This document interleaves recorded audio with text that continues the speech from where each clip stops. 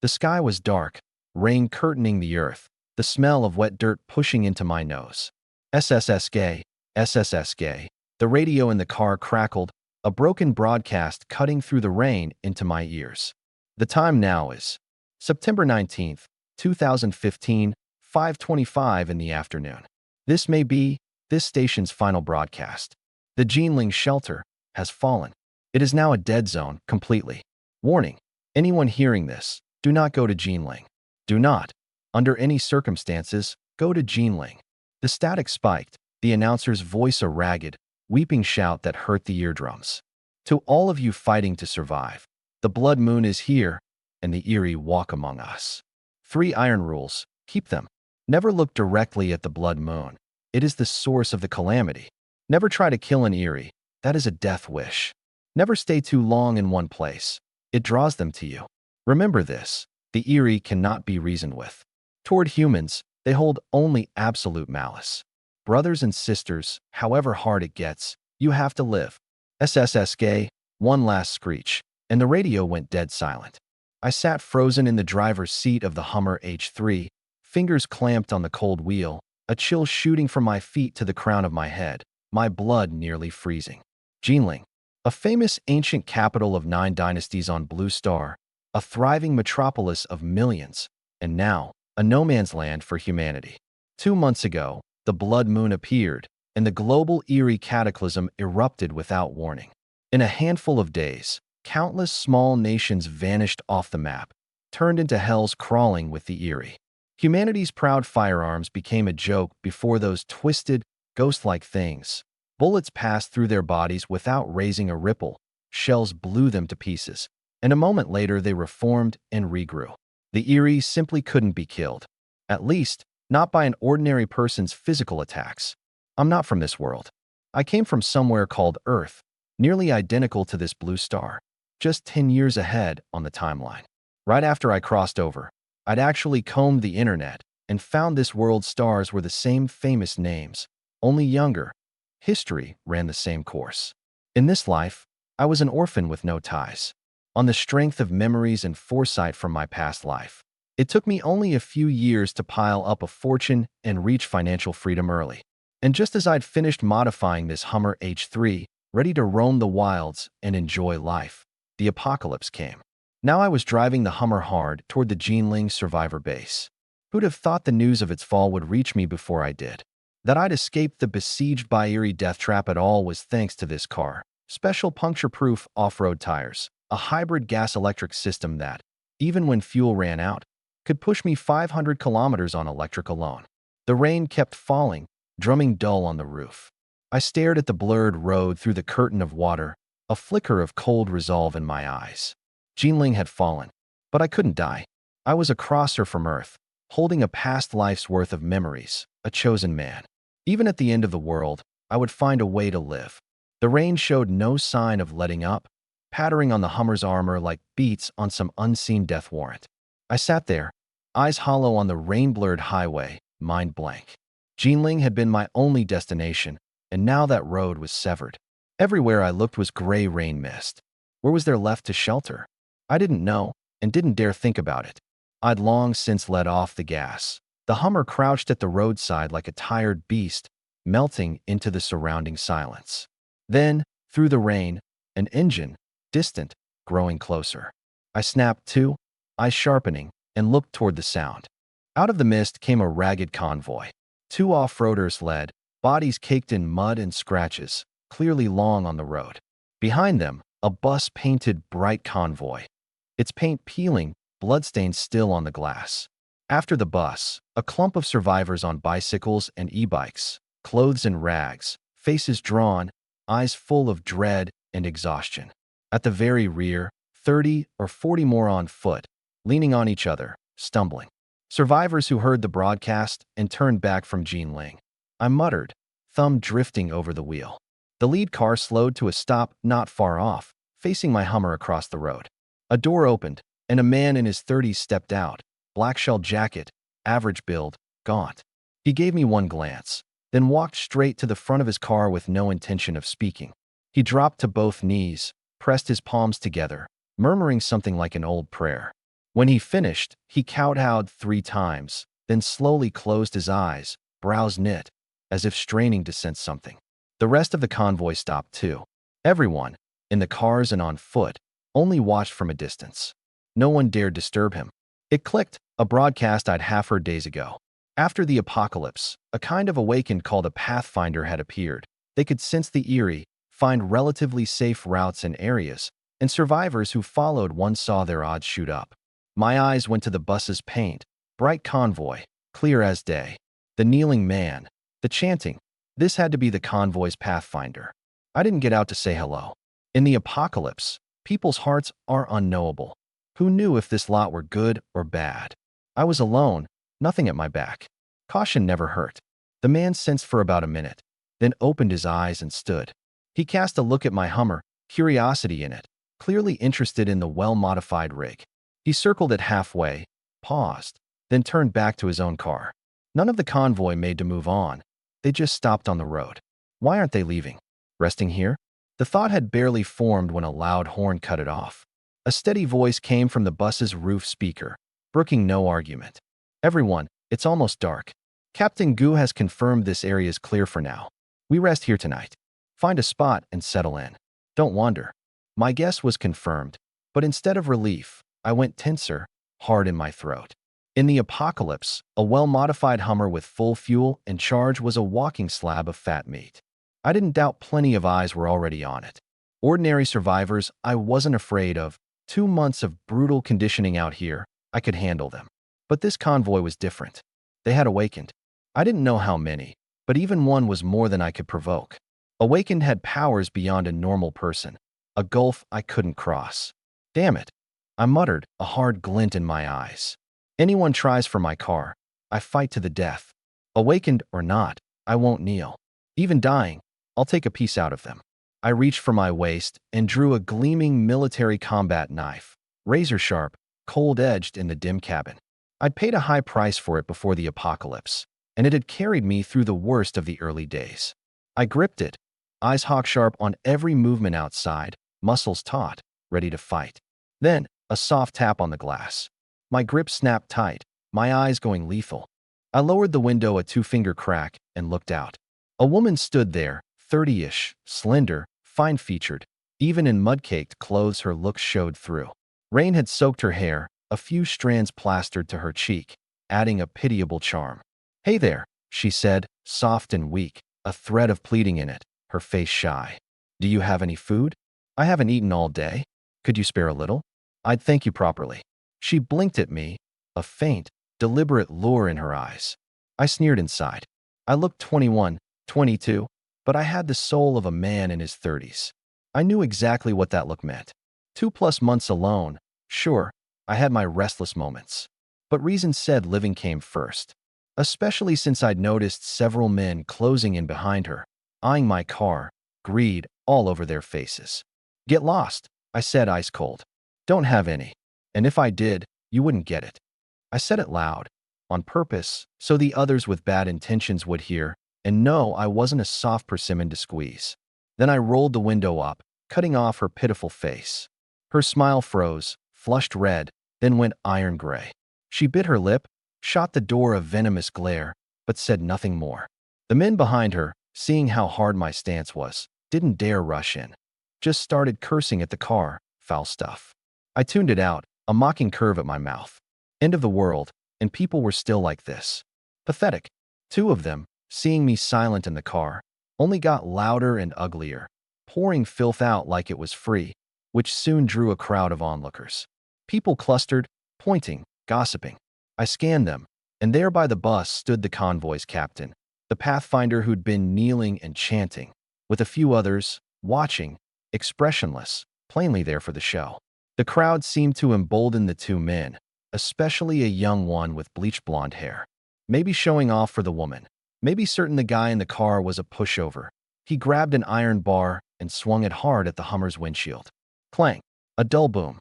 The onlookers gasped, expecting glass to shatter. It didn't. This Hummer's windows were bulletproof glass I'd paid a fortune to install. Never mind an iron bar. Even ordinary rounds wouldn't punch through easily. Blondie stared at the unmarked glass, stunned, face reddening, awkward. In the cabin, my eyes went fully cold. I knew I had to get out now. They'd hit the car, stay curled inside, and this crowd would mark me as a soft target, and worse would come. In the apocalypse, weakness is the original sin. Endless backing down just gets you killed faster. I drew a breath, pushed down the anger, ran my thumb over the hilt twice, then tucked the knife into the back of my waistband where it wouldn't be seen. I straightened my clothes, pushed the door open, and stepped out, steady. Rain stung my face, bone cold. Blondie backed off 2 steps, watching me warily. But when he saw my hands were empty, no menace in my eyes, just a clean-faced kid in his early 20s, his nerve came right back. He craned his neck, spraying spit. "You little punk, you've got some nerve. Apologize to Sisterly, right now, and hand over some of your food, or I'll wreck you today." I said nothing, my gaze flat over his vicious face, and flicked a covert glance at the Pathfinder in the distance. The man still stood there, even a faint smile at his lips, like the conflict was nothing to him. My heart sank a notch, the wariness deepening. But it didn't make me flinch. Blondie, taking my silence for fear, swaggered up, reaching to grab my collar, cursing. "Little bastard gone mute? I'm talking to." His hand never reached my collar. My body snapped back half a step like a released bowstring, clearing his grab, and as my waist coiled, the knife was already in my hand. A flash of cold light, too fast to react to. SHK. The blade swept clean across his throat, quick as a vanishing glint. Warm droplets spattered my cuff. I didn't even blink, just looked down at his hand, frozen midair, and his eyes, gone suddenly wide with terror. His pupils blew wide, the bravado gone to horror. He clutched his throat, a wet gurgling in it, blood pouring through his fingers, soaking his shirt, wetting the back of my hand. A few seconds, and he toppled stiff, twitched twice in the rain, and went still. Dead silence. The pointing and chatter cut off at once. The onlookers paled, backing several steps, eyeing me with dread. No one had expected this clean-cut young man to be so brutal. Not a word, straight to killing. The other man who'd been cursing with Blondie went weak in the legs, looked at the body, looked at the dripping knife, face white as paper. He didn't dare say a thing, just bolted into the crowd, faster than a rabbit. I shook the blood off the blade, eyes sweeping the crowd cold. Everyone my gaze touched dropped their heads, not daring to meet it. Then a cold mechanical voice, out of nowhere, sounded in my head. "Killing points acquired, 100. I froze. Killing points? What was that? Before I could work it out, a translucent screen only I could see surfaced, pale blue text crisp across it.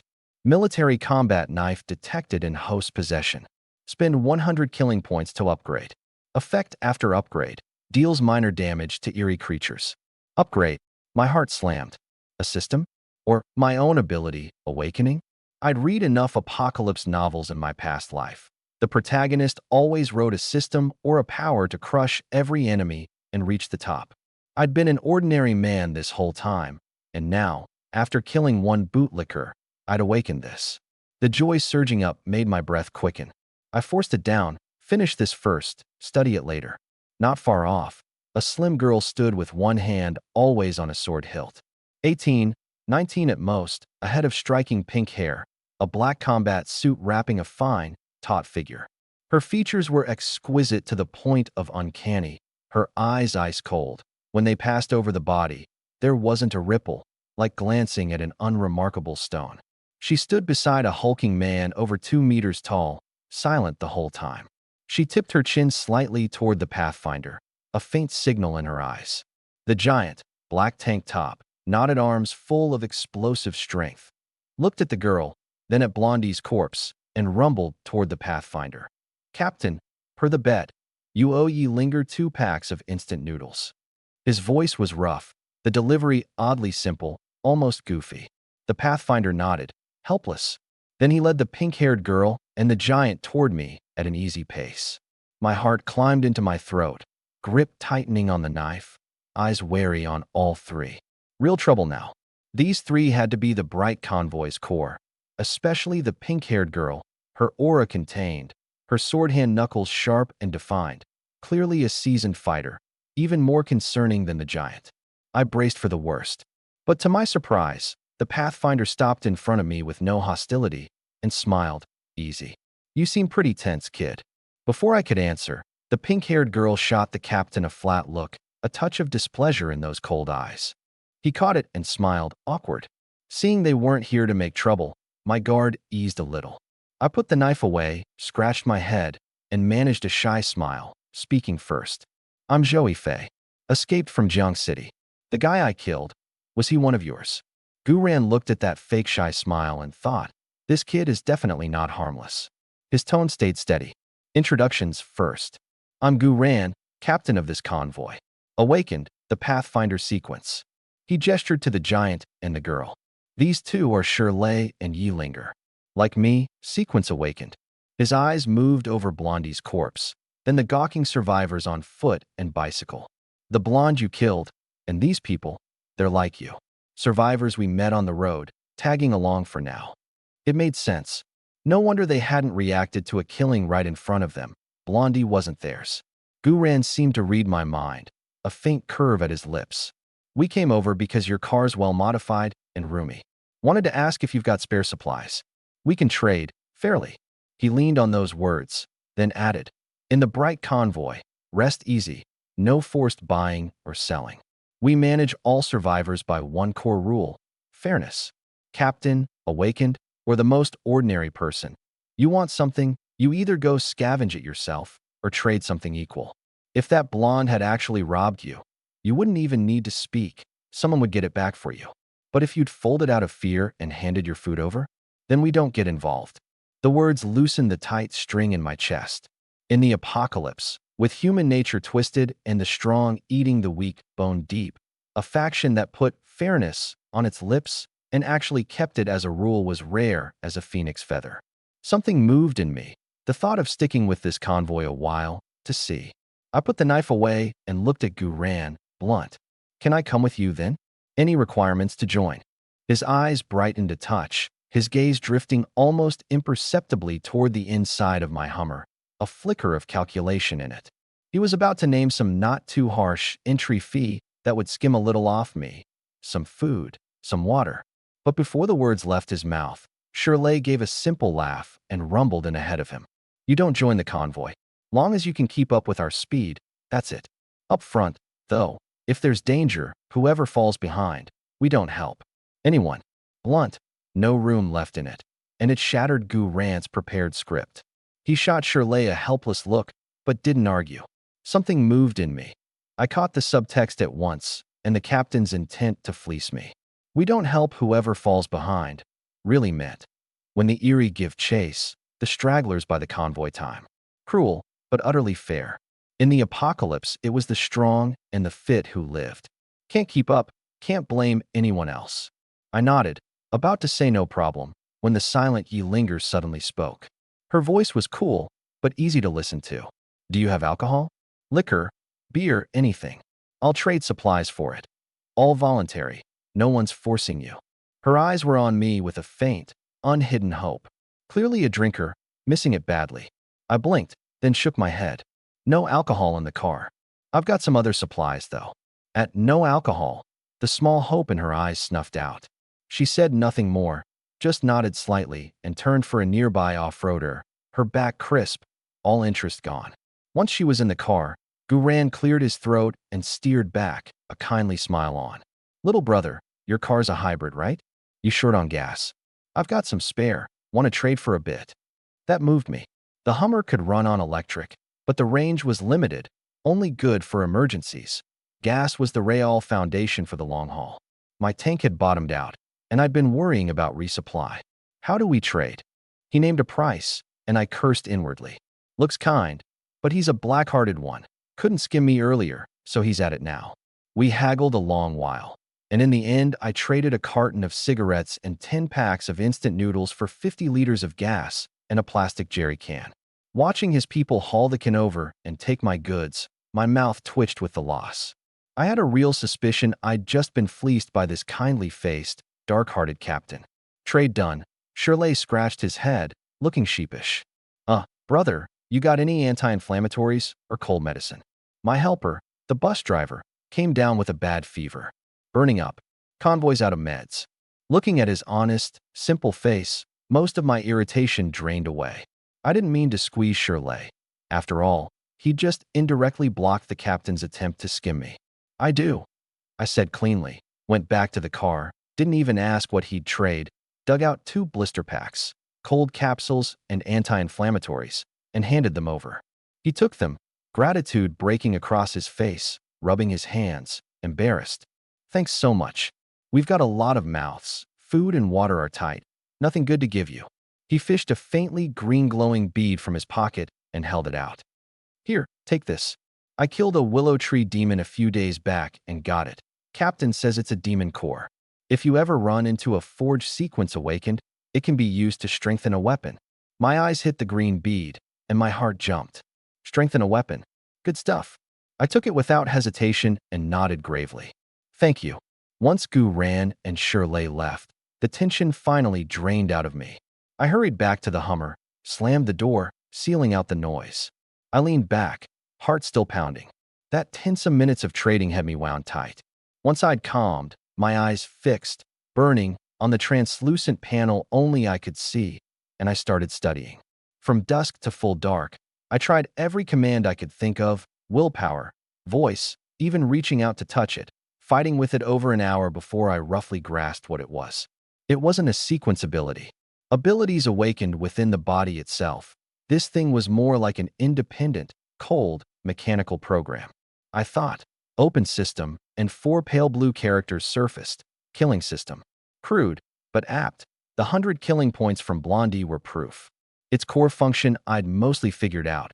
With enough killing points, I could upgrade any object. Plus 2 hidden functions, a personal panel, and appraisal.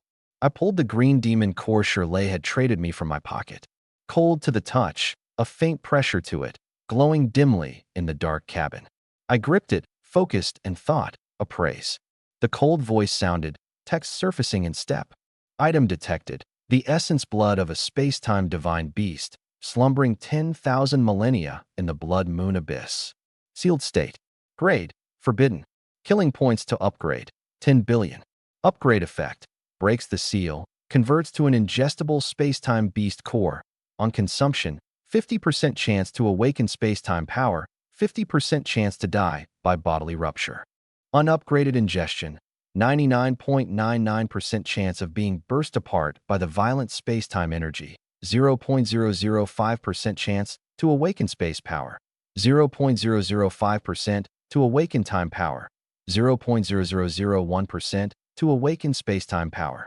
I stared, eyes wide and red, throat bone dry, swallowing again and again without relief. A native of the blood moon.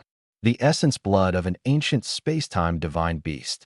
That willow tree demon must have gotten lucky. Picked it up from some ruin, carried it to Blue Star, and then Shirley's people killed it and took the thing, until at last it fell to me. My heart wouldn't stop hammering. But looking at that string of 9 zeros, and that death rate, I went cold calm fast. Are you kidding? I had 100 killing points. 10 billion was an entire galaxy away. And even if I ever scraped together that much, why gamble on a 50-50 to swallow it? I was a man with a killing system, stack points steadily, and I'd walk all over this world eventually. No need to bet half my life on a coin flip. I couldn't work out the Willow Demon's connection to this core, so I stopped chewing on it. Useless to me for now anyway. I tucked it into an inside pocket and drew the combat knife from the small of my back. It gleamed cold under the dashboard's green light. I gripped it, focused, and gave the command. Spend 100 killing points. Upgrade military combat knife. Killing points required, 100. Confirm upgrade. Confirm. The 100 points zeroed out. A faint warmth flowed from the blade through my palm. The look of it barely changed, just a thin silver sheen along the edge. Upgrade complete. Killing points remaining, 0. Item, evil breaking knife.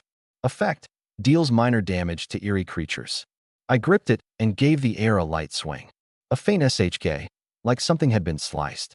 I narrowed my eyes, satisfied, and slid it back into my waistband. With this evil-breaking knife, this modified Hummer, and this killing system, apocalypse or not, sooner or later I'd live better than anyone. I checked the locks, reassured myself the doors were sealed, reclined the seat to a comfortable angle, pulled a coat off the passenger seat over me, and shut my eyes. 2 months, and I'd barely slept easy, nerves always taut as wire. Now, with an awakened-led convoy around me, the tension finally let go. Sleep took me like a tide. A dreamless night. The next day, at the first gray of dawn, a horn blast shattered the morning quiet. Everyone pack up, moving in 20 minutes. Next resupply is Qingshan Town, 30 kilometers out. Get ready, don't fall behind. Repeat, don't fall behind. I snapped awake, the heavy sleep gone in an instant. I rubbed my temples, sat up, looked out. The drizzle had stopped, the sky paling. People were already busy, checking vehicles, packing, clustering to split pitiful rations. 20 minutes later, the convoy moved out on time. With no eerie sense for now, the pace was kept slow for the survivors on foot and bicycle. Even so, the line stretched thinner and thinner. The cyclists could just keep up. Among those on foot, though, were old people and women carrying children, long past their limits. They gasped, stumbled, fell steadily back, until they were just blurred black dots vanishing into the kicked-up dust. No one looked back. No one stopped. In the apocalypse, falling behind meant death. I sat in the Hummer, watching the shapes disappear in the mirror and let no one in, my eyes flat and still. I'd seen through it long ago. The strong eat the weak, the fit survive. That was the eternal, unchanging law out here. About an hour on, the convoy reached the mouth of Qingshan Town. Every vehicle stopped. I lowered my window and scanned the tail. Sure enough, of the survivors on foot, barely a dozen had kept up, including the woman who'd begged me for food. Most of the convoy had gotten out. My eyes moved over the crowd and landed on the bus. Its door opened, and 30-some people filed out. Men and women, mostly fit young people, some children and old folks among them. Shirley stood out hugely. At well over 2 meters, he was a small mountain in the crowd, impossible to miss. My gaze swept on and snagged. 2 faces, vaguely familiar. A man and a woman, in mud-spotted clothes, hair a mess. But those faces, I felt I'd seen them somewhere. It came to me. They looked like stars I'd scrolled past on my phone before the apocalypse, an idol drama actor and a singer from a girl group. Once, those two would have drawn a frenzy anywhere they went. Now, in the apocalypse, they were no different from any other survivor. The same exhaustion and dread, the same naked hunger to live. I pulled my eyes away, a faint curve at my mouth. End of the world, all beings equal. Star or official, here you fought for a mouthful of food like everyone else. No one above anyone. Then the bus speakers sounded again, Shirley this time, rough and earnest, carrying across the whole town mouth. Listen up, this is Qingshan Town. Per Captain Gu's sense, the eerie here are few, dangers relatively low. Anyone going in to scavenge, go now? The convoy stops here 3 hours. Time's up, we leave on the dot. And one more thing, do not drive any vehicle into the town. Engine noise draws the eerie. A stir ran through the crowd. Plenty had run out of supplies and meant to rush in. Plenty more backed off, sitting this one out. I got out, stretched, a big mountaineering pack on my back, sizing everyone up. But I didn't move yet. I leaned on the Hummer's door and watched the eager ones, unhurried. My eyes settled on Gu Ran and Yi Linger. Gu Ran was murmuring with a few corps members. Yi Linger stood to the side with that plain old longsword in hand, and Shirley held a stitched-up, oversized cloth sack. Qingshan Town's outline looked desolate under the gray light, the sign at the entrance hanging crooked, most of its paint peeled away, the original name unreadable. I leaned on the Hummer's door, watching everyone without blinking. Shirley and Yi Linger moved first. No hesitation, straight into the town. Yi Linger in that black combat suit, the plain old longsword slung across her back, hands empty, not even a pack, her steps light, but carrying a sharp edge as she led, eyes scanning the broken walls on both sides. Beside her, Shirley was the opposite, that 2 meters plus frame, a huge cloth sack in hand, the concrete thudding under each step, every stride heavy with frightening strength. Clearly a pair, one on watch, one on hauling. They were barely inside before the ordinary survivors couldn't hold back. People grouped up by 2s and 3s, by who they trusted, and crowded in after them, gripping every kind of weapon, steel pipes, machetes, even a sharpened length of rebar, exhaustion and dread in their eyes. Supplies were the backbone of survival. Everyone wanted to grab more in these 3 hours. Even a pack of biscuits, a bottle of water, was another day alive out here. I watched the crowd pour in, the street filling fast, and didn't move. My eyes found the two familiar faces, the stars, grouped with 4 or 5 others. Creeping along nervously, nothing left of their on-camera polish. I waited a while longer. 20-some people had gone in, the odd cry rising from deeper in the streets and quickly fading. Only then did I straighten and follow. I kept my steps light, like a leopard waiting its moment, trailing at the very back, 20 or 30 meters behind the rest. Close enough to read danger early, far enough to have time to pull out when things went wrong. At the town mouth, Guran watched my careful approach and gave a soft laugh, shaking his head. Sharp kid, hangs back, lets others scout, scoops the profit. Plenty of cunning in him. But he only thought it. He didn't dwell. Just an ordinary survivor, no awakened power. However careful, he wouldn't last long out here. The only reason Guran noticed him at all was that well-modified Hummer. Guran looked into the town, eyes calm. He didn't go in. As a Pathfinder sequence awakened, his gift was sensing the eerie and finding safe routes, not fighting. His combat strength was barely above an ordinary survivor's. Every scavenging run, he stayed outside, to mind the vehicles and the people left behind. And because the convoy had a rule, supplies the awakened found got split evenly on return. Wind came out of the town carrying a faint smell of rot. Guran frowned slightly, rubbing his brow, a flicker of unease in his eyes. Hope we lose fewer people this time. I gripped the evil-breaking knife, sharp eyes sweeping both sides of the street. My gaze passed a smashed open mini-mart, shelves bare, already picked. I didn't stop, and soon found another, fairly intact, at a corner. Through the glass I could see goods still on the shelves, and 3 people hunched over, sweeping through them. I listened a moment. Only the clatter of searching inside. Safe for now. I rushed in like a gust of wind, brushing past the 3 of them, ignoring their angry looks, eyes only for the shelves. Pickled mustard, dried noodles, instant ramen, self-heating hot pot, seasonings. Anything edible went into my pack without hesitation. It bulged fast. Then I eyed the cigarettes and liquor up on the 4th shelf. Hard currency, more sought after than food out here. I climbed the frame, swept the priciest smokes and bottles down, dropped them clean into the pack below. Just as I zipped it and turned to go, a piercing scream. My heart dropped. I looked over. Of the 3 survivors, a burly one now had a cleaver, eyes gone red, hacking like a madman at the man next to him. SHK. The blade biting bone was a hideous sound. A few strokes, and the unlucky one was down in a spreading pool. But the brute didn't stop, fixated on the head, chopping at it long after the man was dead. The 3rd survivor stood bloodless, shaking like a sieve, unable even to scream. My pupils shrank. I got it instantly. The brute was mind-controlled by an eerie. I didn't say a word. I lifted my pack and backed slowly toward the door, steps featherlight, terrified of triggering him. But just short of the door, the frozen survivor finally snapped to, shrieked, and came scrambling for the exit. The scream yanked the brute's attention around.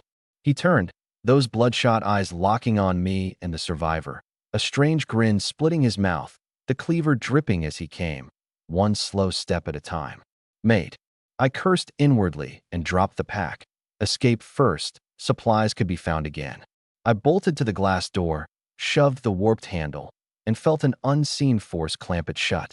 No matter how I heaved, it wouldn't budge.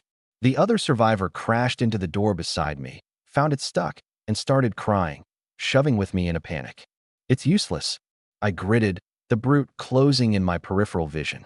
I made the call, drew the evil-breaking knife, and stabbed it hard into the glass. The sharp edge bit in with a screech. It works.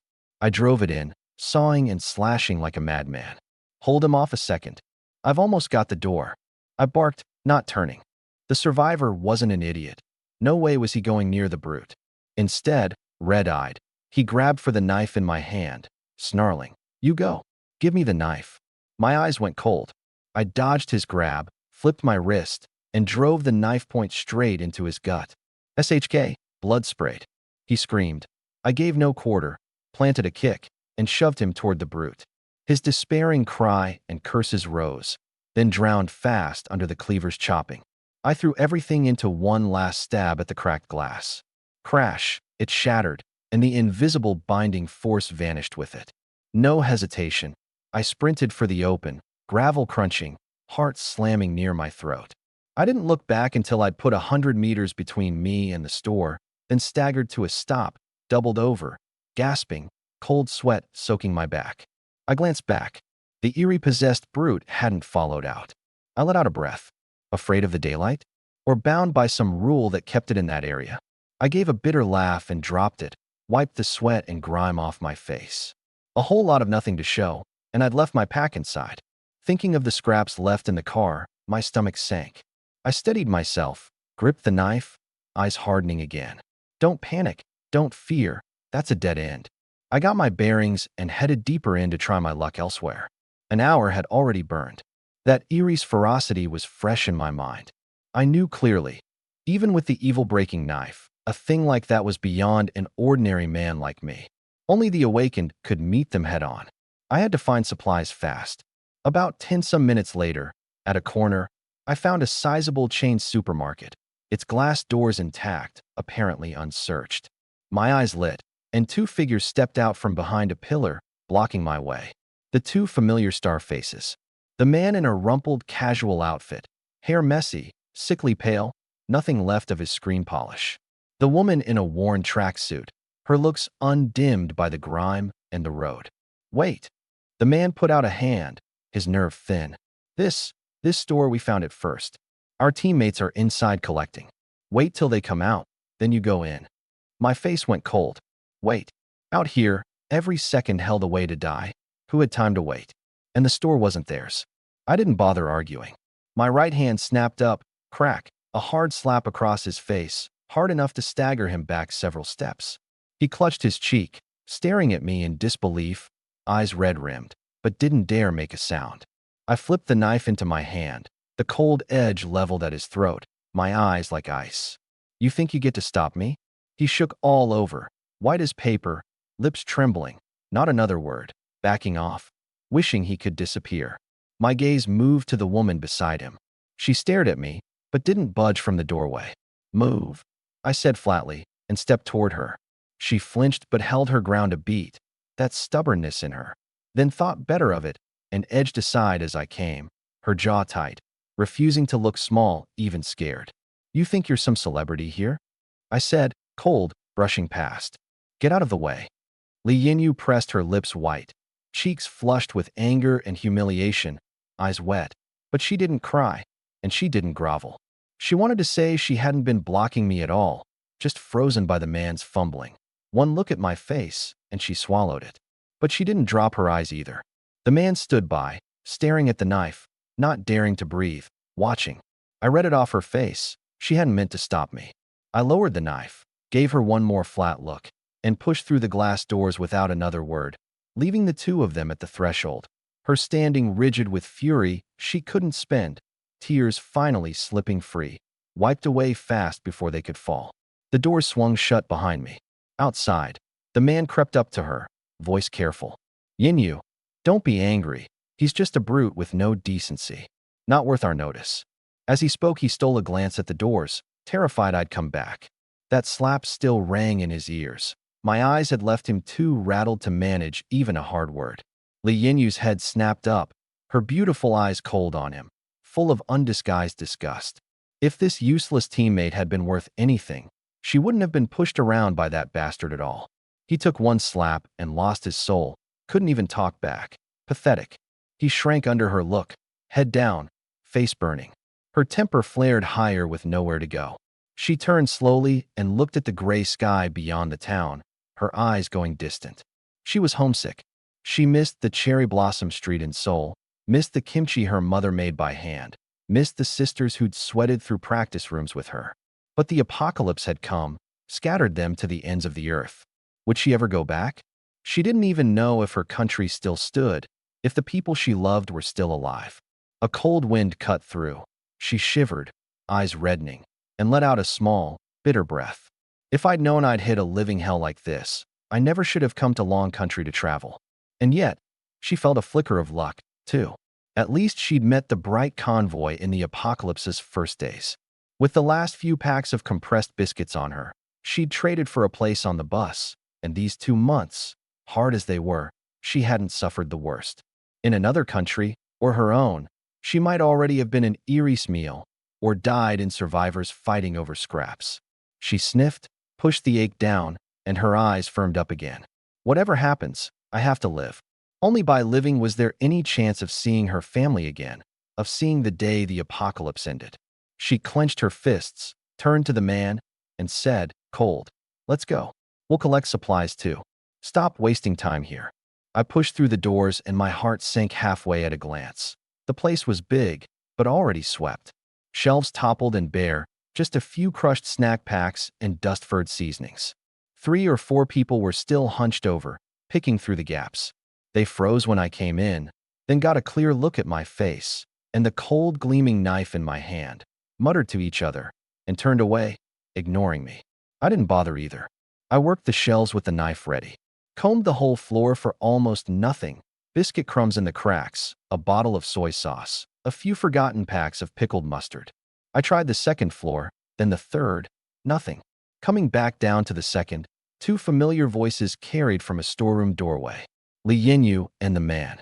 It was the first time I'd heard her speak, soft and round, a foreign lilt to it, the ends tipping up, somehow pleasant, even thick with frustration. "Wu Kai, can you do this or not? You've been at that lock forever." I'm trying my hardest. It's too solid." I followed the voices. The 2 of them crouched at a storeroom door, stumped. An ordinary padlock hung on it, and Wu Kai was red-faced, beating at it with an iron bar. The lock didn't so much as wobble. My face darkened. Spoiled, useless. They saw me and flinched, backing off, watching me like I was a flood and a beast both. I glanced at the thin steel pipe in Li Yinyu's hand. "Give it here." She tucked it behind her back on instinct, voice soft but stubborn. "I found it." "No." My eyes flashed cold. "Don't make me take it." She shrank, eyes reddening, and in that thick Korean accent said small, "Fine, take it, just don't." She handed it over fast, not wanting trouble. I took the pipe and jammed it against the hasp. Click! The lock that had beaten them sprang open. She looked at how easily it gave, then shot Wu Kai a withering glance. I shoved the door open. A thick, foul smell rolled out, and my pupils blew wide. The storeroom was packed. Rice and flour stacked neat. Dozens of crates of instant noodles and ham sausage piled in the corner. 2 big cases of cigarettes and liquor, and some rotting fruit. More than one person could ever carry. My mind ran the math fast, but I smiled. "Come on in, grab what you can. I can't carry it all anyway." The 2 of them blinked, then lit up with joy. They'd never expected me to share. I went to the biggest sack I could find and grabbed the small, high-value stuff: smokes, liquor, ham, chocolate, candy, compressed biscuits. Rice and flour were too heavy. I left them. Wu Kai was stuffing ham sausages into a bag. Li Yinyu wanted to dig in too. They got to work, the 3 of us filling sacks. While I packed, my eyes never stopped, sweeping every corner of the storeroom, tracking Wu Kai's every move on instinct. Then Wu Kai's scream split the quiet. "Ah!" Li Yinyu jolted, and before she could react, I'd already dropped my hand from my sack, grabbed her, and shoved her toward the man. She staggered and went down, hard. I didn't look back. I bolted for the door, fast as wind. A few strides and I was nearly out when Wu Kai's tearful shout chased me. "Ah, ORAT. It's a rat." My feet stopped dead. My face went black as a pot bottom. I turned. "You absolute, useless, it's a rat. What are you screaming for?" Li Yinyu had picked herself up by then, heard it, looked at me mid-flight, and understood. This bastard hadn't been sharing out of kindness. He'd kept her close as a shield, at the first sign of danger, shove her out, buy himself time. The way she looked at me then held a fear that wouldn't thaw, like she was staring at a man-eating devil. Under that stare, even I felt a little sheepish. I rubbed my nose. "Sorry about that. Got nervous, forgot about you." I crossed to Wu Kai and slapped him across the face. "Crack. What are you screeching for? A rat scares you like this. Never seen an Erie? Damned if I know how you've lived this long." He clutched his cheek, eyes wet with swallowed grievance, too cowed to argue. I checked my watch and frowned harder. Half an hour gone. 90 minutes left before the convoy moved. "Out," I told him. "Stop yelling." I'll call you back and once I'm done. You useless thing. Wu Kai fled like he'd been pardoned, scrambling out with his hand over his face. Li Yinyu, looking at me, had no intention of staying alone with me. She got up fast. I'll go too. I'll bring the rest of our group over to collect supplies. I was busy hauling a sack and just waved her off without looking up. She bolted like she'd been granted clemency. Alone in the storeroom, I grabbed the biggest woven sack and picked the small, high-value hard currency: smokes, liquor, ham, chocolate, candy, compressed biscuits. The sack was half full when the door banged shut on its own. My heart plummeted, cold shooting from my soles to my skull. I spun for the door. 2 steps, and my legs locked like invisible ropes had bound them. Couldn't move. Who's there? I barked, half to fuel my own nerve, gripping the evil breaking knife, knuckles white. Only dead silence answered. I fought to lift a foot, nailed in place. I slashed the air like a madman. The blade hit nothing, just whistling through. Then my hand went numb, then my arm, my shoulder, finally my neck wouldn't turn. Cold despair seized my heart. A strange consciousness was forcing its way into my skull, fragments of memory, full of rage and chaos, flooding in like a tide. Was I being body-snatched by an Eerie? I scrambled to focus, to open the killing systems panel, but the memory shards churned too violently. I couldn't concentrate. The system wouldn't open. I went under, fully despairing. Then a cold, rasping voice in my head. Give your body to me. A splitting agony tore through my skull, like countless needles in my nerves at once. I convulsed, wishing for death. And then, my body could move again. I rolled on the floor, head feeling like it would burst, consciousness blurring. The pain burned away the fear, left only the wish to die and a sky-high hatred. I clenched my teeth.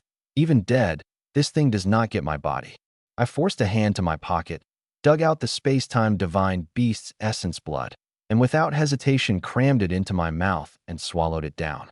The instant it hit my stomach, a savage space-time energy detonated, tearing through every limb. My head rang. Soul and body felt crushed and reassembled. At the brink of total despair, the soul of my past life and the bloodline of this one suddenly resonated and triggered an atavistic force. The sealed essence blood, like it had found the perfect vessel, burst into a brilliant, formless, gentle light. My vision went black. In the last instant of consciousness sinking, I heard a shrill wail. The unknown Eerie that had tried to take me, with no room to struggle, churned apart by a gentle space-time force into dust, absorbed as nourishment by my reforged soul and body. In that same moment, the world froze. Drifting dust hung in the air, the wind beyond the window set like a transparent wall, and at last, even time stood still. Time stopped. Space locked. All things silent. Except me. On the floor, being remade by an unseen force. My blood boiled, bones trembled, every inch of skin drinking in the world's space-time energy, my ordinary body being rebuilt into a forbidden frame attuned to the law of space-time. How long, I don't know. Then my fingers twitched. I snapped my eyes open, mind clearer than ever, as if I could trace the path of every speck of dust in the air.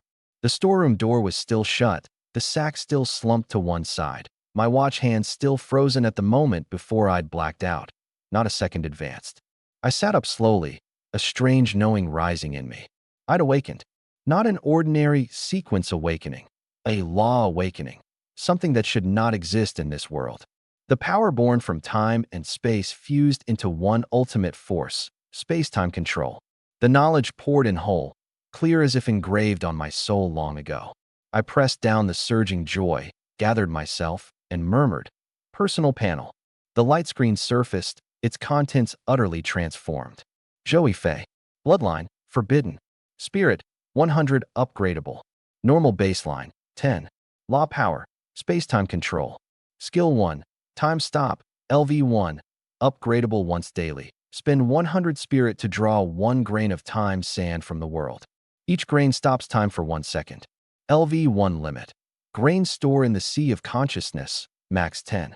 Skill 2, spatial jump, LV1, upgradable. Spend 100 spirit to instantly jump to a point you hold in mind.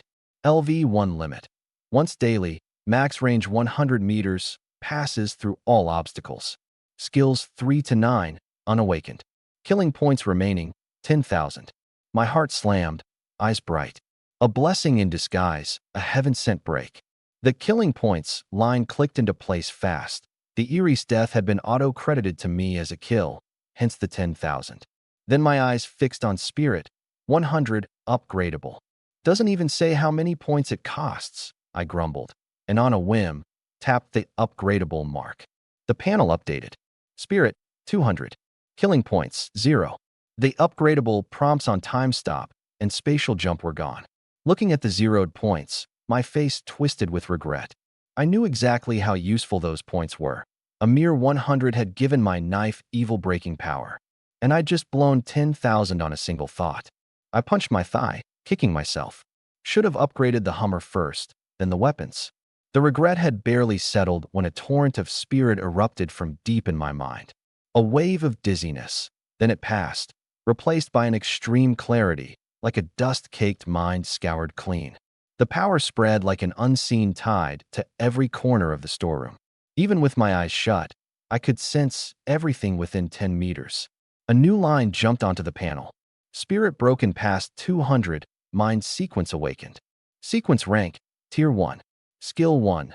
Telekinesis. Spend 1 spirit per second to precisely control objects. Ranged combat. Retrieving things from afar. Tier 1 limit. Max effective range 20 meters. Object weight up to 2 kilograms. Skill 2. Mental strike. Condense spirit into an unseen needle that strikes an enemy's mind and soul core, dealing soul wounds. Tier 1 limit. Up to 10 spirit per use, dealing 20 soul damage. Max range 20 meters.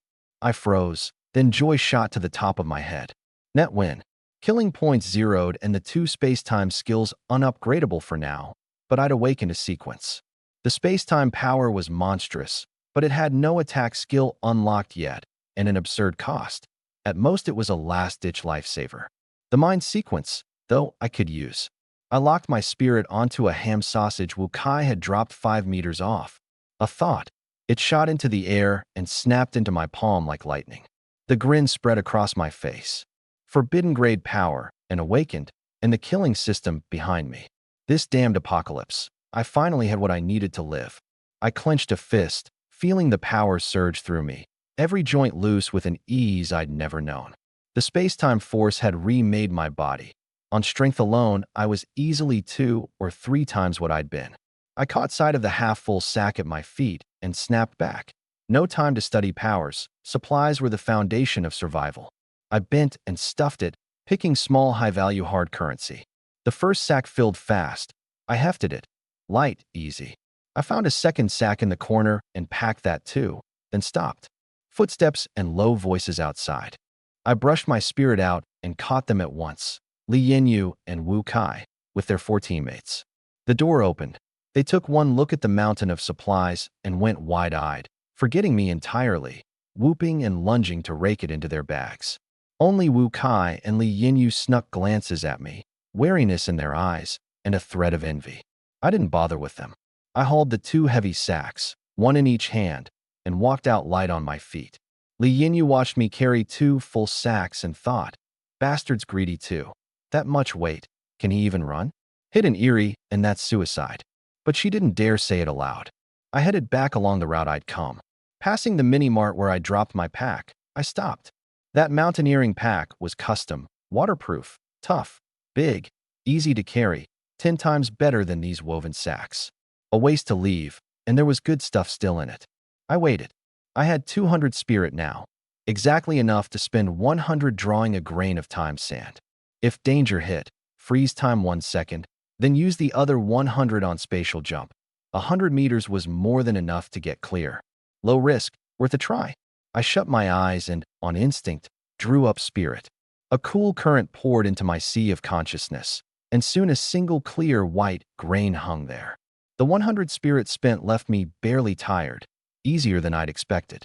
I set the 2 sacks down a little way across from the mini-mart, checked the knife, then crept to the door.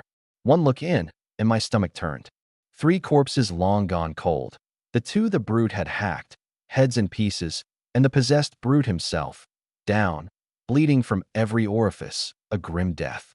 The store was silent, thick with the smell of blood. My eyes swept it and locked on the pack, exactly where I dropped it, untouched. Near it drifted a blurred black shape, floating eerily back and forth. A steadier idea came to me. I gripped the knife and deliberately stomped, hard. The dull thud rang out in the dead store. The headless Eerie spun toward the door and came floating at terrifying speed. My eyes hardened. I gathered spirit and unleashed it, mental strike. The Eerie shrieked, shuddering all over like it had been scalded, and turned to flee deeper in. It hurts them a lot. I wasn't letting the chance go. I pumped spirit and hammered it. No rationing. Mental strike. Mental strike. Mental strike. Mental strike. Mental strike. 5 in a row. Its wails went thinner, its body more transparent, until a last cry dissolved it into a wisp of smoke. The cold voice sounded. Tier 1 headless Eerie killed. Killing points acquired, 300. I lit up, rushed to the pack, slung it over my shoulder without a second look, and bolted for the exit. 2 sacks were waiting out there. I grabbed them and ran for the town edge without looking back. Enough supplies. I just wanted to get back to the Hummer and rest. Too much in one day. Nearly body snatched, awakened to power, 5 mental strikes back to back. My head throbbed, fatigue rolling in like a tide. I ran, warning myself, spirit was everything. From now on, always hold enough in reserve. Caught short like just now, unable to even spatial jump. That would be the real dead end. Sacks in hand, I hurried for the town mouth. Not far along, I ran into a group coming the other way. Sure lay in front, a sack taller than a man on his shoulder. Ye linger beside him, old sword in hand, eyes sweeping warily. 16 or 17 survivors behind them, supplies in their arms, relief on their faces. Ye linger's eyes landed on me, on the 2 heavy sacks I carried, and a flicker of surprise crossed those cool eyes. Shirley recognized me too, and remembering the cold medicine and anti-inflammatories I'd given him, broke into that honest grin and gave me a nod. Nothing more. The survivors in the line eyed my 2 sacks with open envy. That much was enough to carry a person a good while. Li Yinyu and Wu Kai were among them. The moment they saw me, they shrank toward the back, gazes sliding away. I ignored the looks, hefted my sacks, and fell in with the column heading out of town. We were halfway when a piercing engine roar tore out of the distance, growing fast. Everyone turned to look. A Volkswagen SUV came barreling at us, tires kicking gravel and dust. The driver was the woman who'd begged me for food. Face white with terror, eyes huge, clutching the wheel like something was chasing her. My heart dropped. The convoy's warning hit me at once. Don't drive into town. The engine draws the Eerie. No hesitation. I flung down one sack, shouldered the other, and bolted for the front of the column. Yelinger saw me break into that frantic run, froze a beat. Then her face changed. She understood. Her grip tightened on the sword, eyes going sharp. Li Yinyu, who'd been keeping a furtive watch on me, saw me suddenly tear off and, remembering how ruthlessly I'd used her as a shield, felt a jolt. Did he spot danger again? She picked up her pace too and ran. Sure enough, the instant the SUV screamed past the crowd, everyone saw what was behind it. 5 or 6 doghead Eerie, on all fours, sprinting like beasts, low growls in their throats, saliva dripping off sharp fangs. The lead one was bigger than Shirley, covered in black mane, a pair of crimson eyes locked on the crowd with bloodlust. Even the smallest was bigger than a grown man. Dogheads, someone screamed in despair. The crowd blew apart, everyone scattering, the formation gone. Yi Linger and Shirley traded a glance. Neither ran. They knew that if they bolted first, not one of these survivors would live. Shirley especially. A few of them were his bus helpers, and he wouldn't give up a single one short of having to. He slammed his sack down with a dull thud, knotted his fists, the muscle bulging on his arms, and roared at the panicking crowd. Run, Yelinger, and I will hold them a minute. Yelinger wasted no words. She drew the old sword and stood at his side, cold eyes on the closing dogheads. Meanwhile, I was running fastest of all, cursing the woman driver as I went. If not for her, none of these dogheads would be here. In moments, I put 50-some meters between me and the crowd. But just as I went to push on, a familiar, skin-crawling shiver spread through the air ahead of me. I slammed to a stop, heart pounding. Wrong. That SUV's noise had probably spooked something up front too. I didn't dare keep going. I held there, looked back at the crowd closing on me, and ran the math fast. Let the people behind scout the way, see what was ahead, then follow. A gasping figure soon reached me. Li Yinyu. No wonder she's a dance group girl. The training pays off. She braced on her knees, panting hard, sweat sliding down her face. She glanced at me, then at the sack I still hadn't dropped, and thought, sourly, can't run anymore, can you? Greedy, hauling all that. Meet an Erie, and you still won't drop it. Serves you right.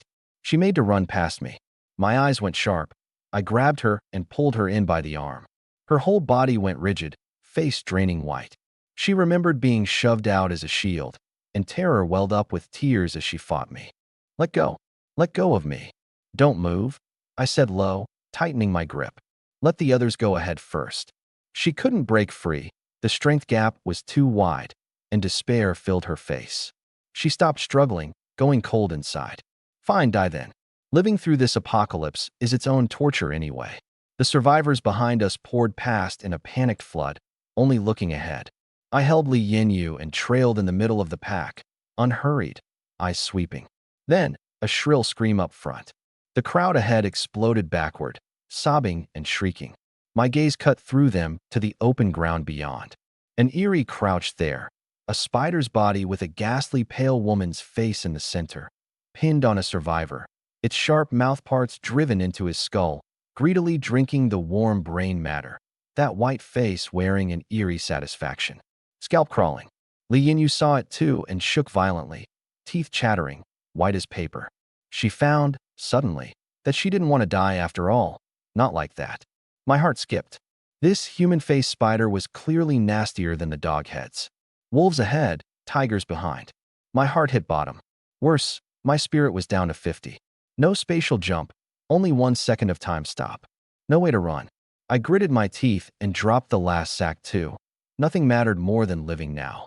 I tightened my grip on Li Yinyu. My last shield. Short of having to, I would not let her go. She was past her wits by then. Instead of fighting, she clutched my hand back on instinct, her palm cold with sweat. I looked at the chaos ahead, then at Shirley and Yilinger closing behind, eyes flicking. No, can't push forward, the spider's blocking it. That's suicide. I pulled Li Yinyu and ran back the way we'd come, cursing inwardly. Damn it, only one bet left. There are 2 awakened back there, running with them beats, charging that thing alone. I dragged her by the cold wrist, hauling her stumbling to within a dozen meters of Yilinger and Shirley before pulling up short. What I saw stopped my breath. Yilinger, sword in hand, slid like a phantom among the dog heads, each swing loosing a blade of cold air that struck home and sprayed reeking black blood. But her face was paper white too, sweat tracking down her jaw, her sword hand trembling. She'd clearly overspent, near her limit. Shirley, stop fighting. Find a way out.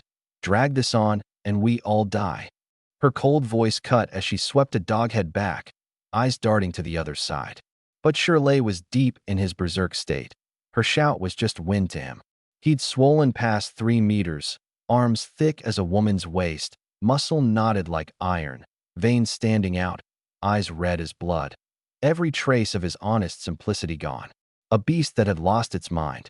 He was trading raw blows with the biggest one, a second-tier doghead. No technique, just brute collision. Its huge claws raked him, tearing wounds deep to the bone. But he seemed not to feel it, swinging a fist like a pot at its skull. The doghead took the thunderous hit, shook its head like it was nothing, and the crimson in its eyes only burned hotter. It raked its claws across his shoulder, SHRK, tearing away a chunk of flesh and a sliver of bone, white bone end laid bare. Plainly, first-tier sequence Shirley was no match for this thing. Yilinger saw it, and her heart sank. She drew a breath, sword energy surging in her core, and her lips began to move. Stars of the 9th heaven, heed my command. 10,000 points of starlight, gather to my hall. The words changed her whole presence. A bitter sword energy burst from her, and the dogheads ringing her froze, an almost human fear in their clouded eyes. She kept chanting. The galaxy reverses, condensed into one blade. Cleave open heaven and earth, sun and moon tipped down.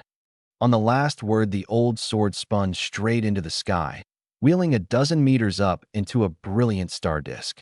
Then 10,000 points of starlight roared together, the condensed sword energy crashing down like falling meteors on the dogheads. Different from before, freighted with a vast power of plummeting stars, its force many times greater. The dogheads flew screaming, slammed the ground, convulsing, but not dead all at once. And Yilinger couldn't hold any longer. She dropped to one knee, propping herself on the sword, chest heaving. My eyes lit. Now, I drove telekinesis without hesitation, a flick of my fingers, and the soul devourer knife became a streak of cold light, flying true into one doghead's eye socket. SHK. The blade buried in the eye. The doghead gave a last shriek and crumbled to ash. Strike while it's hot. The knife spun a clean arc back through the air and stabbed into two more, still twitching, not yet dead. The cold prompt rang. 3-tier, 1 doghead eerie killed. Killing points acquired, 900. I didn't check the panel. I'd noticed 2 of the dissolving dogheads drop items, a black gleaming dog hide, and a sharp dog fawn. Ignoring the shocked stares of Yilinger and the survivors, I rushed over, scooped up both eerie relics, tossed out some food to make room, and stuffed the hide and fawn into my pack. Just then Yilinger pulled a cherry-sized crimson fruit from inside her coat and swallowed it without hesitation. It melted on contact, a warm current flooding her, color returning to her pale face at a visible rate, most of the exhaustion gone. With no time to ask whether I'd awakened a sequence, she grabbed her sword and charged the failing Shirley, blade aimed at the second-tier doghead. Li Yinyu still stood frozen, disbelief all over her face. She'd never imagined the bastard who'd manhandled her was also an awakened. What are you gawking at? Stay close. I shot her a glare. She jolted and hurried after. She knew clearly that her only chance to live was at my side. I moved fast toward Shirley and Yilinger. To get out of Qingshan town alive, I had to fight beside these 2 sequence awakened. The fight raged on.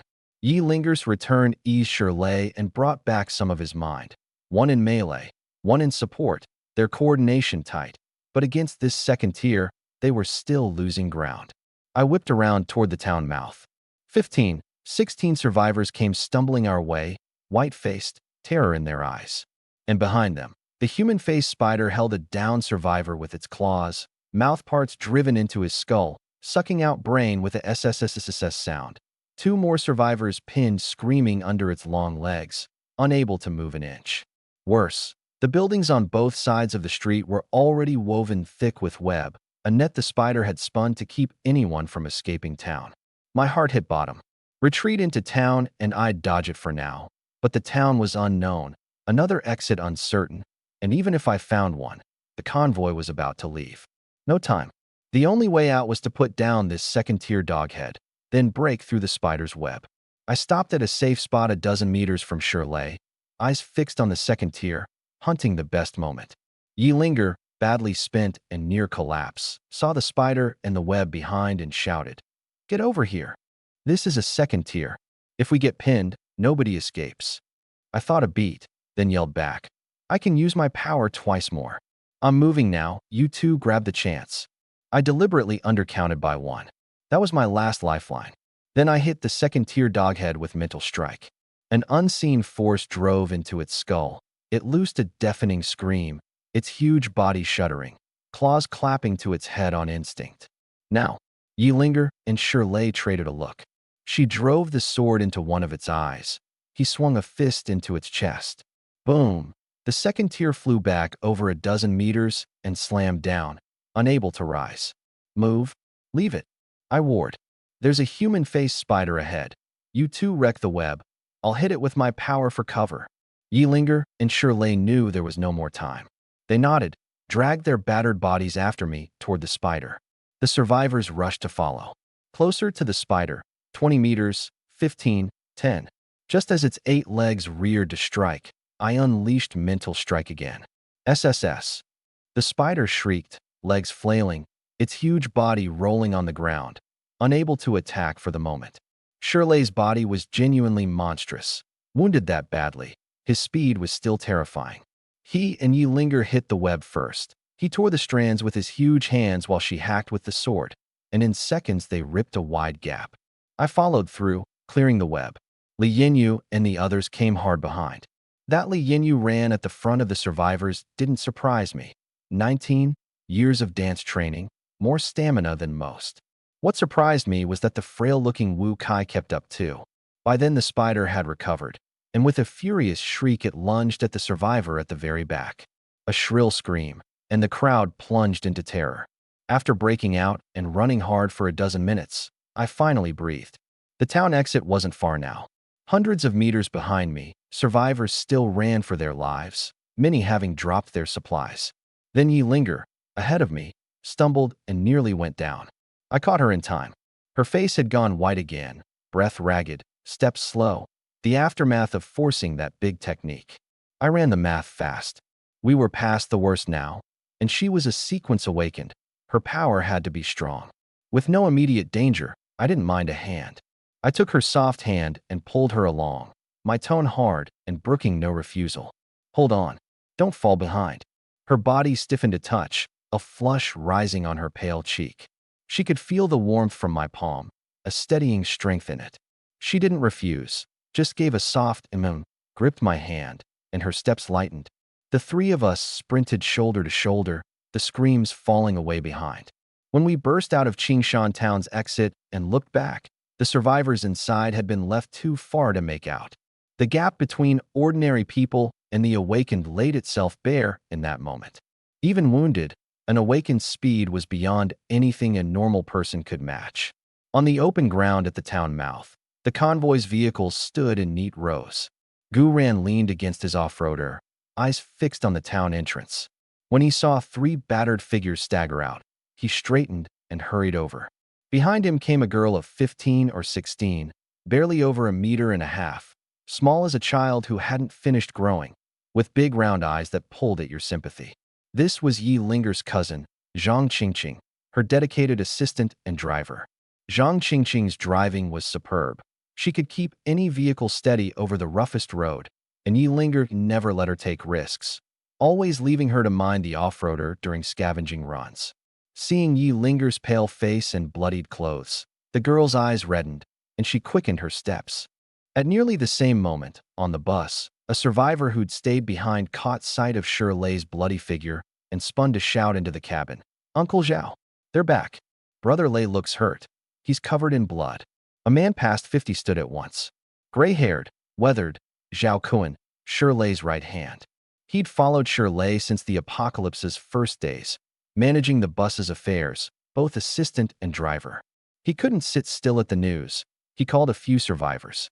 "Quick, come with me." They rushed off the bus toward us. Up close, the sight of the three of us made Zhao Kuan and the younger men suck in a breath. Shirley drenched in blood, left arm hanging useless, the shoulder wound still beating, face white as paper. Yi Linger no better, hair a mess, blood at the corner of her mouth, her sword hand trembling. Even I, with no obvious wounds, was caked in dust, exhaustion plain in my eyes. No one had to ask how bad the town had been. Gu Ran's eyes swept the three of us, no wasted words. He closed them, sensing a few seconds, as if reading the residual eerie traces in the air, then checked his watch and said to Zhao Kuan, "Lo, get Shirley on the bus. Convoy moves in 10 minutes. We wait for no one." Quiet, but unarguable. Zhao Kuan nodded fast. "Right? Don't worry, Captain Gu."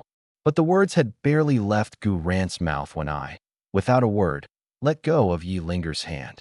I didn't even nod to anyone, just turned and strode for the Hummer, brisk to the point of absurdity. The door slammed. The engine rumbled to a steady idle, and the car pulled smoothly into position in front of the bus, plainly waiting on Gu Ran to set out. The whole sequence left everyone staring. Yi Linger, released, swayed, and nearly hit the ground. Zhang Qingqing caught her just in time. Yi Linger looked at the Hummer's back end, her mouth twitching, the sliver of goodwill from being helped along evaporating on the spot, replaced by a fresh thread of resentment. Gu Ran and the survivors were the same flat look, all privately thinking the same thing. Kids in an awful hurry, that scared of dying? The captain said 10 minutes. Is this necessary? Zhang Qingqing didn't care what anyone thought. She steadied Yi Linger gently and asked, "Lo, Cousin, are you okay? Does it hurt? Yilinger shook her head, pressing the irritation down, her voice hoarse. I'm fine. Back to the car first. Zhang Qingqing nodded and walked her slowly toward their off-roader. Gu Ran watched the reactions, shook his head, and let it go. He went back to his off-roader, slid into the passenger seat, and told his assistant, check the vehicle once more. We leave in 5 minutes, on the dot. The assistant, Zhang Ling, got out to check. The whole convoy stirred to life, engines rumbling, a tense, solemn air settling over everything. No one paid the early idling Hummer any mind. Out here, everyone knew, not a second could be wasted. I dove into the Hummer, slammed the door, sealing the noise out.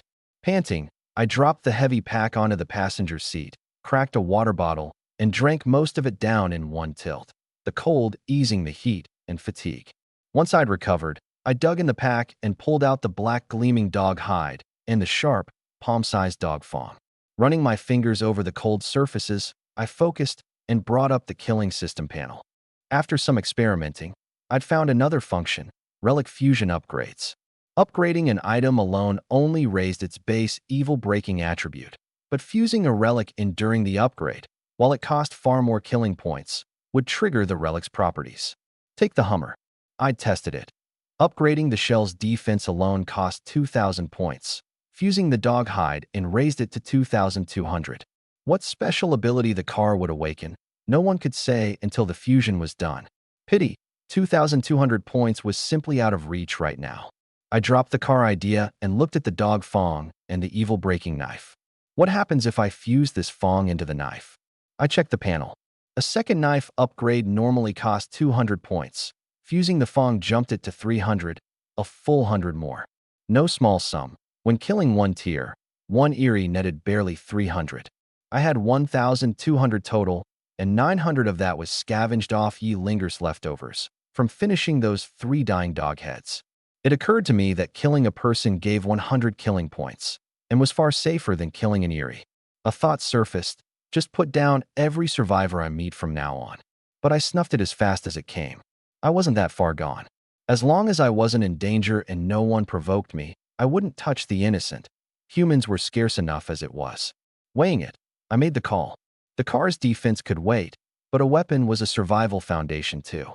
Spend 300 killing points, fuse the Fong, upgrade the knife. The count dropped from 1,200 to 900. Then, with the fusion, the Fong and knife were wrapped in soft white light. The Fong melted at a visible rate, dissolving into black veins that flowed into the blade. The light faded, and a new short blade lay in my palm. No longer plain iron gray.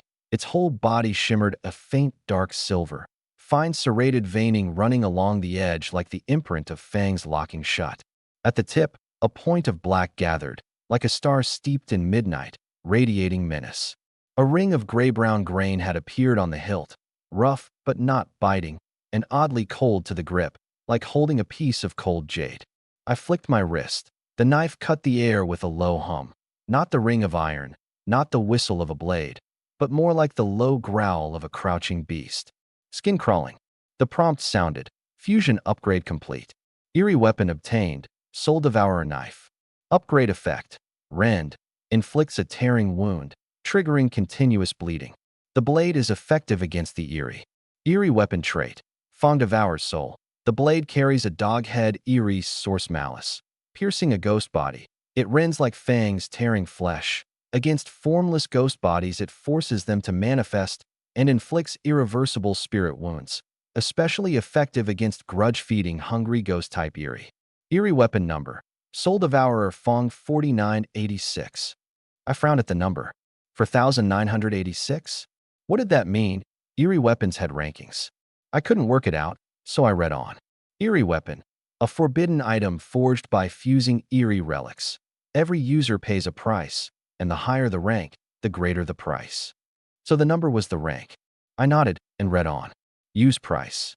Every time you use this knife, you'll involuntarily bark 3 times, shrill as a wild dog over a grave mound, and you'll become acutely sensitive to the smells of blood, raw meat, and rotting flesh. Unable to stop yourself from dropping to the ground to sniff them out, your body's instinct overriding reason, driving you to eat. My face went dark. My hand shook on the hilt. I nearly hurled the thing out the window. That price was absurd. Craving the stink of carrion? Eating it. I bit back a curse and read the last line, and let out a breath, the grin coming back despite me. Note: the host bears a forbidden grade bloodline.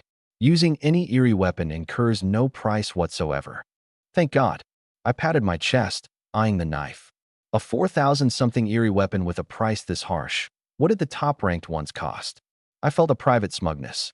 Whatever the ranking was based on, I was more than satisfied with my number, 4986 blade. I drew the knife across my middle finger, blood welled and dripped onto the edge. The instant the master binding finished, the knife felt alive, a mental resonance forming between us. Everything about it surfacing clear in my mind. What are the top 100 eerie weapons like? How strong?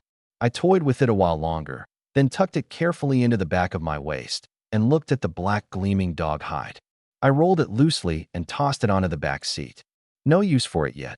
The car fusion cost too much, and the hide didn't suit a weapon. Keep it. Figure it out when killing points were flush. I'd just stowed the hide when, out of the corner of my eye, I caught the Volkswagen SUV parked at the convoy's edge. Mud-caked, scratches across the nose, clearly fresh from a deadly run. My eyes cooled. That was the car whose engine had spooked the dogheads and the spider, nearly burying everyone in Qingshan town. My fingers drifted over the soul-devourer knife at my waist. Go settle the score with that woman? I turned the thought over and pushed it down. Not the time. I checked my watch. 8 minutes since I'd started on the system. 2 left before the convoy moved. No rush. As long as she stuck with the convoy, there'd be plenty of time to collect. And I wasn't worried she'd leave it. In the apocalypse, without a Pathfinder sequence awakened to lead, even an awakened couldn't survive. I leaned back in the seat and shut my eyes, recovering my overspent spirit while keeping an ear on the world outside the windows. The town exit stayed quiet, the odd scattered scream drifting over on the wind, raising the hair on my neck. Clearly, more survivors had stayed in that town for good. The minutes crawled by, and as the watch hand hit the hour, hurried footsteps clattered from the corner of the town mouth. My eyes snapped open. 6 figures came stumbling out, ragged, dust-caked, all of them hurt to some degree, gasping like something was still chasing them. At the front, Li Yinyu and Wu Kai. Her tracksuit was cut open in several places, bearing pale skin beneath, mud on her face, hair plastered to her cheek, but her eyes were still startlingly bright. She stumbled, yet bit down and refused to slow. Wu Kai behind her was no better, one shoe gone, running with a limp, panting hard. The other 4 were bloodless, eyes full of survivors' relief and fear. They saw the convoy at the town mouth like castaways spotting a rescue ship and threw their last strength into running for it. I watched them, eyes flat and still. 6. From 20-some going in, to these few coming out. That was the apocalypse. Only a handful lived to the end. I checked my watch. 30 seconds. I shifted into gear, the Hummer rumbling low, ready to roll. And the Volkswagen SUV's door opened just then. The woman pushed out, clutching a small woven sack, and stumbled off her own car and onto Shirley's bus. Face white, eyes vacant, plainly still not back from the scare. I watched her flustered retreat, brow knit, a flicker of doubt in me. Probably the SUV had broken down or was nearly out of gas. In the apocalypse, no one gives up a running car unless they truly have to. Once the 6 survivors had scrambled aboard the bus, Gu Rant's off-roader fired up first, his voice carrying over the speaker. Convoy moves out. Hold formation, don't fall behind. Repeat, don't fall behind. Gu Rant's car took the lead. Behind him came Yi Linger and Zhang Qingqing's off-roader. The girl drove rock-steady, fast but without a jolt. My Hummer fell in behind them. Shirley's bus, carrying the survivors, brought up the rear. We tore down the broken highway, the world streaking past, barren fields, abandoned villages, cars flipped at the roadside, a bleak picture only the apocalypse paints. After 3+ hours, the convoy swung onto a national road, and everyone finally breathed easier. I cracked the window and lit a cigarette. Out there stretched endless wild grassland. Apart from the bright convoy, not a trace of human presence. Before the apocalypse, even the most remote corner of this land carried some mark of people. Now it was all wiped clean by some unseen hand. Only the old desolation left. Barely 2 months, and the world was unrecognizable. Survivors guessed at causes: the blood moon, mutating blue star, a return of spiritual energy, the awakened, the proof of it. Everyone had a theory. Hours more, and the light was fading. The sunset staining the horizon a dull yellow, about to sink for good. Then Gu Ran's car slowed to a stop. The convoy halted in turn, but no one got out. Gu Ran went first, alone to the clear ground at his car's nose. Same ritual as always. Knees down, prayer murmured, kowtow, then eyes shut to sense for danger. After half a minute, he opened his eyes, easier now, brushed the dust off his knees, and went back to murmur a few words to his assistant. Soon the assistant's voice carried over the speaker. "We camp here tonight. Set up fast, don't stray too far from the convoy."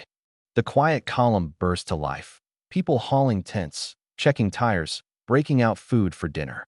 I leaned on the Hummer's door, watching them work, looking for that woman. Then footsteps, and Gu Ran's assistant Li Mu came over, respectful. "Mr. Zhou, Captain Gu would like to see you." I nodded and followed him to the largest tent at the convoy's center. Inside sat 3 people. Gu Ran at the head, the pink-haired Yi Linger beside him, and on the other side the 2-meter-plus Shirley. What startled me? The bone-deep wounds on Shirley had already fully closed, leaving only vicious scars.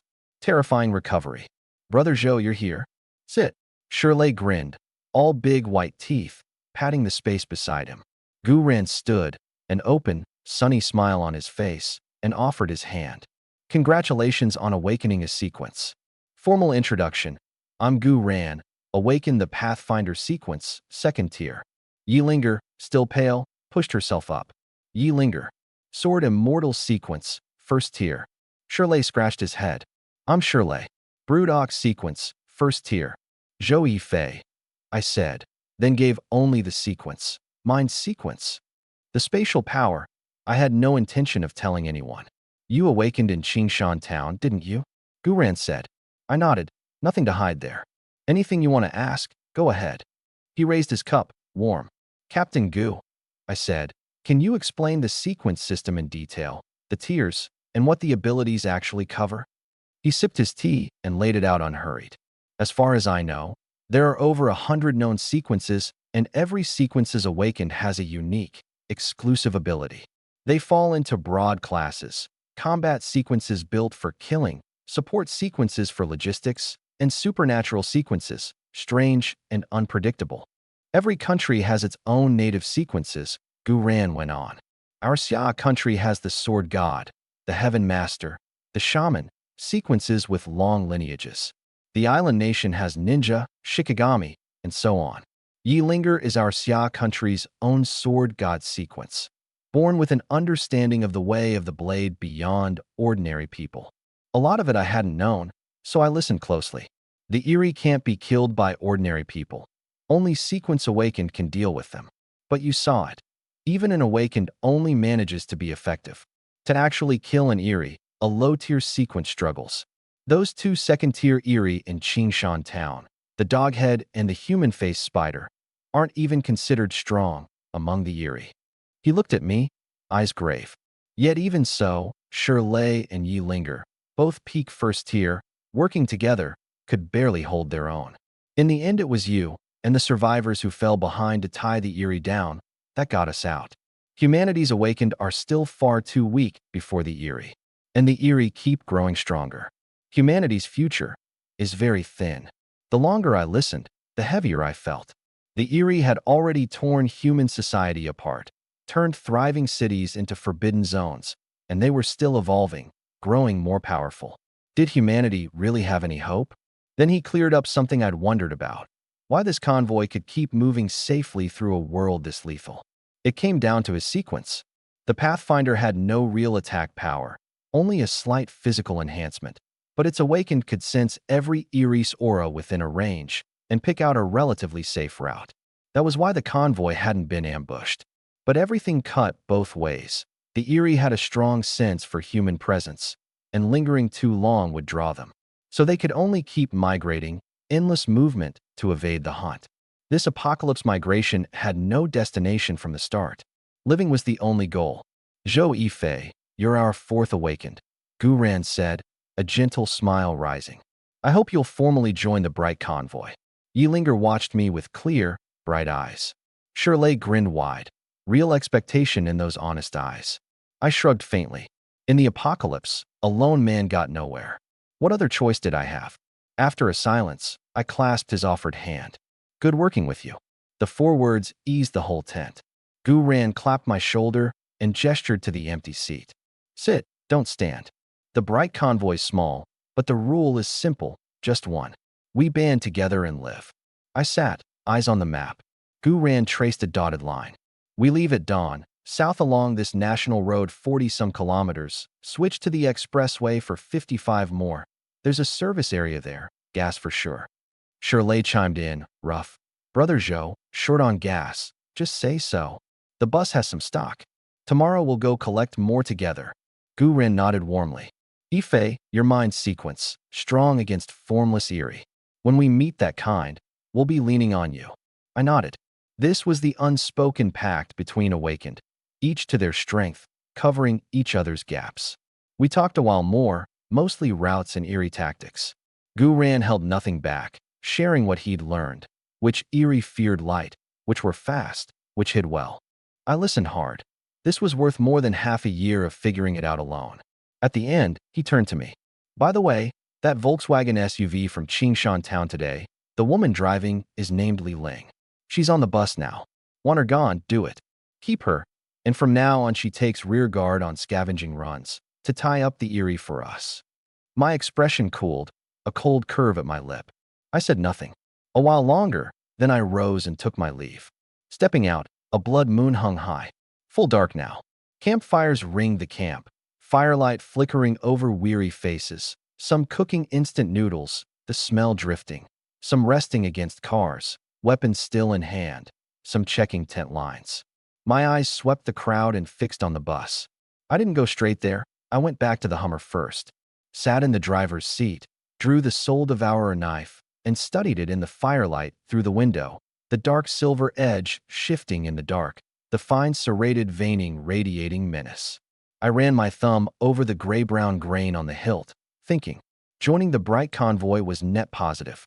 Guran's Pathfinder to scout, Shirley's Broodox as a meat shield, Yilinger's sword god for offense, plus my space-time power and mental force. This little team was already an elite force by apocalypse standards. But I didn't plan to lean on them fully. The space-time power was my biggest hidden card. Short of having to, I would never expose it. I tucked the knife back, pushed the door open, and stepped down. The night wind was cool, carrying the warmth of the fires. I walked toward the bus, unhurried, a chill in my eyes. On the bus, Shirley had just sat down when he spotted Li Ling. Come here a sec. She came over at once, head down, unease in her eyes, voice tiny.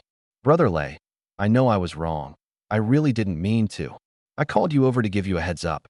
The guy driving the Hummer H3, Zhou Yifei, he's an awakened too, and he just formally joined the convoy. Li Ling's body jolted, face going paper white. She'd never imagined the fierce-looking young man was an awakened. In the apocalypse, an awakened was a walking god to ordinary people. Crossing one was worse than crossing 100 survivors. She'd thought that after paying back most of her supplies to Shirley and Yilinger, and giving each of the 6 who escaped 2 ham sausages, the matter was closed. She'd never reckoned there was still this killing god she hadn't squared with. In the corner of the cabin, Li Yinyu and Wu Kai both jolted inwardly. Li Yinyu squeezed over and tugged Li Ling's sleeve, voice very low. Sister Ling, go apologize fast. Wu Kai and I have both dealt with him. He's incredibly domineering and ruthless. Bring plenty of supplies. He won't forgive you over 2 ham sausages like he did us. Wu Kai nodded along, remembering my ringing slap and the cold cruelty when I'd grabbed Li Yinyu. A chill ran down his back. Li Ling's mind raced. She wasn't stupid, and one warning from Shirley told her she was in real trouble. Of all people to offend, an awakened. She gritted her teeth, ran to her seat, and grabbed her last half-sack. 2 packs of biscuits, a few bottles of water, a small bag of rice. Her whole remaining fortune. She steeled herself and hauled it off the bus. Better to lose the goods than my life. She'd barely stepped down when she ran straight into me. Firelight on my face, my eyes cold as ice, half smiling at her, the dark silver knife turning in my hand. Her breath caught, the sack nearly dropping. Zhou, Mr. Zhou, late to be heading somewhere, I said slow, half a smile. Where to? She went white, lips trembling. I was coming to find you. To apologize. Oh. I raised a brow and stepped closer, the menace easing slightly, which somehow unsettled her more. I know I was wrong, Mr. Zhou. I really didn't mean it. I'll make it right. I'll give you all my supplies. She set the sack down with shaking hands and tore it open. I looked in, a few packs of biscuits, 6 or 7 sealed water bottles, some chocolate, a Tinjin bag of rice. The survivors on the bus peered through the windows but didn't make a sound, none daring to come near. Grudges between awakened weren't something ordinary people touched. I said nothing, just watched her cold. The air seemed to set. Her heartbeat climbed. Tears finally spilled, landing on her dust-caked trousers. I'm sorry. I really didn't think it would turn out like that. Her throat tightened, the words breaking into a sob, drenched in despair. I really didn't mean to hurt anyone. No need to explain. My cold voice cut her off, flat as an iced blade. I know what a survivor on foot feels, wanting a vehicle. But because of you, I nearly died in Qingshan town. That's a fact.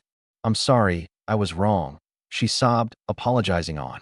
I let out a small breath. Privately, I knew. In my place, no car in the apocalypse, I'd probably have made the same choice. I glanced at the sack. Give me the supplies. We're square this time. She blinked, then brightened, afraid I'd take it back, and quickly lifted the sack to me. I took it, not heavy. I looked at her, eyes without a trace of warmth. Remember this. Next time, for any reason, if you drag me into the slightest danger, I'll kill you on the spot. She shuddered and nodded fast, head bobbing, babbling. I won't. Mr. Zhou, never again. I left her at that, sack in hand, and looked into the bus. Li Yinyu was hanging at the window watching, caught my eye, shrank her neck, backed up 2 steps, nearly into the person behind her, like a startled rabbit. I found it funny but had no mind to tease her, and stepped up onto the bus. Front row, Shirley lounged in a widened seat. Curious how I'd handle Li Ling seeing me, he grinned. Brother Zhou sorted? Come sit. I smiled and walked over, glancing at the rear. 2 rows of seats stripped out for an open space, a thick blanket on the floor, supplies stacked beside. I sat by Shirley, set the half-sack at my feet. Firelight flickered through the windows. We fell to talking, mostly about awakened. Zhao Kuan, sitting nearby, frowned the longer he listened, then quietly stood and told the survivors still aboard.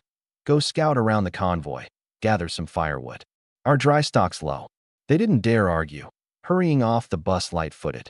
I gave Zhao Kuan a private nod of approval, a sharp old man. Once everyone was gone, only the 3 of us were left, and I opened up. Though more accurately, I asked and Shirley answered.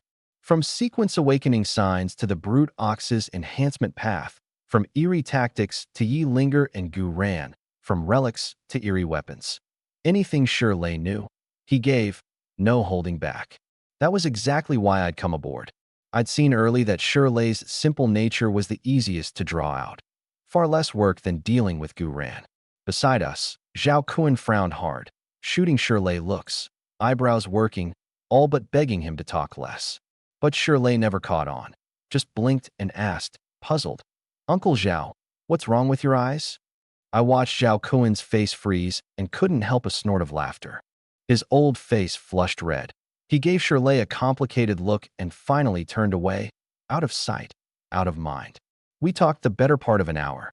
Shirley, that honest soul, had truly taken me as one of his own, answering everything. I warmed to the big simple lug a little myself. The 2 of us grew noticeably closer. He'd already dropped to calling me just Ife. A few more idle words, and seeing the time, I stood and clapped his shoulder. All right, Lei, that's enough for today. Rest up, heel. I'll be relying on you plenty. He waved a hand. Don't mention it. We're all family. Anything comes up, just holler. I smiled, took the half-sack, and headed for the door. Zhao Kuan rose and saw me off, forcing a polite smile. Mind how you go, Mr. Zhou. I nodded, stepped down, and walked straight for the Hummer. At first light, The camp was already busy. I sat on the Hummer's hood, gnawing a hard biscuit, washed down with half a bottle of water, breakfast done in a few bites.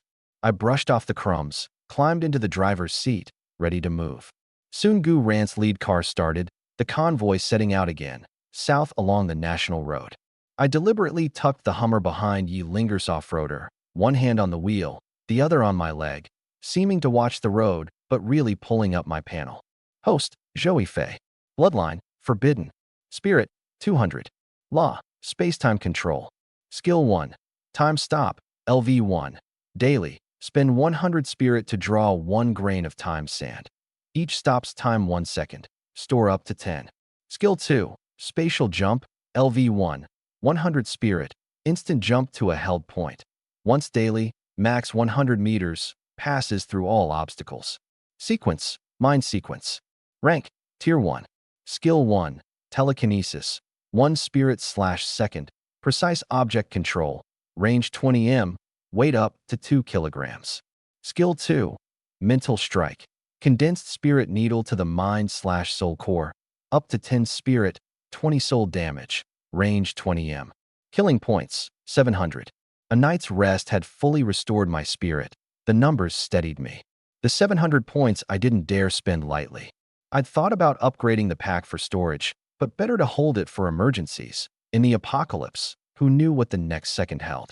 Half an hour on the national road, then onto an expressway, surprisingly good, wide and smooth, barely damaged, and the convoy picked up speed. 40-some minutes more, and a blue sign with white letters came into view. TUE Comprehensive Service Area, 500 m ahead. Gu Rant's voice, a touch excited, carried over the speaker. Service area ahead. Repeat, service area ahead. Danger level low. Everyone prepped to go in for supplies. A service area meant possible food, medicine, and most of all, fuel. In the apocalypse, gas was more precious than gold. A few minutes more, and the convoy eased to a stop at the entrance. I killed the engine and got out, looking at the eerily quiet service area, and went straight to Gu Rant. Captain, you sure there's nothing dangerous in there this time? Yi Linger came over too, the old sword in hand, brow knit, clearly sharing my doubt. Qingshan town had left its mark. Gu Rant rubbed his nose, a little short on confidence. My sequence really does say so. The eerie aura here is faint, nearly negligible. Seeing us still skeptical, he changed the subject and clapped his hands. All right, stop dwelling. The supplies in there are on you few. Split as agreed. The 4 awakened share equally. No one objected. Gu Rant had no combat power, but his Pathfinder sequence was the convoy's core, finding safe routes and resupply. He earned his share. We nodded. As for the ordinary people, they had no say. Tagging along was already enormous luck. It'd be nice to clean up here. I'd love a shower. Zhang Qingqing murmured beside Yi Linger. Quiet, but it lit everyone up. A service area likely had showers and clean water. Since the apocalypse, they'd barely washed. The grime and sweat had long gone sticky and miserable. Eyes turned to Gu Rant, hopeful. Service areas weren't easy to find. Missed this, and who knew when the next? He laughed, helpless. We'll see. Get inside, then assess. The convoy rolled into TUE. Decay and desolation. As expected, the lot scattered with derelict cars, dented, tires flat, windows shattered, a few human bones strewn across the ground, grim in the sunlight. The main building was a 3-story complex, most glass broken, only the great curtain wall facade hinting at its former glory. But unlike the danger spots before, this place was abnormally still, a frightening quiet, as if all sound had been sealed away. My brow knit. I raised my guard on instinct. Still, I didn't dawdle, following the convoy straight to the fuel area. When the nozzle went into the Hummer's tank and I heard that familiar gushing, half the weight lifted off my chest. Thank God, there really was gas flowing. For everyone, huge news. With fuel, they could keep fleeing south, not be trapped in the wilds. The H3's tank was 87 liters, 10 some minutes to fill. I took out the dozen-plus spare water bottles from the car and filled them all with gas too, set carefully in the trunk. Shirley's bus ran a dual-tank design, over 400 liters total. Watching the fuel pour endlessly in, my eyes filled with envy. Beside me, Yi Linger and Gu Ran weren't idle either, hauling out jerry cans and filling them fast, satisfied smiles all around. Watching their brimming cans, I felt thoroughly shortchanged and shot the two of them a sour look. Then remembered my Hummer was a hybrid, electric to fall back on, and a full upgrade once I had the killing points. That settled me a little. Once every tank and can was full, the convoy eased over to the complex's front doors and parked in a neat row. The bus doors swung open, and survivors couldn't wait. They piled off and surged in after Shirley and Yi Linger. Only I stayed calm, not rushing in, scanning warily. Gu Ran, seeing me braced like it was a battlefield, ribbed me. Ife, you're an awakened too. Is all this caution really necessary? I was about to fire back when a shrill scream tore out of the complex. An eerie. Help! Before it faded, the clang of weapons and the chaos of fighting rang out inside. I looked over at once, but when I turned back to Gu Ran, the man had already scrambled into his off-roader, poised to bolt. Catching my eye, he shrugged, spread his hands, all helpless innocence. I flipped him a middle finger, drew the soul devourer knife, and charged into the complex. If Gu Ran hadn't fled yet, the eerie inside couldn't be anything serious. Besides, my spirit was back at its peak, spatial jump ready at any moment. What was there to fear? I wasn't about to cower in a car like him. The instant I hit the complex's shattered glass doors, a smell of blood laced with savage menace rolled out to meet me. I hadn't even made it inside when a body came flying out and slammed onto the concrete. It was one of the women from Shirley's bus. I remembered her clearly. She'd been helping when we refueled. Now she was drenched in blood, several claw gouges torn to the bone, her shoulders still welling, the mangled flesh curling back. No saving her. The fear in her eyes was draining away, replaced by a dead gray. By the time I passed her, she'd stopped breathing. Inside, the fighting had only gotten fiercer. I drove off my feet and burst into the hall. The sight made my scalp crawl. Several survivor corpses lay in spreading blood. Throats punched through, chests caved in, all one-hit kills. The rest, bloodless with terror, were crammed behind Shirley, shaking. In the center of the hall, a figure traded blows with Yi Linger, neither giving ground. The thing had a half-human, half-beast face, and dragging behind it a black scorpion tail thick as a thigh. The barb on its end glinting cold blue, plainly steeped in deadly venom. Person and monster moved at the absolute edge of speed, leaving afterimages across the hall. Shirley, all brute strength and no way to keep pace, could only plant himself in front of the survivors, stamping in frustration. He wanted to charge in, but feared getting in Yi Linger's way, and feared worse that the monster would slip past to the people behind him. Twice he'd tried to lead the survivors out, but the two fighters had the exit completely blocked. Just then the monster twisted aside from one of Yi Linger's strikes, its tail flicking up like a striking snake to coil a survivor trying to sneak out and yank him in. A shrill scream rang through the hall, the man's face purpling under the crushing tail, near death. The monster glanced down at its catch, then up at Yi Linger, mocking challenge in its eyes. "You're a sequence holder too?" Vane stood on Yi Linger's sword hand, her voice cold as iced steel. "Why attack us?" I hadn't expected this. The opponent wasn't an Eerie, but a sequence awakened. Still, killing a monster that wasn't an Eerie earned killing points all the same. Ha! The thing threw back its head in a grating laugh. Its murky gaze stuck to Yi Linger with open greed. "Nice moves, you'd make good material. Submit to me, and I'll consider sparing these worthless ants." "How about it?" Its chest puffed, arrogant. Introduction. I'm Zhao Tuesday awakened the Netherworld Venom Scorpion sequence, a genuine second tier. Submitting to me would be your great honor. A cold, venomous aura spread from him, bone-eating in its chill. You? Hardly worth it. Frost crystallized in Yi Linger's eyes. Her small frame erupted into terrifying speed, leaving only a faint afterimage. Her wrist turned, the old sword humming, wrapped in bitter starlight, a streak of cold light stabbing for Zhao Tu's skull. TSK, fiery temper. I like it. He didn't dodge, meeting it with the barbed tail. Clang.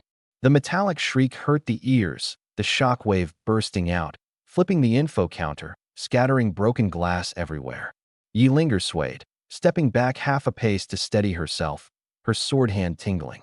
Zhao Tu slid back several steps. a hairline crack flickering across his tail, wariness crossing his eyes. This little girl is far stronger than I thought. He didn't dare take her lightly again. With a low roar, black malice burst around him, his speed jumping higher as he became a black blur lunging at her, claws screaming through the air, tail snapping like a snake's tongue at every vital point, the assault crashing down like a storm. Yeelinger was startled but not rattled. The sword god sequence gave her not just an uncanny grasp of the blade, but exquisite sword work and combat talent far beyond ordinary people. Light as willow down, she wove through the dense claw shadows, the old sword stabbing, blocking, flicking, every clash ringing metal on metal. In moments, she'd fully adapted to his rhythm, her swordplay sharpening, until she was actually pressing him. And this without using her big technique. I'd already gathered spirit to back her up, and watching this, I eased off. TSK. So this is a second tier awakened? Not much. I glanced at the soul devourer knife and did the math. Since Yeelinger had it handled, I'd save my spirit and add the finishing stab at the last moment to make sure the killing points were mine. Then Zhao Tu took a vicious sword blast and rode the force, vaulting over Shirley to whip his tail at the survivors behind him. He knew he couldn't beat Yeelinger one-on-one, so he'd use the ordinary people to make chaos and slip away.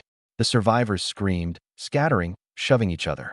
Li Yinyu took a hard shove and went down, terror on her face as the cold glinting tail swept closer. She shut her eyes in despair. At the knife's edge, I unleashed mental strike without hesitation. The unseen force drove into Zhao Tu's sea of consciousness. Ah! His scream tore through the hall. His whole body convulsed, the tail strike jerking to a halt, and he dropped like his bones had been pulled, hitting the floor with a thud, clutching his head, rolling in agony. Shirley, who he'd just vaulted over, had a belly full of fury and seized the chance without a second's hesitation. With a roar he lunged, one fan-sized hand pinning Zhao Tu down, the other a pot-sized fist hammering at his head. Boom, boom, boom. A few blows and Zhao Tu's skull was starting to deform. I stared in alarm, heart in my throat. Damn it, those are MY killing points. Don't let this big simpleton pound him to death. Lei, stop, I bellowed, rushing over.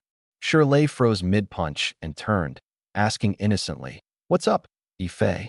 No time to explain. Terrified Zhao Tu would expire, I drove the soul devourer knife into his neck. The blade sank in, drawing a gush of black blood.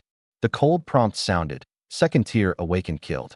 Killing points acquired, 2,000. Phew, good thing I'm quick. I let out a breath, nearly lost the kill to the big lug. Shirley looked at the dead Zhao Tu, then at me, scratching his head, puzzled. Yifei, what was that? You've got a knife? Why use fists? I wiped the blade clean, dead serious. Next time, leave this kind of thing to me. He nodded hard, all dawning comprehension, and grinned. By then, Li Yinyu had registered she'd been saved. She scrambled up, brushed off the dust, and came to thank me, head down. Shirley waved a big hand. Don't thank me. Brother Yifei saved you. Li Yinyu looked up at me. Sunlight came through the broken windows and caught my face, and inexplicably I looked, to her, somehow handsome. She remembered being manhandled before, and her cheeks went red. Zhou. Mr. Zhou, thank you for saving me, she said, barely above a whisper. In that moment, somehow, I didn't seem so much like a devil to her, and most of her fear had drained away. I looked at the pretty thing in front of me, fair skin, those big, wet eyes carrying a touch of shyness, and a crooked grin tugged at my mouth. Oh, and how do you plan to thank me? I needled her on purpose. Huh. She clearly hadn't expected that, froze on the spot, at a total loss for what to say. Just then an angry voice cut in. Zhou Yifei, why didn't you help me deal with Zhao Tu earlier? Yeelinger came over glaring, her cheeks still flushed from the fight, which made her look rather fetching. My stomach dropped. I could hardly say it was to conserve spirit. I dropped the grin and put on a serious, faintly wounded face. Wasn't your sword work getting better and better, pressing him the whole time? And wasn't I right beside you the whole way, ready to step in? How can you ask me that? She paused. It did seem true. During the fight, her swordplay had flowed more and more smoothly. She'd even grasped some new tricks, and I had stayed close. Did I misunderstand him? Her cheeks colored, a little guilty. She wanted to apologize but couldn't get it out, and just turned her head away, awkward. Then an excited shout came from overhead. He's dead. Dead. Zhao Tu's dead. We looked up. A dozen heads poked over the second-floor railing, faces full of wild joy and a wary appraisal of us. Seeing they were just unarmed, ordinary people, we eased. Gu Ran sauntered in then, holding something like a compass, swept the carnage with a frown, and called up. Who are you? Why are you here? A lanky young man, early 20s, squeezed out and forced a shaky smile. We're a tour group. When the apocalypse hit, our guide led us in fleeing. She awakened the spirit sense sequence, and Brother Sun awakened the mechanic sequence. That's how we barely survived. The young man's name was Xiao Luo, and dread laced his voice as he told it. The convoy had been a tour group before the apocalypse, surviving thanks to a spirit sense awakened who could feel danger. Along the way, they'd taken in displaced survivors and grown. Then Zhao Tu had cut in, killed a few who wouldn't submit, and seized the whole convoy by force, forcing the guide to keep acting as their pathfinder, scavenging and finding routes for him. 2 days ago, it went wrong. At some remote town, the guide's sense failed, and 20-some survivors with her were lost there. Zhao Tu, on his second-tier strength, had thrown a few survivors off the bus to tie up the Erie, and the rest of them had fled here. But without a pathfinder, Xiao Luo's voice fell. We're stuck. We can't move. It clicked. Zhao Tu's real aim had been to capture a pathfinder. At mechanic sequence, Gu Ran's eyes lit. Where's the mechanic? He's not dead, is he? Xiao Luo waved fast. Not dead. Brother Sun's alive. He crossed Zhao Tu, but Zhao Tu didn't want to kill him. He tied him up on the bus. I jumped in. Where's the bus? Take us there. In the car wash out back. Zhao Tu picked it on purpose, said hiding the bus there kept it from passing survivors, made his ambushes easier. Zhao Tu's first target had actually been Shirley. At over 2 meters, an obvious tough nut. Take out the biggest threat and the rest is easy. But after trading blows, he'd found Shirley's defense absurd, unkillable, and switched to the sharp-skilled Yi Linger. For all his scheming, he hadn't reckoned on Yi Linger's sword god growing stronger as she fought, nor on me. The mind sequence awakened, landing the killing blow at the crucial moment. We followed Xiao Luo to the car wash, and I marveled inwardly. Zhao Tu had played his hand well. Just terrible luck, running into an iron plate like us. The rolling door was half open. A wave of motor oil hit me as it lifted. Inside sat a Golden Dragon 55-seater bus, covered in modifications. Rebar welded thick over the windows, a heavy ram plate on the nose. Plainly not to be trifled with. Gu Ran didn't board first. He signaled Xiao Luo to go free the man. Watching him be so careful, I remembered him ribbing me at the doors and then bolting for his car, and I echoed his tone. Old Gu, you're a second-tier awakened. No need to be this timid, surely? His face darkened most of the way. He shot me a hard glare. This brat, mocking me and calling me Old Gu. I'm only 35, but he had no mind to fuss. His head was full of the mechanic. With a mechanic, their vehicles could be reinforced for any terrain. Their odds of surviving the apocalypse vastly improved. He rubbed his hands, calculation in his eyes, his smile going especially kind.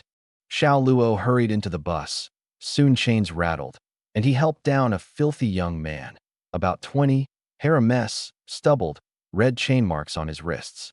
If you looked closely at his eyes, though, they slid away a little when he faced strangers. Brother Sun, Xiao Luo introduced him, then pointed at us. This is Captain Gu, this is Miss Yi, Mr. Zhou, and Big Brother Shi. They're all awakened. Sun Li glanced at Xiao Luo, looking sheepish, and forced himself to speak. Hello, everyone. I'm Sun Li, mechanic sequence. Barely past 20, hair like a bird's nest, oil on his face, a shy smile, like a college kid fresh out the gates, and he'd laid his sequence card on the table the moment he opened his mouth. Gu Ran's smile widened. He stepped up with a hand out. Hello, little brother. I'm Gu Ran, captain of the bright convoy. Awakened the Pathfinder sequence. Maybe it was the warmth of the smile. Sun Li's nerves eased, and he shook the hand. Hello, Captain Gu. Don't be shy, we're teammates now. Gu Ran clapped his shoulder, familiar as an old friend of years. With a mechanic like you, our convoy's logistics are set. Sun Li scratched his head, baffled. He'd said one sentence. How had he become a teammate? But he didn't dwell. To live, you stuck with a convoy. After a moment, he worked up the nerve. Captain Gu, rest easy, I'll do my best. But I have one small condition. Go ahead, Gu Ran said, interested. If it's reasonable, we'll agree. Sun Li's voice was careful, a little afraid. From now on, if someone wants their vehicle modified, any mod I can't do, no one forces me. It was exactly his failure to turn the bus into an armored vehicle for Zhao Tu that had enraged that madman and gotten him chained up for days. He had to set that straight. Gu Ran clapped him without hesitation. Of course, we never force anyone here. In fact, whoever uses you to modify a vehicle has to pay you supplies for it. Sun Li's eyes lit. Far better treatment than he'd imagined. All right, then I'm with the convoy. So, on Sun Li's advice, Shirley's aging bus was retired.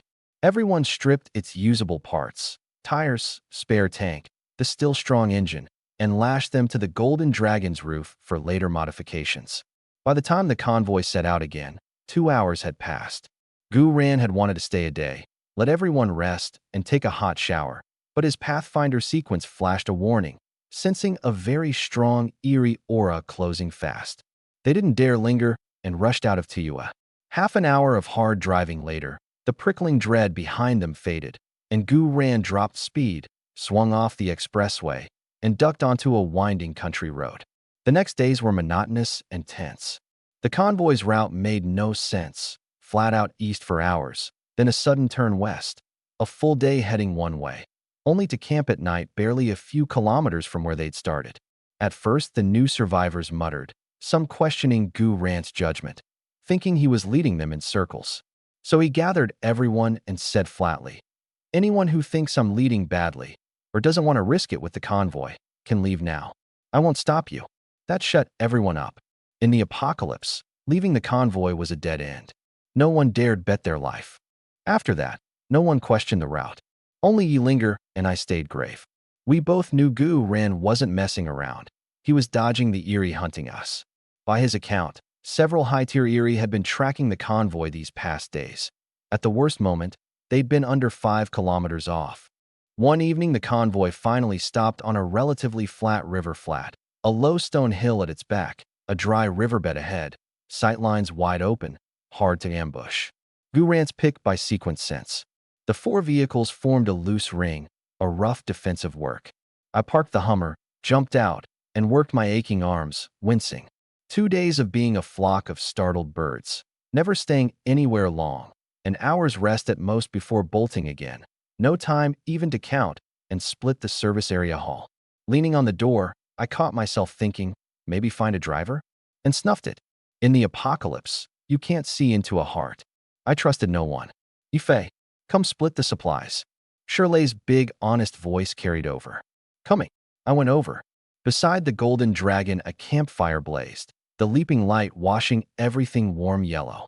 Gu Ran, Yilinger, and Shirley were already gathered, the Tiua hall stacked beside them. Sun Li sat off to one side, an enamel mug in his hands, looking a little stiff. They nodded and smiled when I came up. After Qingshan Town and the teamwork on Zhao Tu, everyone was noticeably warmer to me. We started counting. Gu Ran read off the list, smiling. Decent haul, 45 packs of instant noodles, 2 50-gene bags of rice, 5 cases of bottled water.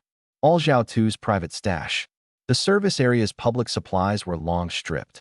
Then he turned, eyes on 2 items by the fire, his tone going serious. Also, Zhao Tu left an eerie weapon and a relic. Let's settle who gets them. Everyone looked.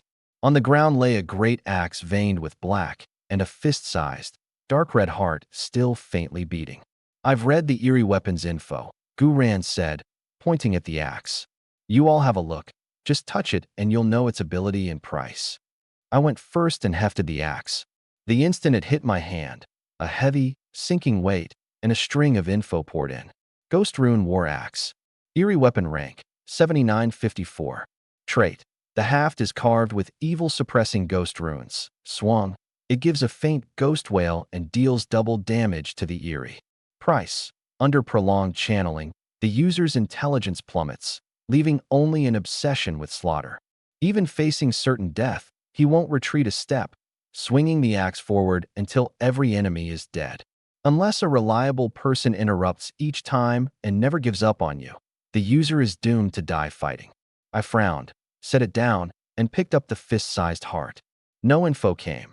I realized it was a relic, not an eerie weapon, so it wouldn't display directly. But that was no obstacle. I narrowed my eyes and spoke to the system in my mind. System, what's this? Spend 100 killing points to appraise this relic? My stomach dropped. Appraising something costs killing points now? It didn't before. The first time was free? I gritted my teeth. I had 2,700, and this would burn 100 for nothing. But without knowing the relic's use, how would I bid for it? Appraise. 100 killing points deducted. Appraising complete. Item name, Nightmare Demon Heart. Note, high-tier relic material, usable to craft eerie weapons, or fused into a vehicle to grant it a special ability. My eyes lit. All right, everyone's had a look. So let's divide the eerie weapon and the relic, Gu Ran said, clapping his hands. Whoever wants either item trades the matching supplies to the other three for their shares. Interest sharpened all around. The watching survivors looked openly envious. My own pulse quickened, eyes locked on the dark red heart. I wanted that Nightmare Demon Heart most. Couldn't wait to fuse it into the Hummer and turn my ride into an eerie weapon in its own right. Massive combat boost aside, the survival edge alone would be huge. The Ghost Rune Axe's trait was decent, and with my forbidden bloodline, I could wield it with no price at all. But the thing was too heavy, no good for me. First, the heart, Gu Ran said.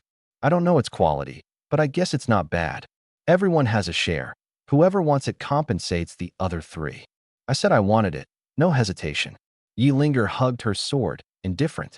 Not interested. If Zhou Yifei gives me a case of instant noodles. No. 2 cases. My share of the heart is yours. Yi Linger, that's daylight robbery. I was pleased inside but wouldn't fold that easily. A relic was valuable, but in the end raw material. Without a forged sequence awakened, it couldn't be made into a true eerie weapon. We haggled back and forth and settled. A bottle of liquor plus a case of noodles for her share. Then I went after Gu Rance and ended up paying 20% of my personal service area haul for it, which stung, but stayed in the acceptable range. My team was just me, so my food draw was far lower than the others. And back in Qingshan town, I'd been the only one to bring out half a pack of supplies, all high grade. Gu Ran and Yi Linger each carried an assistant, an extra mouth, and Shirley had far more people to mind. When it came to Shirley, the big lug scratched his head and grinned. Not interested in that thing. Just give me whatever, Yifei. I didn't take advantage, gave him the same share as Gu Ran. The heart settled. The Ghost Rune Axe was next, a real eerie weapon, instant combat power.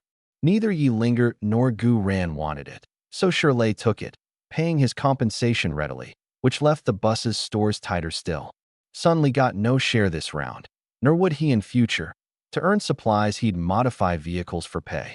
He had no objection.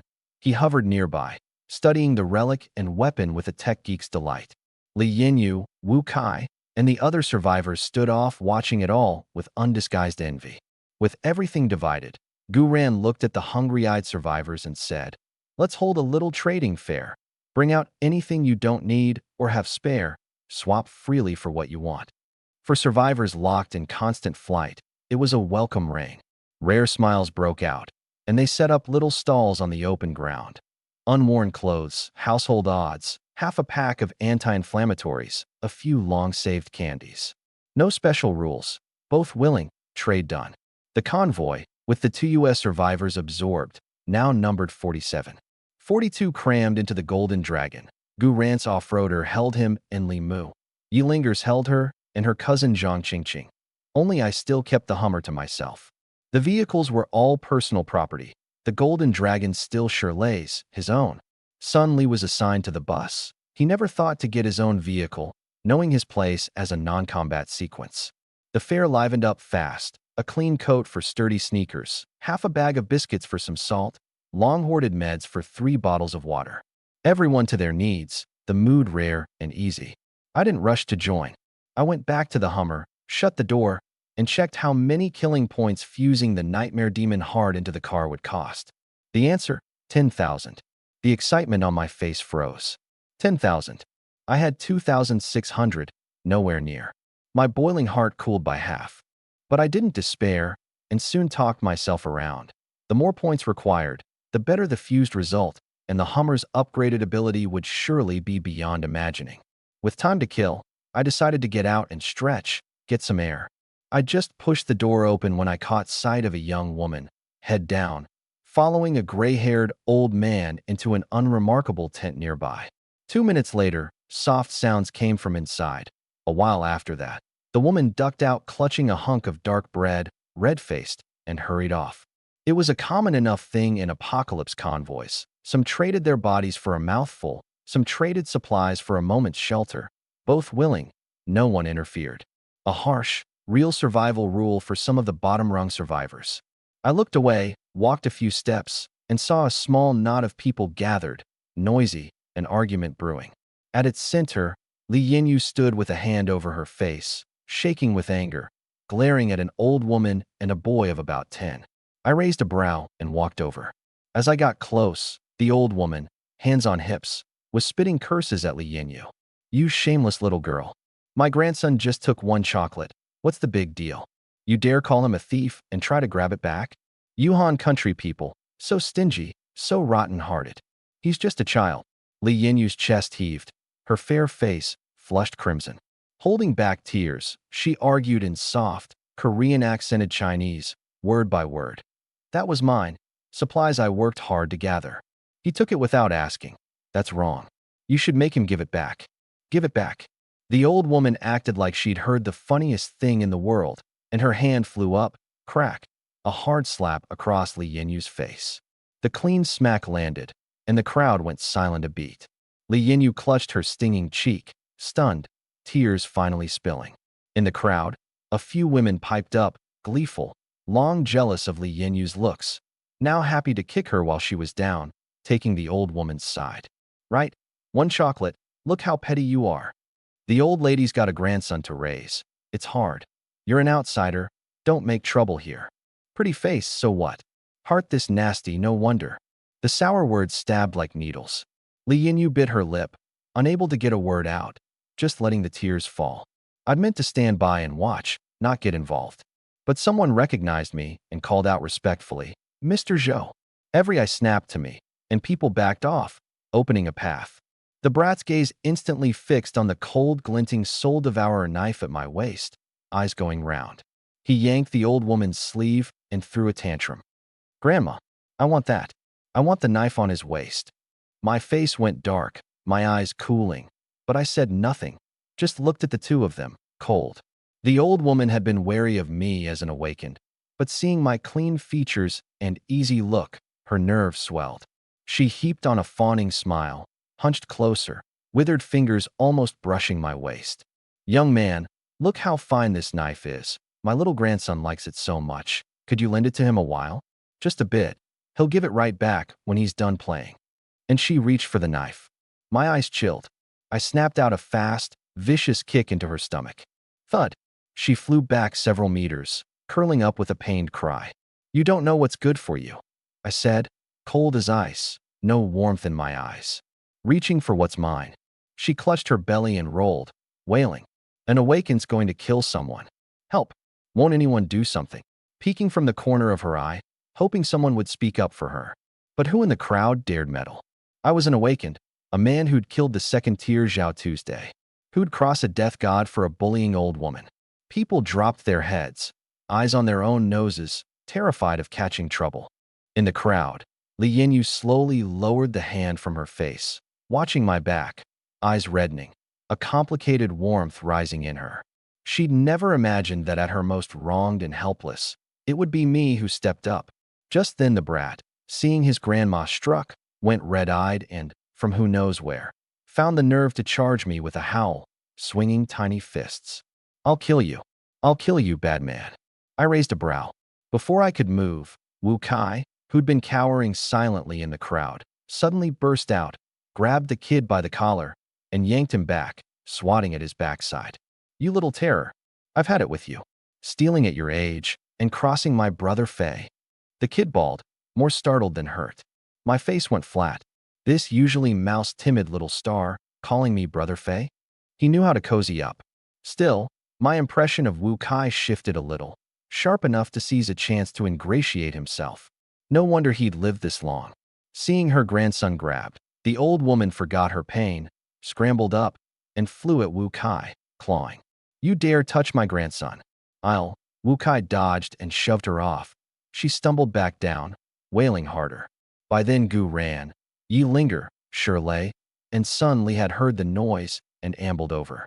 Gu ran and Sun Li folded their arms, watching the farce with the grin of people who don't mind trouble as long as it's not theirs.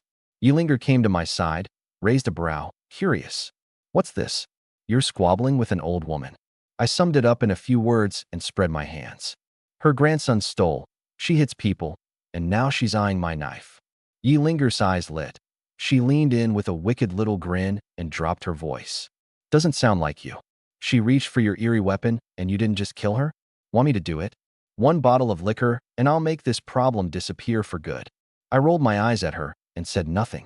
By then Wu Kai had the old woman and the kid thoroughly cowed. Spotting Shirley coming, she grabbed at the lifeline and wailed her complaint. "Shirley, look, they're bullying us, an old woman and a little child. It's too much." Shirley frowned and rumbled. "Your grandson's stolen more than once or twice. If it weren't hard raising a kid, I'd have thrown you off the bus already. And now eyeing my brother-y face things, you brought this on yourself." Then he ignored her. Zhao Kuan pushed through then, the bus's manager, who kept these survivors in line. He laid into the old woman. "You old troublemaker. Can't go a day without stirring something up? Apologize to Mr. Zhou, or I'll toss you out of the convoy myself." Cowed, unwilling but knowing better than to take a beating she couldn't win, she struggled up, came to me head down, and mumbled, "Sorry." I looked at her and smiled, a smile that put a chill in people.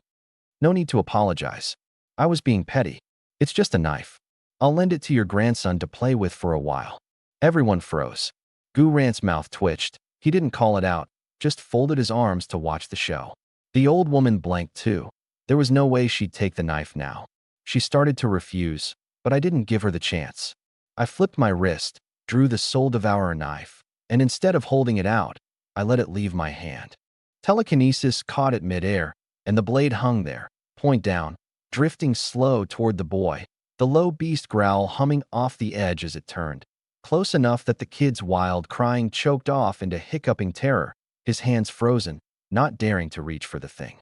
"Go on," I said, soft, the knife circling just out of his grasp. "Take it. It's yours to play with."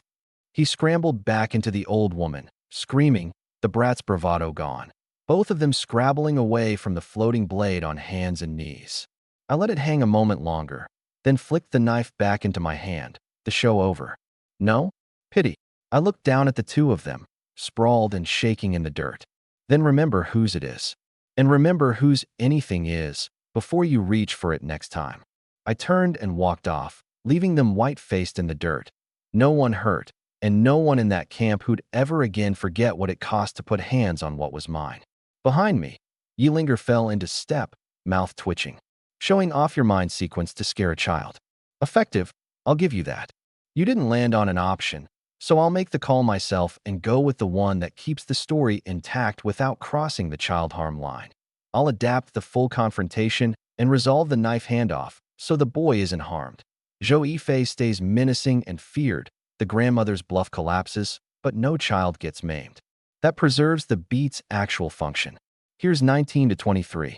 I hadn't even made it inside when a body came flying out and slammed onto the concrete. It was one of the women from Shirley's bus. I remembered her clearly. She'd been helping when we refueled. Now she was drenched in blood, several claw gouges torn to the bone, her shoulders still welling, the mangled flesh curling back. No saving her. The fear in her eyes was draining away, replaced by a dead gray. By the time I passed her, she'd stopped breathing. Inside, the fighting had only gotten fiercer. I drove off my feet and burst into the hall. The sight made my scalp crawl. Several survivor corpses lay in spreading blood. Throats punched through, chests caved in, all one-hit kills. The rest, bloodless with terror, were crammed behind Shirley, shaking. In the center of the hall, a figure traded blows with Yi Linger, neither giving ground. The thing had a half-human, half-beast face, and dragging behind it a black scorpion tail thick as a thigh, the barb on its end glinting cold blue, plainly steeped in deadly venom. Person and monster moved at the absolute edge of speed, leaving afterimages across the hall.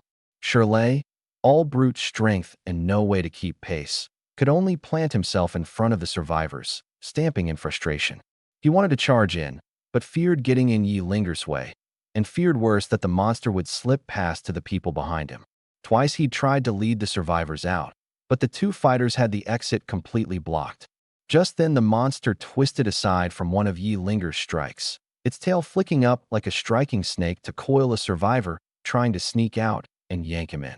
A shrill scream rang through the hall, the man's face purpling under the crushing tail, near death. The monster glanced down at its catch, then up at Yi Linger, mocking challenge in its eyes. "You're a sequence holder too?" Vane stood on Yi Linger's sword hand, her voice cold as iced steel. "Why attack us? I hadn't expected this." The opponent wasn't an Eerie, but a sequence awakened. Still, killing a monster that wasn't an Eerie earned killing points all the same. Ha! The thing threw back its head in a grating laugh. Its murky gaze stuck to Yi Linger with open greed. "Nice moves, you'd make good material. Submit to me, and I'll consider sparing these worthless ants. How about it?" Its chest puffed, arrogant. Introduction.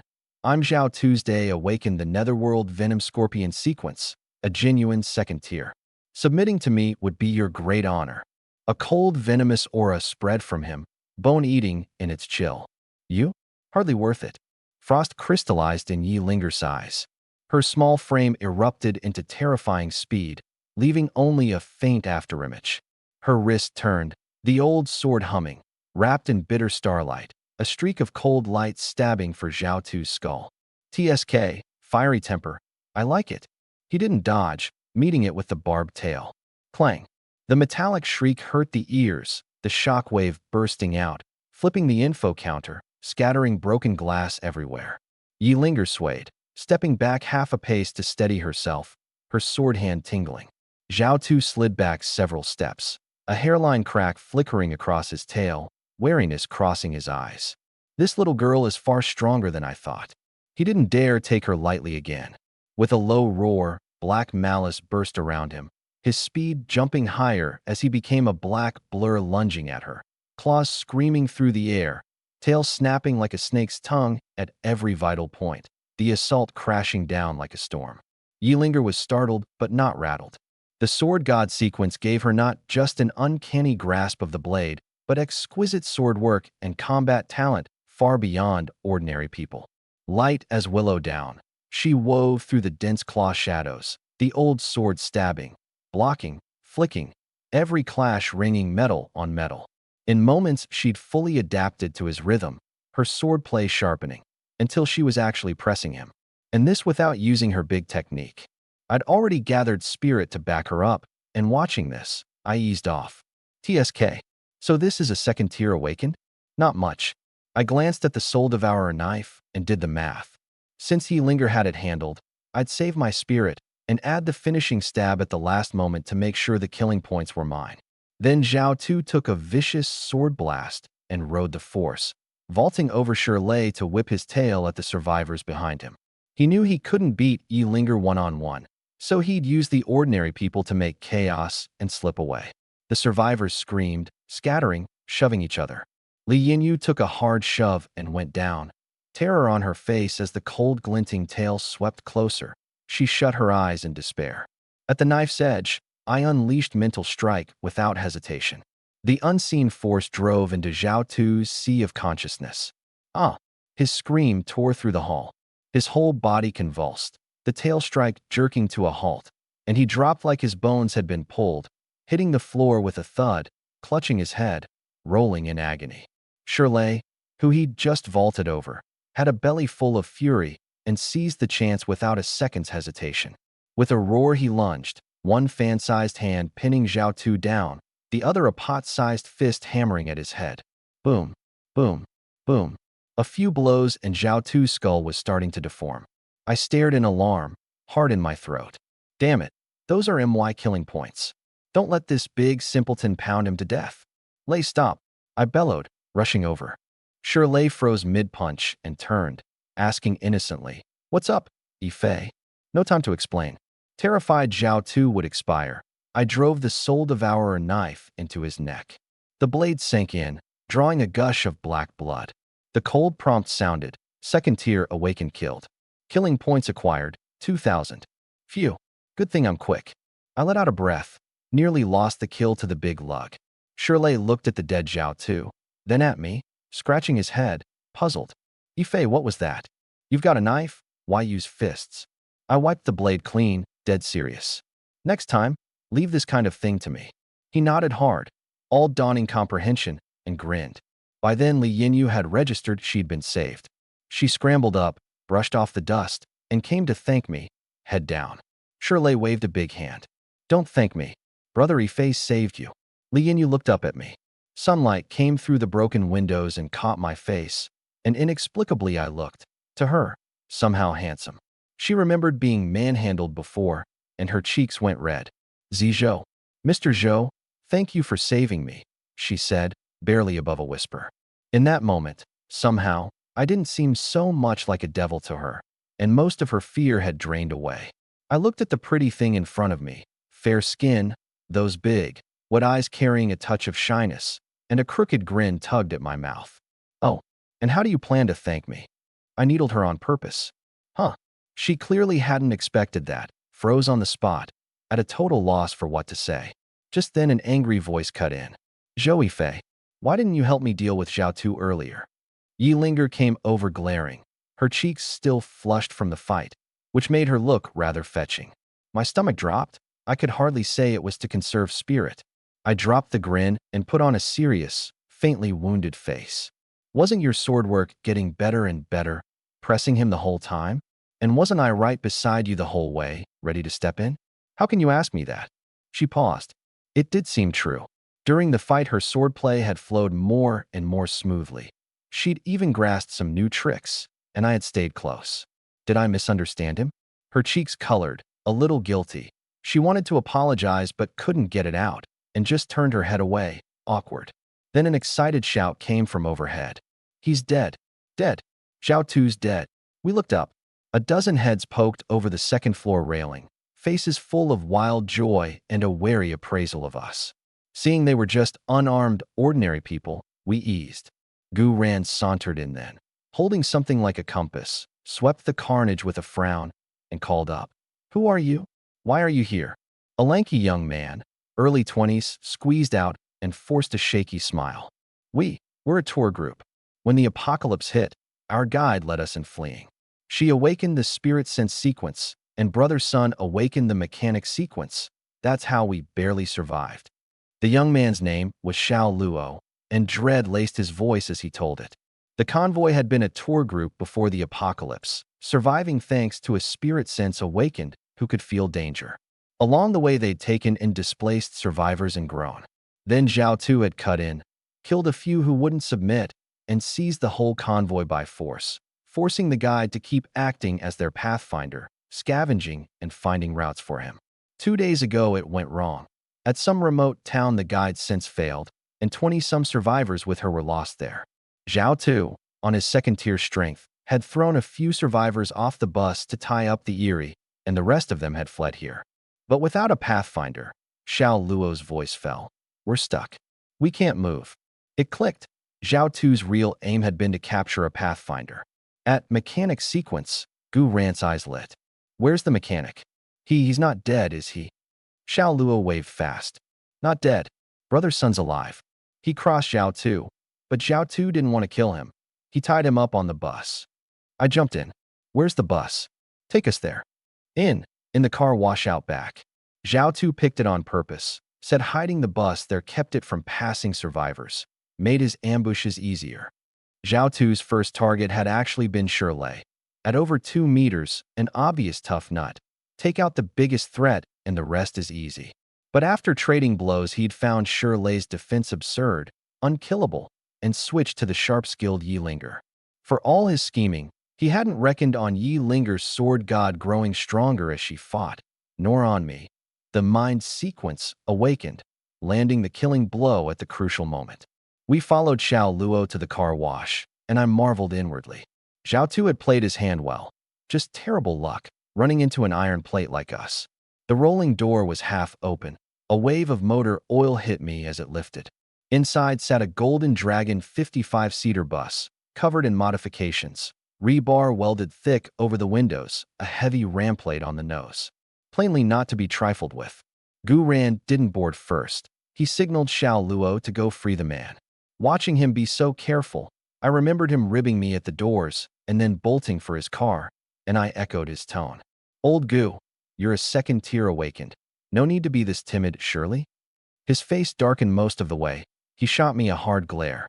This brat, mocking me and calling me Old Gu. I'm only 35, but he had no mind to fuss. His head was full of the mechanic. With a mechanic, their vehicles could be reinforced for any terrain. Their odds of surviving the apocalypse vastly improved. He rubbed his hands, calculation in his eyes, his smile going especially kind. Xiao Luo hurried into the bus. Soon chains rattled, and he helped down a filthy young man, about 20, hair a mess, stubbled, red chain marks on his wrists. If you looked closely at his eyes, though, they slid away a little when he faced strangers. Brother Sun, Xiao Luo introduced him, then pointed at us. This is Captain Gu, this is Miss Yi, Mr. Zhou, and Big Brother Sure. They're all awakened. Sun Li glanced at Xiao Luo, looking sheepish, and forced himself to speak. Hello, everyone. I'm Sun Li, mechanic sequence. Barely past 20, hair like a bird's nest, oil on his face, a shy smile, like a college kid fresh out the gates, and he'd laid his sequence card on the table the moment he opened his mouth. Gu Ran's smile widened. He stepped up with a hand out. Hello, little brother. I'm Gu Ran, captain of the Bright Convoy. Awakened the Pathfinder sequence. Maybe it was the warmth of the smile. Sun Li's nerves eased, and he shook the hand. Hello, Captain Gu. Don't be shy, we're teammates now. Gu Ran clapped his shoulder, familiar as an old friend of years. With a mechanic like you, our convoy's logistics are set. Sun Li scratched his head, baffled. He'd said one sentence. How had he become a teammate? But he didn't dwell. To live, you stuck with a convoy. After a moment, he worked up the nerve. Captain Gu, rest easy, I'll do my best. But I have one small condition. Go ahead, Gu Ran said, interested. If it's reasonable, we'll agree. Sun Li's voice was careful, a little afraid. From now on, if someone wants their vehicle modified, any mod I can't do, no one forces me. It was exactly his failure to turn the bus into an armored vehicle for Zhao Tu that had enraged that madman and gotten him chained up for days. He had to set that straight. Gu Ran clapped him without hesitation. Of course, we never force anyone here. In fact, whoever uses you to modify a vehicle has to pay you supplies for it. Sun Li's eyes lit. Far better treatment than he'd imagined. All right, then I'm with the convoy. So, on Sun Li's advice, Shirley's aging bus was retired. Everyone stripped its usable parts, tires, spare tank, the still strong engine, and lashed them to the Golden Dragon's roof for later modifications. By the time the convoy set out again, 2 hours had passed. Gu Ran had wanted to stay a day, let everyone rest, and take a hot shower, but his Pathfinder sequence flashed a warning, sensing a very strong, eerie aura closing fast. They didn't dare linger and rushed out of Tiua. Half an hour of hard driving later, the prickling dread behind them faded, and Gu Ran dropped speed, swung off the expressway, and ducked onto a winding country road. The next days were monotonous and tense. The convoy's route made no sense, flat out east for hours, then a sudden turn west, a full day heading one way, only to camp at night barely a few kilometers from where they'd started. At first, the new survivors muttered, some questioning Gu Ran's judgment, thinking he was leading them in circles. So he gathered everyone and said flatly, anyone who thinks I'm leading badly, or doesn't want to risk it with the convoy, can leave now. I won't stop you. That shut everyone up. In the apocalypse, leaving the convoy was a dead end. No one dared bet their life. After that, no one questioned the route. Only Yilinger and I stayed grave. We both knew Gu Ran wasn't messing around. He was dodging the Eerie hunting us. By his account, several high-tier Eerie had been tracking the convoy these past days. At the worst moment, they'd been under 5 kilometers off. One evening, the convoy finally stopped on a relatively flat river flat, a low stone hill at its back, a dry riverbed ahead, sightlines wide open, hard to ambush. Gu Ran's picked by sequence sense. The four vehicles formed a loose ring, a rough defensive work. I parked the Hummer, jumped out, and worked my aching arms, wincing. 2 days of being a flock of startled birds, never staying anywhere long, an hour's rest at most before bolting again. No time even to count and split the service area hall. Leaning on the door, I caught myself thinking, maybe find a driver? And snuffed it. In the apocalypse, you can't see into a heart. I trusted no one. Ife, come split the supplies. Shirley's big, honest voice carried over. Coming. I went over. Beside the golden dragon, a campfire blazed, the leaping light washing everything warm yellow. Gu Ran, Yi Linger, and Shirley were already gathered, the Tua hall stacked beside them. Sunli sat off to one side, an enamel mug in his hands, looking a little stiff. They nodded and smiled when I came up. After Qingshan Town and the teamwork on Zhao Tu, everyone was noticeably warmer to me. We started counting. Gu Ran read off the list, smiling. Decent haul, 45 packs of instant noodles, 2 50-gene bags of rice, 5 cases of bottled water. All Zhao Tu's private stash. The service area's public supplies were long stripped. Then he turned, eyes on 2 items by the fire, his tone going serious. Also, Zhao Tu left an eerie weapon and a relic. Let's settle who gets them. Everyone looked. On the ground lay a great axe veined with black and a fist-sized, dark red heart still faintly beating. I've read the eerie weapons info, Gu Ran said, pointing at the axe. You all have a look. Just touch it and you'll know its ability and price. I went first and hefted the axe. The instant it hit my hand, a heavy, sinking weight and a string of info poured in. Ghost Rune War Axe. Eerie weapon rank, 7954. Trait. The haft is carved with evil-suppressing ghost runes. Swung. It gives a faint ghost wail and deals double damage to the eerie. Price. Under prolonged channeling, the user's intelligence plummets, leaving only an obsession with slaughter. Even facing certain death, he won't retreat a step, swinging the axe forward until every enemy is dead. Unless a reliable person interrupts each time and never gives up on you, the user is doomed to die fighting. I frowned, set it down, and picked up the fist-sized heart. No info came. I realized it was a relic, not an eerie weapon, so it wouldn't display directly. But that was no obstacle. I narrowed my eyes and spoke to the system in my mind. System, what's this? Spend 100 killing points to appraise this relic? My stomach dropped. Appraising something costs killing points now? It didn't before. The first time was free? I gritted my teeth. I had 2,700, and this would burn 100 for nothing. But without knowing the relic's use, how would I bid for it? Appraise. 100 killing points deducted. Appraising complete. Item name, Nightmare Demon Heart. Note, high-tier relic material, usable to craft eerie weapons, or fused into a vehicle to grant it a special ability. My eyes lit. All right, everyone's had a look, so let's divide the eerie weapon and the relic, Gu Ran said, clapping his hands.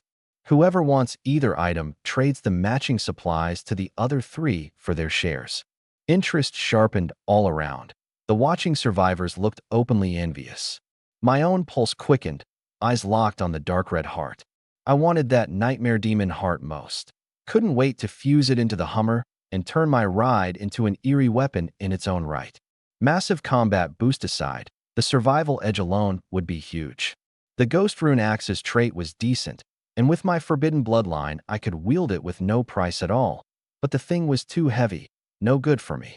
First, the heart, Gu Ran said. I don't know its quality, but I guess it's not bad. Everyone has a share. Whoever wants it compensates the other 3. I said I wanted it, no hesitation. Yi Linger hugged her sword, indifferent. Not interested. If Zhou Yifei gives me a case of instant noodles. No. 2 cases. My share of the heart is yours. Yi Linger, that's daylight robbery. I was pleased inside but wouldn't fold that easily. A relic was valuable, but in the end raw material. Without a forged sequence awakened, it couldn't be made into a true eerie weapon. We haggled back and forth and settled. A bottle of liquor plus a case of noodles for her share. Then I went after Gu Rance and ended up paying 20% of my personal service area haul for it, which stung, but stayed in the acceptable range. My team was just me, so my food draw was far lower than the others. And back in Qingshan town, I'd been the only one to bring out half a pack of supplies, all high grade. Gu Ran and Yi Linger each carried an assistant, an extra mouth, and Shirley had far more people to mind. When it came to Shirley, the big lug scratched his head and grinned. Not interested in that thing. Just give me whatever, Ife. I didn't take advantage, gave him the same share as Gu Ran. The heart settled. The Ghost Rune Axe was next, a real eerie weapon, instant combat power. Neither Yi Linger nor Gu Ran wanted it, so Shirley took it, paying his compensation readily, which left the bus's stores tighter still. Sun Li got no share this round, nor would he in future. To earn supplies, he'd modify vehicles for pay. He had no objection. He hovered nearby, studying the relic and weapon with a tech geek's delight. Li Yinyu, Wu Kai, and the other survivors stood off watching it all with undisguised envy. With everything divided, Gu Ran looked at the hungry-eyed survivors and said, "Let's hold a little trading fair. Bring out anything you don't need or have spare. Swap freely for what you want." For survivors locked in constant flight, it was a welcome rain. Rare smiles broke out, and they set up little stalls on the open ground. Unworn clothes, household odds, half a pack of anti-inflammatories, a few long-saved candies. No special rules. Both willing, trade done. The convoy, with the 2 U.S. survivors absorbed, now numbered 47. 42 crammed into the Golden Dragon. Gu Ran's off-roader held him and Li Mu. Yi Lingers held her and her cousin Zhang Qingqing. Only I still kept the Hummer to myself. The vehicles were all personal property. The Golden Dragon still Shirley's, his own. Sun Li was assigned to the bus. He never thought to get his own vehicle, knowing his place as a non-combat sequence. The fare livened up fast. A clean coat for sturdy sneakers, half a bag of biscuits for some salt, long-hoarded meds for 3 bottles of water. Everyone to their needs, the mood rare and easy. I didn't rush to join. I went back to the Hummer, shut the door, and checked how many killing points fusing the Nightmare Demon Heart into the car would cost. The answer, 10,000. The excitement on my face froze. 10,000. I had 2,600, nowhere near. My boiling heart cooled by half. But I didn't despair, and soon talked myself around. The more points required, the better the fused result, and the Hummer's upgraded ability would surely be beyond imagining. With time to kill, I decided to get out and stretch, get some air. I just pushed the door open when I caught sight of a young woman, head down, following a gray-haired old man into an unremarkable tent nearby. 2 minutes later, soft sounds came from inside. A while after that, the woman ducked out clutching a hunk of dark bread, red-faced, and hurried off. It was a common enough thing in apocalypse convoys. Some traded their bodies for a mouthful, some traded supplies for a moment's shelter. Both willing, no one interfered. A harsh, real survival rule for some of the bottom-rung survivors. I looked away, walked a few steps, and saw a small knot of people gathered, noisy, an argument brewing. At its center, Li Yinyu stood with a hand over her face, shaking with anger, glaring at an old woman and a boy of about 10. I raised a brow and walked over. As I got close, the old woman, hands on hips, was spitting curses at Li Yinyu. "You shameless little girl. My grandson just took 1 chocolate. What's the big deal? You dare call him a thief and try to grab it back? Yuhan country people, so stingy, so rotten-hearted. He's just a child." Li Yinyu's chest heaved, her fair face flushed crimson.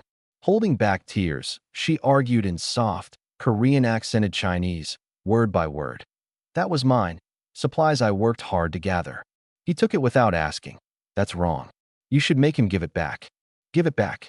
The old woman acted like she'd heard the funniest thing in the world, and her hand flew up, crack, a hard slap across Li Yinyu's face.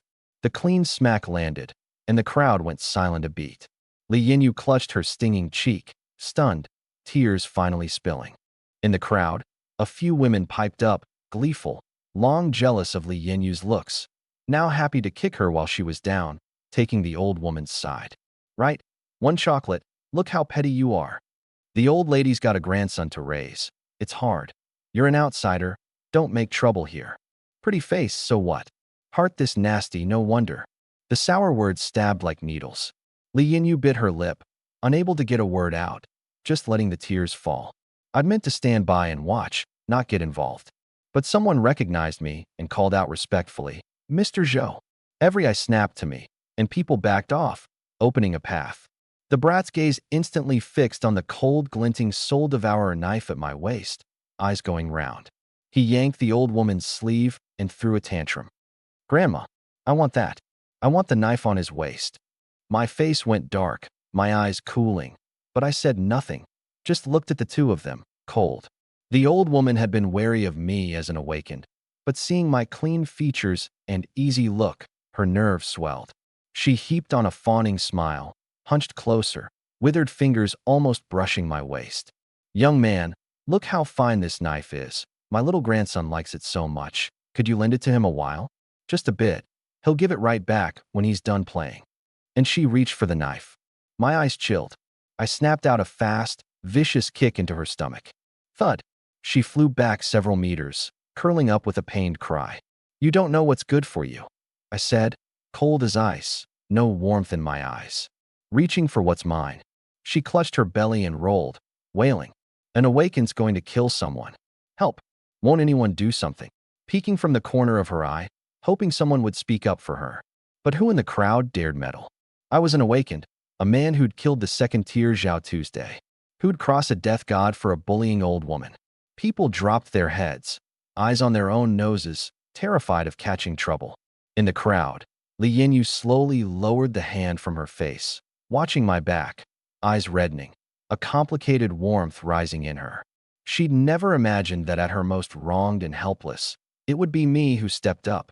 Just then the brat, seeing his grandma struck, went red-eyed and, from who knows where, found the nerve to charge me with a howl, swinging tiny fists. "I'll kill you. I'll kill you, bad man." I raised a brow. Before I could move, Wu Kai, who'd been cowering silently in the crowd, suddenly burst out, grabbed the kid by the collar, and yanked him back, swatting at his backside. "You little terror. I've had it with you. Stealing at your age, and crossing my brother Fei." The kid bawled, more startled than hurt. My face went flat.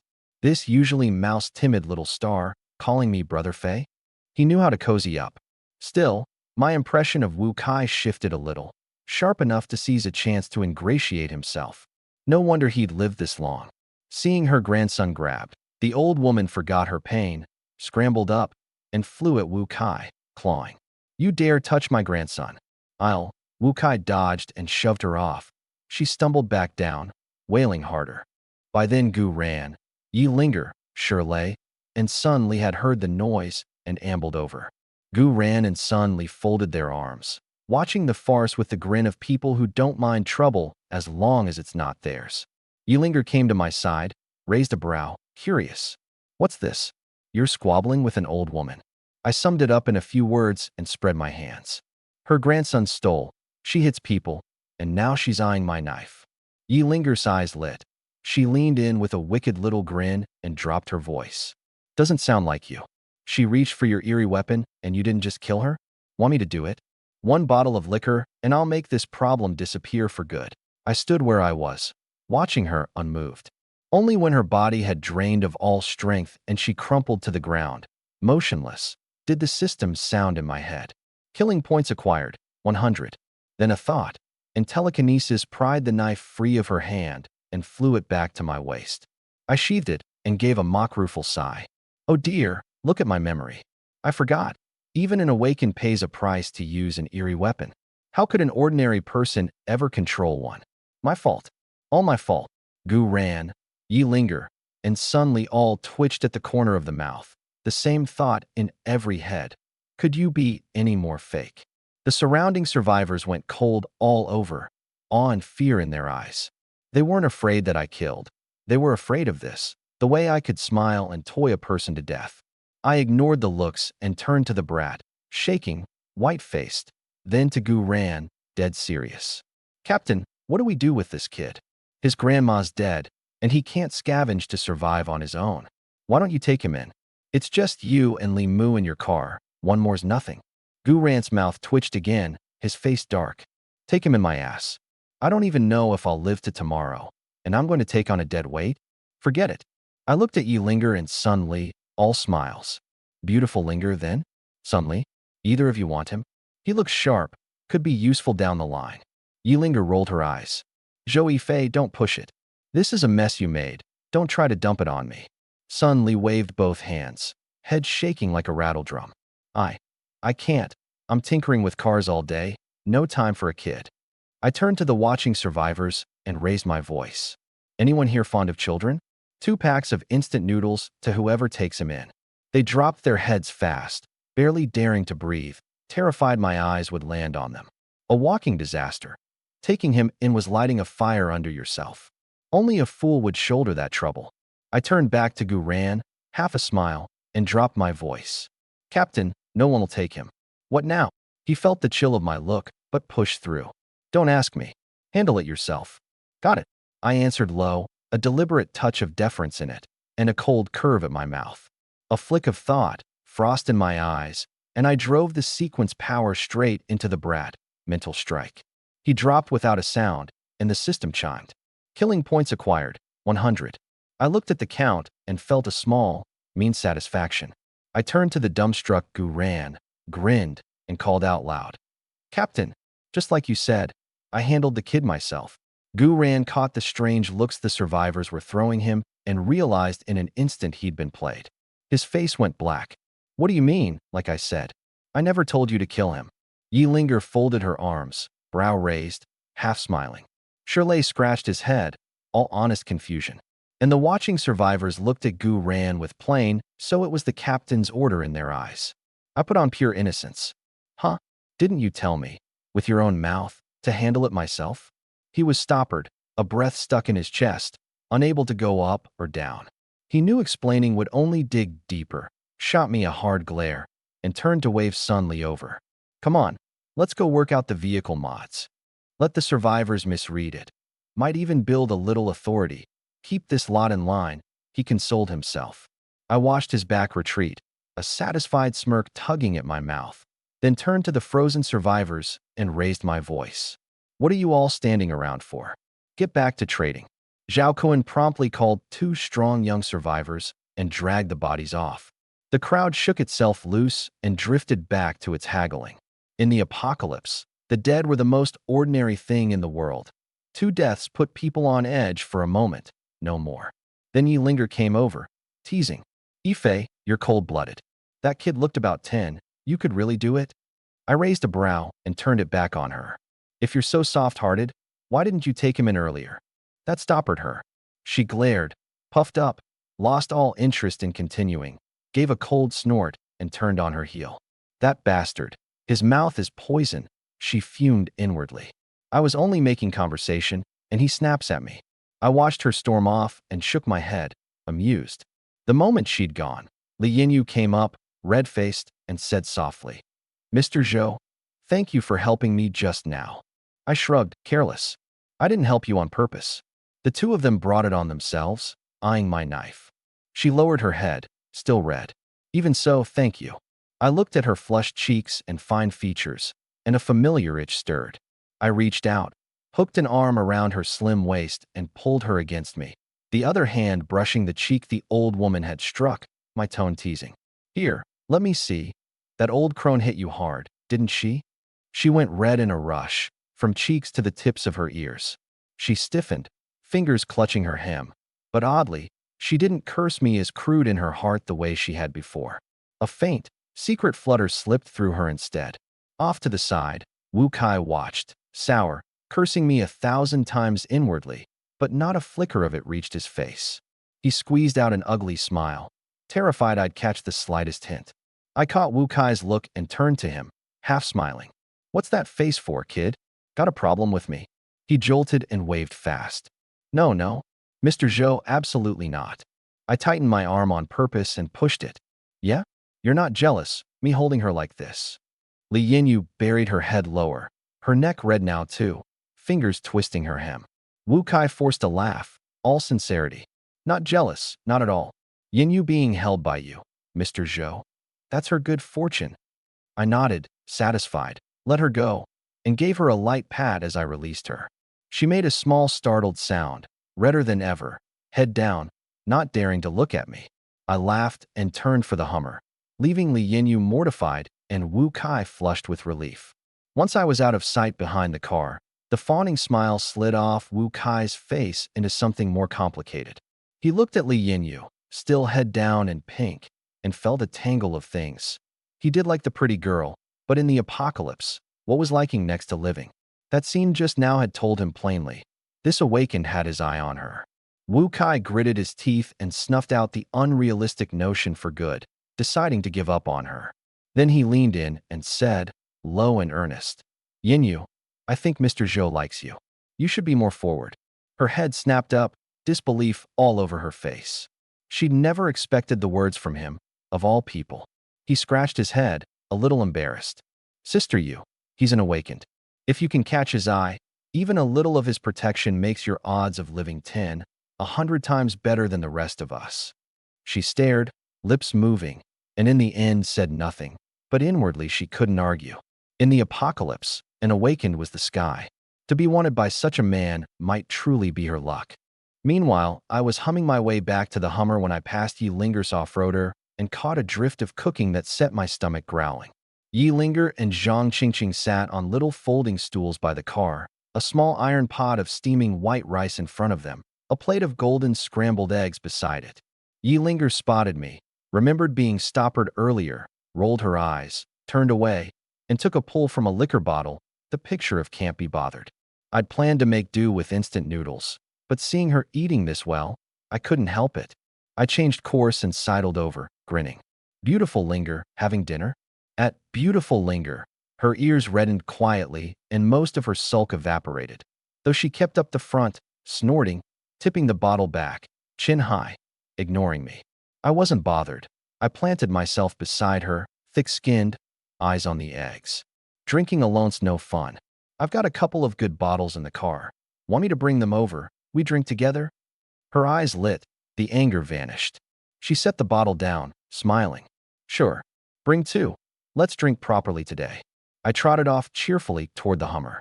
Zhang Qingqing's eyes nearly popped. Once I was far enough, she leaned into Yi Linger, voice low, incredulous. Cousin, every time you see Zhou Yifei, you turn into someone else. Yi Linger raised a brow, chopsticked an egg into her mouth. How am I any different? You're cold as ice to everyone. A block that never warms. Zhang Qingqing counted on her fingers. But with him you bicker. You smile. You look like a normal person. What nonsense are you spouting? Yi Linger flushed crimson, glared, took a guilty swig, then put on a stern face. Go cut that sausage from the trunk. We'll add a dish. I came back, opened the storage compartment, and ran my eyes over a few bottles. I picked the two cheapest cans of strong baijiu, then felt the pinch and stuffed one back, carrying only the one. Yi Linger waved me over, then saw the cheap label, and her smile collapsed. This is your good liquor? And why only one bottle? Not a shred of guilt on my face. I dropped down and set the bottle on the ground. Ah, misremembered. That's the last one in the car. She and Zhang Qingqing traded a look that said, don't believe a word. Stingy little miser, won't part with the good stuff. I didn't care, popped the cap. A sharp gust of alcohol, fished out 3 glasses, filled them, and handed one to Yi Linger, nudging another at Zhang Qingqing. Here, both of you try it. Yi Linger took a sip. The burn bloomed on her tongue, and somehow it went down better than her own. Zhang Qingqing waved hers off. Mr. Zhou, I don't drink, I'll just eat. You two go ahead. My eyes fell on the iron pot. The rice and eggs nearly gone, little sausage left. I had an idea at once and told Zhang Qingqing, since you're not drinking, go wait in the car. Your cousin and I are going to talk awakened business. It's all classified, not for kids. Zhang Qingqing's chopsticks had just snagged a slice of sausage. She frowned. But I'm not done eating. I only got one bite of this. What's the rush? I waved it off and put on a stern face. A kid won't starve skipping one meal.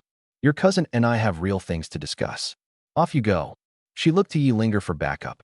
But Yi Linger, still keeping score from the earlier teasing, played blind, sipping her glass, a hidden smile at her mouth. Zhang Qingqing glared at me. The look of a kitten whose food's been stolen. Set down her chopsticks, stamped her foot, and stormed into the off-roader, slamming the door for emphasis. I chuckled at the shut door and turned to Yi Linger, brow up. There. No interruptions. Let's drink properly. She clinked her glass to mine, a crisp little ring, and we tipped them back, the burn warming us through. I set my glass down and, without ceremony, grabbed the bowl and chopsticks Zhang Qingqing had laid out, heaped rice, and shoveled in eggs and sausage like I hadn't eaten in days. Yilinger's face went dark. She finally got it. This guy hadn't come to drink. He'd come to mooch a meal. Zhou Fei. She rapped the table. Are you here to drink? Or to scrounge food? Mouth full, I mumbled a laugh and changed the subject fast. Linger, that old sword of yours looks special. An eerie weapon too, right? What's it called? What's the rank? The reproach dropped off her face, replaced by undisguisable pride. She ran a hand along the blade. This sword is named Listening Rain. Eerie weapon rank 3696. Well? Jealous. She tipped her brow at me, the curve of her mouth all showing off. Just then Gu Ran and Sun Li's voices came over, teasing. Well now, what a rare sight. Never thought our convoy's top fighter knew how to smile at a man. The two of them walked up, Gu Ran grinning at the show, Sun Li stiff beside him, a few line-covered draft sheets clutched in his hand. Yilinger flushed scarlet, like a secret had been poked. She glared at Gu Ran. What do you two want? Gu Ran, who feared nothing more than a bristling Yilinger pulling her sword, explained quickly. It's like this. Sun Li and I worked out a mod plan for my off-roader, and we came to ask if you two want yours modded or optimized as well. At mods, my eyes lit. I didn't even swallow before jumping in. Captain, do mine definitely. Modest requests. Bump my car's power to 10 times what it is now. Max out the rooftop solar, so it even charges at night, so I never burn gas again. And raise the chassis, so mountain roads or mud, I just roll right over. Sun Li listened and went red to the ears, mouth working, not a word coming out. Gu Ran's mouth twitched hard. By that logic, we might as well have Sun Li turn your Hummer into a transformer. Then when danger hits, it can stand up and fight for you. Very convenient. I caught the ribbing and turned to Sun Li, brow up. What? Are these requests hard? Surely a mod this simple isn't beyond you. Sun Li went redder, held it in, and finally forced out the truth. I'm only a tier 1 mechanic. I genuinely can't do tenfold power or night charging solar. Inwardly, he'd cursed me 1,000 times. This guy's worse than Zhao Tuesday. Zhao Tu only wanted the bus armored. This one opens his mouth and wants 10 times the power and eternal solar. Do I look like a god? But remembering how viciously I'd dealt with the grandmother and grandson, he went cold and didn't dare voice a word of it. I frowned and sked, disdainful. Can't even do that? You're pretty useless. He nearly choked, fists clenched, screaming inside. You're useless. Your whole family's useless. A tier 1 mechanic could do that, you absolute idiot. Yilinger stepped in to rescue him. Captain, so how do you plan to mod them? Gu Ran, seeing Sun Li about to burst, smoothed it over, patting his draft sheets. Sun Li and I worked out 3 priorities. Hear them, see if they're reasonable, and what to add. First, thicken manganese steel skid plates underneath against gravel, all-terrain at tires, reinforced wheel hubs, mud or mountain road. It holds, and far less worry about blowouts and breakdowns. Second, guardrails and a roof rack. A ram bar welded on the nose, so small obstacles you just plow through without slowing. A roof rack and 2 high-power spotlights for night driving and extra cargo. Third, tuning and a fuel upgrade. Retune the engine for low-end torque, stronger starts and climbs, plus an auxiliary tank for much greater range. Yilinger's eyes lit. She set her glass down, smiling. Good plan. Do mine the same way. It balanced protection and range exactly to her liking. I made a face and wiped my mouth. That's it. Way too conservative. Sun Li, can't you give me something fiercer? Like a heavy weapon that can actually hurt and eerie? He went red again and muttered. I'm only a tier 1 mechanic. Basic mods are my limit. A heavy weapon needs the right materials and a forge sequence awakened to work with. Gu Ran clapped his shoulder. Don't listen to this kid talking nonsense. A tier 1 mechanic doing this much is already impressive. I let it drop, but privately ran my own numbers. Once I'd saved the killing points and fused the nightmare demon heart into the Hummer, step by step, my ride was bound to grow stronger and stronger. Seeing me quiet, Sun Li breathed out and quickly handed over the drafts. Then, when I've got time, I'll start on the vehicles. No problem, Gu Ran and Yilinger said together. I waved. Level up your sequence fast. I'm waiting on my tenfold power Hummer. Sun Lee's mouth twitched. He pretended not to hear, clutched his drafts, and fled before I could spring another absurd demand. At first gray light, the convoy set out again. A night's rest hadn't wiped away the fatigue, but it had loosened the tension. At least a few rare smiles showed on the survivors' faces. Finding bitter comfort was maybe this crowd's only way to face the calamity. I drove the Hummer myself, unhurried behind Yi Linger's off-roader, fingers tapping the wheel, mind still chewing on how to save the 10,000 points for the heart. The convoy ran down a derelict highway, asphalt cracked, weeds shooting through the seams and swaying in the dawn wind. 2 hours on, Li Mu's steady voice came over the speaker. Abandoned factory ahead, sizable, likely holds supplies we need. Danger level, moderate. Anyone needing supplies, consider going in. By now the new survivors knew the convoy's rules. 1. Trades must be fair and willing, no forced buying or selling. 2. The convoy keeps no idlers. Everyone has a job. 3. Stay tight with the main group on the move, never fall behind. To stay, even the old and the children had to earn their place. The convoy stopped 100 meters from the entrance, sightlines open for a fast exit. I shouldered my pack, took the soul devourer knife, and got out. No plan to drive the Hummer in. My spatial jump was far nimbler than the car and could pull me out of trouble in time. The factory loomed huge and grim in the dawn, broken windows like hollow eyes watching us coldly. A harsh stink hung in the air, chemical sourness laced with rust. Few decided to go in. Yi Linger, Shirley, me, plus a dozen survivors desperate for supplies. The place looked too desolate. Moderate risk for a slim payoff wasn't worth it to most. This was probably a chemical plant. Keep your guard up and pull out fast if it goes bad, Gu Ran told us. Giving up wasn't an option, though. The place was far bigger than the little villages we'd hit. A starved camel's bigger than a horse, and we might turn up top-grade goods. Cousin, be careful, Zhang Qingqing called from the window. Yi Linger waved without looking back and strode for the gate. Shirley went first, his bulk all but blocking the doorway's light. He grabbed the rusted iron bars with a fan-sized hand, gave a low roar, and tore a gap open with a clang. Hold on, let me scope it first. I bounded up onto the low wall by the gate and took in the whole factory from the height. A scan, and I had it. The nearest building's the admin block. That 3-story one beside it is the dorm and canteen. Further in are the big workshops, and to the east is a storage shed. There are trucks there. I'll try my luck at the trucks, see if I can get some gas. Anyone with me? I'll check the canteen, Shirley rumbled. Workshops for me, Yi Linger said terse. We'll search the admin block. The dozen survivors murmured, trading looks. They only wanted easy pickings, no deep pushing. Safety first. Settled, I headed east, past shattered glass and discarded parts. The tangled pipework giving me a low crawling unease, like something hid in the dark. I pushed it down and hurried to the shed. Several transport trucks sat under thick dust, tires long flat. The fuel tanks were obvious by the frames. I tapped each with the knife and got a happy surprise. Of 7, at least 4 still held fuel. I pried off the biggest tank, shook it. A quarter left, 20-some liters at least. Pleased, I figured 180 liters total was doable across them, and the empty tanks I could hand Sun Li to build an auxiliary tank, saving me the killing points on a fuel upgrade. As I started on the second tank, a squeak sounded, high and thin, like rodents, dense, scalp crawling. I froze, gripping the knife, scanning. The empty shed showed nothing, but the sense of being watched only grew. Move, now.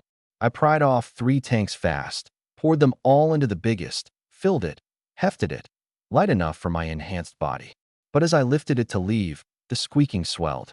Within 20 meters of me the ground trembled, and countless red-eyed rats poured out of pipe seams and rubble. Startlingly huge, the smallest the size of a medium husky, sharp teeth glinting, packing in around me with no gap. My scalp crawled. Instinct said spatial jump out. Then, from above, Yi Linger's urgent shout. Zhou Yifei. Up here. She stood on the neighboring workshop roof, waving. Catch. I hurled the heavy tank up to her with everything I had. The ground was no place to be, and the roof was the only safe spot. She caught it easily, slim arms exploding with strength, not the least strain. I sprang onto a truck kicked off its roof, and landed on the slanting corrugated roof. The instant I was up, the spot I'd stood in vanished under a tide of rats, the awful crunch of them gnawing the truck's metal shell rising up. Move. This roof won't hold long, Yealinger said, grave. The workshop was simple steel framing, sturdy looking, but it wouldn't last under those teeth. Thanks. I took the tank back and we ran, Yealinger leading, the connected rooftops easy ground for awakened. Then, from a workshop below, heavy footfalls and a furious roar. It's Shirley. Yealinger and I traded a look and moved toward the sound, her ahead, me behind with the tank. We reached the roof and looked down through a broken skylight. Shirley, deep in a swarm. He'd fully triggered the brute ox sequence, swollen past 3 meters, muscle knotted, skin a burnished bronze. The ghost rune war axe whirling as he traded blows with a tier, 2 giant mutated rat. That rat's black fur was oil bright, its claws gouging deep lines in the ground, every lunge carrying a reek. Around them, husky-sized rats packed layer on layer, lunging in. Shirley, honest and reckless by nature, fought with a death or glory fury, and now, from channeling the ghost rune axe too long, he'd fallen fully into the madness. Eyes blood red, a low growl in his throat, he swung the axe blind, cleaving any rat that closed in two, blood spattering him head to foot. That big idiot. Yealinger watched him below, scolding under her breath, but the worry and the warmth in her eyes were plain. Obviously, he'd sensed the factory was wrong and charged in to back us, heedless of himself, just as she'd run to find me before. Lay, up here. Stop fighting.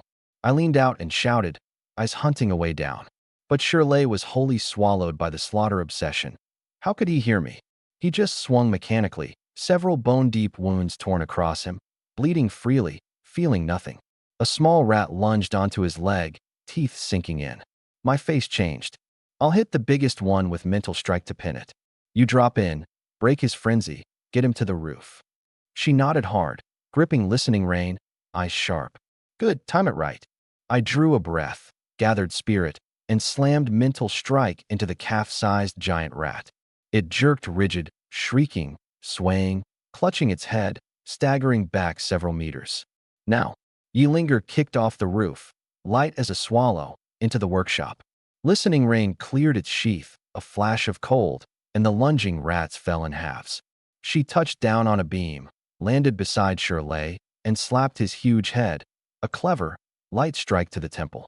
He shuddered, the blood red easing a fraction, recognized her, and broke free of the madness. Move. Roof, she snapped, low and fast.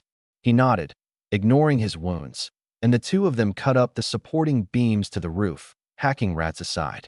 3 of us together, no pausing, we ran the slanting roof toward the admin block. I looked at Shirley's wounds, some bone-deep, flesh curling, and winced. Lay, those have got to hurt. He shook his head, about to say doesn't hurt, and the moment I'd reminded him, the pain hit, and he could only grimace, no words coming. Yealinger shot me a glare for the loose mouth. I smiled, sheepish, and shut up. We hit the admin block roof and looked down and sucked in a breath. The open ground below was black with rats, more massing by the second, climbing the walls, and the factory exit was choked solid, no charging through. A hard glint crossed my eyes, my grip tightening on the tank. I looked at Shirley, then at the rats, made the call, and ripped the tank open with the soul devourer knife. SHHHK, a wide gash, and the reek of gasoline flooded out. Before they understood, I tore the blood-soaked strip of cloth off Shirley's back, dipped it in the tank, then tilted the whole thing and poured the gasoline down onto the massing rats. What are you doing? Yealinger asked. I didn't answer, pulled a lighter, struck it, lit the soaked cloth, and tossed it down. Boom. Flame roared up like a fire dragon sweeping the ground. Whether their fur held something flammable or not, it caught absurdly easily. Even rats not doused went up in a whoosh at a single spark. Shrieks rose everywhere as the swarm churned in panic, igniting each other, the fire feeding on the chaos and growing. Burning rats fought to flee and were blocked by the unknowing ones at the edges, slamming about, screaming. The whole yard boiled into chaos, flames towering. Yealinger and Shirley stared, disbelieving. One tank of gas, and these vicious things were in agony. I looked at the sea of fire and tipped my head back, about to strike a cool pose, and a deafening blast went off deep in the factory. Boom! A burning rat must have bolted blind back into the pipework. A chain of explosions followed, the ground shaking, flames surging like a waking beast along the tangled pipes, racing in every direction, smoke blotting the sky. And the system chimed, again and again. Killing points acquired, 100. Killing points acquired, 100. Killing points acquired, 100, on and on. I was elated, but before I could enjoy it, the admin roof under us pitched violently, the corrugated panels groaning, ready to give. Run! The building's coming down. Yeelinger grabbed my arm. We didn't hesitate, leaping from the roof, ignoring the still scrambling rats, and sprinted for the factory exit. Shirley turned back into a 3-meter giant, roared, and charged out front like a stampeding primordial bull, slamming the rats in his path flying and bullying a clear lane open. Yeelinger and I came right behind, weapons swinging, cutting down any that slipped through. At last, as a deafening blast went off, Shirley spent the last of his strength and got the two of us out the factory gate by a hair. Run! Keep running! I shouted between greedy gulps of fresh air. Scorching heat and sparks chased us, blast after blast hard on our heels. No room to ease up. Shirley was fully spent now, his huge frame shrinking back to its normal 2 meters plus, eyes closing as he passed out. Yeelinger and I each grabbed an arm and dragged him, stumbling, toward the convoy. By the time we hauled him back, the chemical plant behind us was a churning sea of fire, smoke rolling up like a black dragon. Even hundreds of meters off, the heat washed over us, the air thick with the acrid stink of burnt hair laced with burning chemicals, enough to gag on. Good heavens! Guran stared at the towering blaze, eyes round, disbelief on his face. You three, you torched the Erie's whole nest. Mr. Zhou, are you all right? Li Yinyu pushed through and hurried over, looking at the burns on my arm, full of worry. I shook the arm, wincing, and grinned, careless. Just a little scorched. I'm fine. Shirley had it worst by far. He'd cut the lane the whole way, his hair burned down to bald, not an inch of skin intact, blood and charred flesh mixed together, a sight to make you flinch. But the brood ox sequence's self-repair was no joke. The wounds were scabbing and knitting at a visible rate. Captain, Shirley won't be in danger, will he? Zhao Kuan asked, anxious. Guran came back to himself, smiling. He's fine. This might even be good for him. The primordial brood ox is a self-punishing sequence that grows the more it's battered, the worse the wounds, the higher his odds of a breakthrough later. Yeelinger looked back at the fire and pursed her lips, put out. Big loss this time. We didn't grab a single scrap of supplies. Sister Linger. Li Yinyu put in, comforting. Brother Lei had a bag of dried chili and a load of seasonings sent back, so the trip wasn't a total wash. Oh, chili. My eyes lit. Li Yinyu explained. A few of the bus people had run into Shirley going to back us up. He'd handed off the supplies he'd gathered and rushed on, and the survivors who'd gone in with us carried the goods out as they fled. So we hadn't come back empty-handed after all. Stop chatting, move. Guran's face changed. That was way too much noise. I'm already sensing a high-tier Erie heading this way. Any later, and we won't make it. No one dared linger. The bus people lifted the unconscious Shirley in carefully, and I got back in the Hummer, fell in behind Yeelinger's off-roader, and we tore off. Once the ride steadied, I rubbed my aching head and finally remembered to ask, System, how many killing points do I have now? Current killing points, 35,750. My eyes shot wide. What, that many? I burst out laughing, the excitement almost beyond words. I'd never been this rich. Fusing the nightmare demon heart took 10,000, and I'd been fretting over how to save it. Now one big fire had burned out over 30,000. A windfall. Ha! I slapped the wheel, grinning ear to ear. My Hummers finally got the points for an upgrade. I'll have to study this carefully, can't waste them. The convoy ran hard without pause until 3 or 4 in the afternoon, when Guran confirmed nothing was tailing us and picked a relatively safe spot to stop. Everyone breathed out, the 4 vehicles drawing into a defensive ring. Shirley was settled on a makeshift cot at the back of the bus, his wounds no longer bleeding, edges gone faint pink and slowly mending, his breathing deep and even. Looking, If anything, steadier than before, just as Guran had said. Survivors filed off to gather firewood and rest. Only I stayed put, not even pausing for water, itching to study the system. I leaned back and asked, "Lo, system, can I design the Hummer's upgrade myself?" I was afraid it'd turn the car into some nondescript mess with no recourse. Custom upgrade plans permitted. The system will optimize the plan for feasibility. A 3D model of the Hummer surfaced in front of me, every structure clear, down to labeled engine parts. A thought, and it rotated and disassembled, smooth as anything. I got to work. Defense first, a one-piece manganese steel ram bar on the nose, at least 10 centimeters thick, able to take not just rats, but a tier 2 Erie head-on. A full-coverage roof rack, for cargo, spotlights, and protective netting both. Then comfort. Front seats swapped for snug tactical buckets so off-roading didn't wreck my back. The rear seats out entirely, replaced with a folding single cot for resting on long hauls. And the key step, fusing the dark red Nightmare Demon heart into the car's power core. I fixed on the engine in the model, and the heart's phantom drifted in and seated itself. Done. I drew a breath. Confirm upgrade and fusion. The model warped and gold text surfaced. Optimizing per custom plan, complete. This upgrade fusion requires 17,000 killing points. Confirm? My eyes bulged. I nearly came off the seat. Are you? Damn it. I slapped the wheel, wincing. 17,000? This system's a robber. Over half my points in one go, flesh off my bones. I stared, fingers trembling. Torn. 17,000 was absurd, but a Hummer that could take a beating, go the distance, and carry the heart's special ability. After a full half-minute, I gritted out a low growl. Confirm. So it's 17,000. I'm not short on cash right now. Minutes later, a line of pale gold text flickered past. Upgrade complete. The Hummer flashed a dim light, gone in an instant, but the whole car's character had transformed. I got out, and prepared as I was, still sucked in a breath. 18-inch off-road wheels with beadlocks, 255mm mud-terrain tires. The tread deep and crosscut, sidewalls thickened to 20mm, radiating puncture and scrape toughness. Hubs sprayed matte black anti-corrosion coating, wild even caked in mud. The nose carried a one-piece manganese steel ram bar, a full 15mm thick, rugged trapezoidal. The corner guards reaching to shield the lights and fenders. Below it, a detachable obstacle clearing blade, sharp-edged. A stomp of the gas, and it'd shove an abandoned car or barricade clean aside.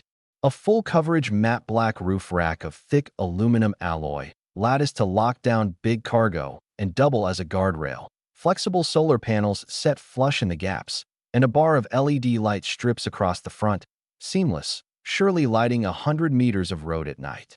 The body wore matte, deep green wear coat, scuff guards on doors and wheel arches, even the mirror housings swapped for solid metal. The whole thing a heavy, commanding mobile fortress for plowing through apocalypse ruins.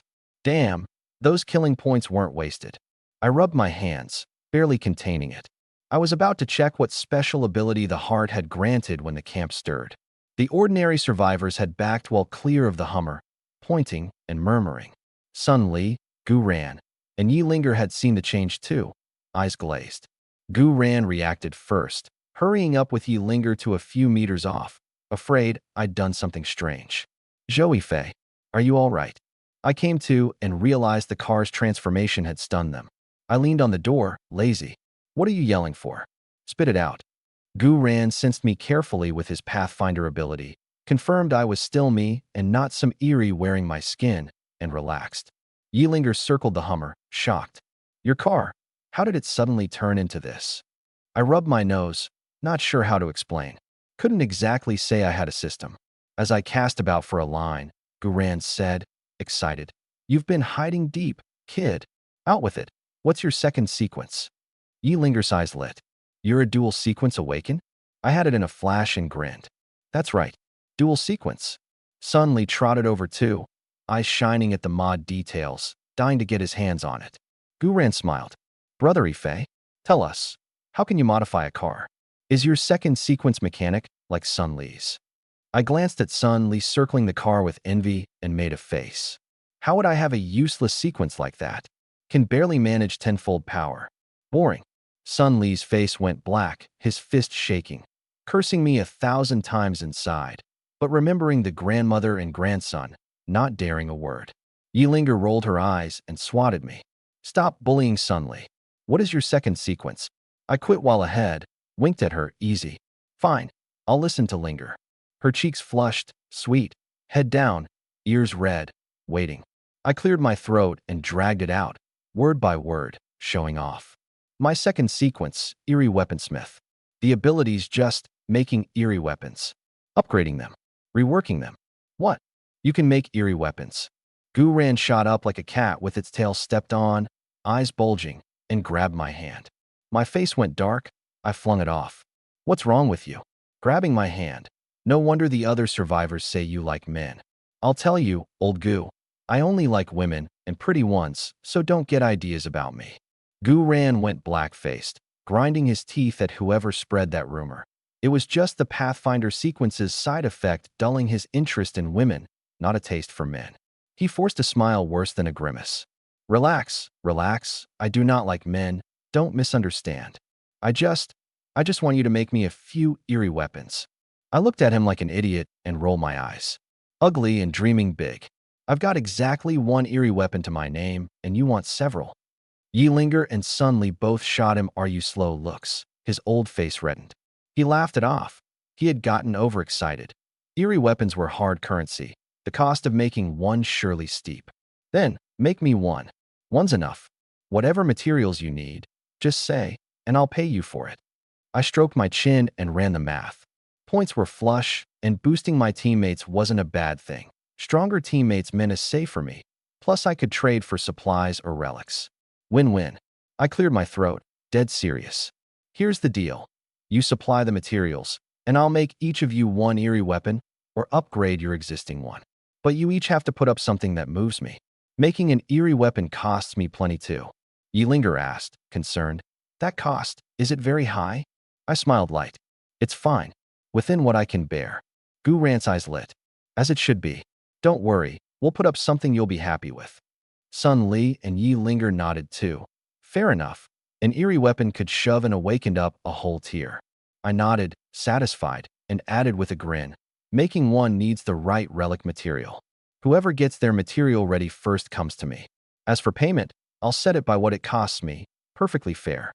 The three lit up, agreed in chorus, and hurried off to dig through their relics. Once they were gone, I slipped into the Hummer, shut the door, and called up the upgraded vehicle's info. Eerie weapon name, Doomsday Hummer. Number, 2899.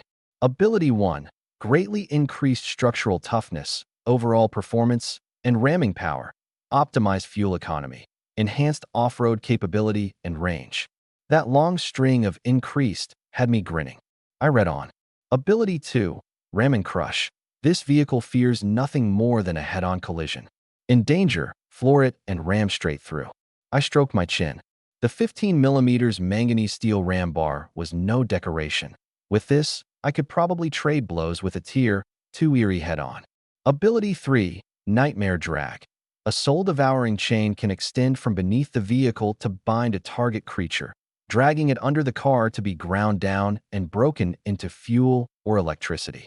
That one delighted me. Tailor-made for the apocalypse, binding enemies in a fight and easing the fuel crisis at once. Even partial energy replenishment, combined with the solar system, meant near self-sufficiency. With this, the eerie weapon's value finally matched its ranking. But the price and taboos below froze the grin on my face. Use price. Each winter solstice, the vehicle must be offered 10 living lives, humans preferred. Taboo 1. While driving, no sound may be made inside. The instant anyone speaks, the vehicle goes berserk and out of control. Taboo 2. No smell of blood may remain inside. If the user is wounded and bleeds, the vehicle will treat them as fuel and devour them. Taboo 3. Never put the vehicle in a hopeless corner. The moment it senses a fatal threat, it will abandon the user without hesitation and break out on its own. Some price. No talking, no bleeding, and it bolts on you when things get dire. That's not driving a car, that's waiting on an ancestor. But with my forbidden bloodline, surely these wouldn't bind me? I read on, and at the bottom. Note. If, like Zhou Yifei, You bear a forbidden grade bloodline and hold the power to upgrade it. You may ignore all prices and taboos. This doomsday Hummer is yours to drive, even fully controlled. Comment: fuse more relics in and the vehicle's ranking may rise substantially. Limitless potential. Master binding. Drip 3 drops of blood on the center console. Pleased, I drew the Soul Devourer knife, cut my fingertip, and let 3 drops fall on the console. They soaked in. The whole car shuddered faintly, a dim red light flashing across the console and vanishing. A strange link burst open in my mind, as if the car had come alive and bound itself to my soul. The wheel in my hands felt like an extension of my own arm, far stronger than when I'd bound the Soul Devourer knife, no doubt because the Hummer's number ranked so much higher. Running my hand over the wheel, I felt the back was slightly uneven, so faint that only my total familiarity with the car let me catch it. I squinted at the tiny characters etched on the wheel's reverse. Thank you for bringing me into this world, my master. Damn, I breathed, a chill running up my back. This was the Doomsday Hummer's inner voice. The car had actually grown a mind. I sat stunned a full 10 minutes before I could steady the shock. Calming down, I turned to the personal panel. Almost 20,000 points still unused, and the priority was my own skills. Host, Joey Fei. Bloodline, Forbidden. Spirit, 200, upgradable. Power, Space-Time Control. Time Stop LV1, Spatial Jump LV1, both upgradable. Sequence, Mind Sequence. Rank, Tier 1. Telekinesis, Mental Strike. Killing points, 18,750. I waited. The space-time powers were monstrous, but upgrading them surely cost an astronomical figure, and my spirit was too low to wield more anyway. Besides, I had 7 grains of time sand stored for emergencies, and once daily spatial jump at 100 meters sufficed for now. My eye fell on the mind sequence skills, and I frowned. System, why can't I upgrade my mind sequence skills? Mind sequence skills are bound to sequence rank. Advance to Tier 2 and the skills upgrade automatically. Then why can't I raise the sequence rank? Raise Spirit to 1,000 and the mind sequence advances to Tier 2 automatically. I remembered the 10,000 point hit last time and asked fast. Is there a clear cost to raising Spirit? Don't drain me dry like before. That was the special boost from a normal human awakening into a sequence holder. Henceforth, raising Spirit costs 100 killing points per point. You may choose freely how many to raise. That's robbery. Last time 10,000 bought 200 points. Now 10,000 buys 100. The gap was absurd. The host's prior spirit was at a normal human level. Now it is an awakens. From here, spirit rises at this ratio, the cost stable. I cursed at the system a while, then accepted it. Gritting my teeth. System, spend 10,000, raise spirit by 100. 10,000 killing points deducted. Spirit plus 100. Current spirit, 300. A warm current flooded through me, an indescribable ease in every limb. My mind clearer, my spirit sense range noticeably wider. Looking at the 8,750 points left, my mouth twitched, blood and sweat money. The rest I didn't rush to spend. I'd save some to make teammates' eerie weapons, keep some in reserve, and wait for a fitting relic to upgrade the Soul Devourer knife. I exited the panel, figured there was nothing else pressing, and decided to check on Shirley. Stepping out, I found Li Yinyu, Li Ling, and a few survivors clustered by the Hummer, craning at the changes and murmuring, awe and curiosity in their eyes. I walked over and got to it. How's Lei? Awake yet? Li Ling reacted fastest, squeezing out an eager smile. Mr. Zhou, brother Lei's awake. In the bus. I nodded and headed for the bus. A few steps on, Guran came hurrying up with a cloth sack, all urgency. What's the rush? Late for your own reincarnation. I ribbed. He rolled his eyes. How can I not rush? With an eerie weapon, my strength jumps a tier. Next time we hit an eerie, I won't be useless to you all. I made a face. Don't you have an eerie weapon? I saw you clutching that compass thing after Zhao Tu died at the service area. His eyes slid away, he laughed dryly. That's not a proper eerie weapon, no real use. Every awakened has secrets, and eerie weapons are part of that. Prying isn't welcome. I shot him an openly skeptical look, but let it go. Yi Linger and Sun Li came up then. Yi Linger cradling a wooden box, light-footed and expectant. suddenly gripping a pitch-black bone covered in fine veining, radiating a cold aura. Here's the plan, I told them. Lay's awake. Let's go see him, then work out the eerie weapons on the bus. They nodded and followed. Inside, Shirley lounged in the seat Sun Lee had modified and grinned at us. Ife, Captain, you're here. We asked after his injuries. Zhao Kuan, seeing all the awakened gathered, knew they had business and ushered the bus survivors off. The moment they were gone, Gu Ran couldn't wait. Shirley, good news. Ife here is dual sequence, and the other is eerie weaponsmith. He can make eerie weapons. Huh? Shirley's eyes bulged. He nearly came off the seat, then gave me a thumbs up. Brother Ife, you're incredible. I waved it off. Lei, you got any relics? I'll make you a new eerie weapon, or upgrade your ghost rune axe. His eyes lit. I do. When I hunted a tier eerie before, I picked up a scale, kept it ever since. I nodded and turned to the three of them. Serious. Making an eerie weapon needs a carrier first, the weapon's base form. You all know that, right? They nodded. Guran had told them. My eyes went to ye linger. Since you all understand, ladies first. Linger, what kind of eerie weapon do you want, and what relic do you have? Pleased to be asked first, she handed over the wooden box. I only have this one relic. See if it fits into my sword. Inside lay a beast's claw, pure white, like carved ice jade, faintly blue glowing in the cabin's dim light. The instant it touched my fingers, a bone-deep cold crawled up my skin. Shaped a bit like a fox's, the tip wickedly sharp, an eerie aura about it. This should work. I'll try fusing it. If it takes, you pay me 1 relic and 10 gene of rice. Her face fell. But I don't have another relic. Rice is fine. I waved at her pitiful look. Then owe me the relic. Rice up front. She beamed and nodded. Done. Bring your sword. Let me confirm it'll fuse. She handed over Listening Rain, long and faintly green glowing, her eerie weapon. I set sword and claw together and asked the system, how many points to fuse this claw into the sword? Fusion cost, 300 killing points. Reasonable, 300 for a stronger eerie weapon was no loss. A thought, and the points deducted. The white claw and Listening Rain were wrapped in warm light. Yilinger leaned in, big eyes blinking. Can I watch the fusion? No. I rolled my eyes. I couldn't even see it. Gu Ran and Shirley crowded in too, staring. Minutes later the light faded, and the fused Listening Rain appeared. The once green blade now white as mutton fat jade. A faint crimson glow along it, the edge sharp enough to cut air. The hilt's cloth wrap replaced with crimson spider silk, a crescent pendant ground from the claw's finger bone hanging at the end. I handed it over. There, have a look. She took it, ran her fingertips along the blade, delighted, and shut her eyes to feel it, the smile impossible to hide. Next was Gu Ran. The sly old thing had been hiding deep. He pulled 2 relics from his sack.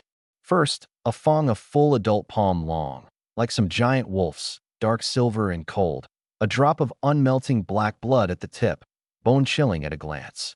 The second was worse, a bloody eyeball, the pupil an eerie vertical slit, seeming to seep cold corpse fluid as you looked at it, scalp crawling. My eyes locked on the dark silver fong and lit up. The eerie aura in it was pure and domineering, perfect for an attack-type eerie weapon. I stroked my chin, casual. Old Gu, what do you want to make? He grinned and pulled a pistol from his coat. Pitch black, scratched all over, plainly an old workhorse. He held it out, expectant. Ife, I want to turn this into an eerie weapon. Which of these 2 relics suits it better? I took the pistol and the 2 relics Gu Ran handed over and quietly asked the system. Fusing the eyeball into the pistol cost 200 killing points. Fusing the fong, a full 500. So the fong ranked noticeably higher than the eye. I made a show of turning the pistol, fong, and eyeball over for a while, then looked up, dead serious. Old Gu, the eyeball's the best match for the pistol. It'll fuse nicely. The fong only suits a melee weapon. It doesn't pair with a gun at all. He squinted, studying my face for a crack, then laughed and rubbed his hands. Ife, how about you fuse both into it? I rolled my eyes. What are you thinking? An eerie weaponsmith's fusions have rules. It's not however many you want. Besides, the fong doesn't suit a pistol. Force it, and you might wreck the gun outright. He was stoppered, still not fully buying it, but knowing he had to defer, I was the weaponsmith. Then, the payment. I opened my mouth wide. The Fong itself, plus 2 cases of instant noodles, plus his share of the next relic split. His face went black on the spot, and we haggled, spit flying, a full 10 minutes. In the end, he paid the Fong 1 full case of noodles, and his share of the next relic. The convoy turned up. Yi Linger and Lei watched dumbstruck. This wasn't a negotiation, it was haggling at a wet market. Gu Ran groused. Are you cheating me on purpose? Yi Linger only paid 1 relic and 10 jin of rice, and I get gouged like this? I felt a little hollow but stayed brazen. Is it the same? Hers is an upgrade. Yours is a from-scratch build. And she's a beauty, a partner who fights at my side. Can you compare? At that, Yi Linger curved her lip at Gu Ran, a dangerous little smile in her eyes. Captain, are you saying the cut I gave was too low? He caved instantly, waving his hands. No, just running my mouth. Don't read into it, Linger. I raised a smug brow and, with a thought, deducted 200 points. The vertical pupil eyeball became a wisp of black smoke and bored hissing into the barrel. The plain black pistol bloomed fine blood-colored veins, a faint green light flickering at the muzzle. Since it hadn't been master-bound yet, picking it up surfaced its info. Weeping Eyes Pupil Fire, number 8752. Ability, unlimited energy rounds, auto-aim. Bullets leave a faint ghost eye after image, with a burning effect on low-tier Eerie, punching straight through their bodies.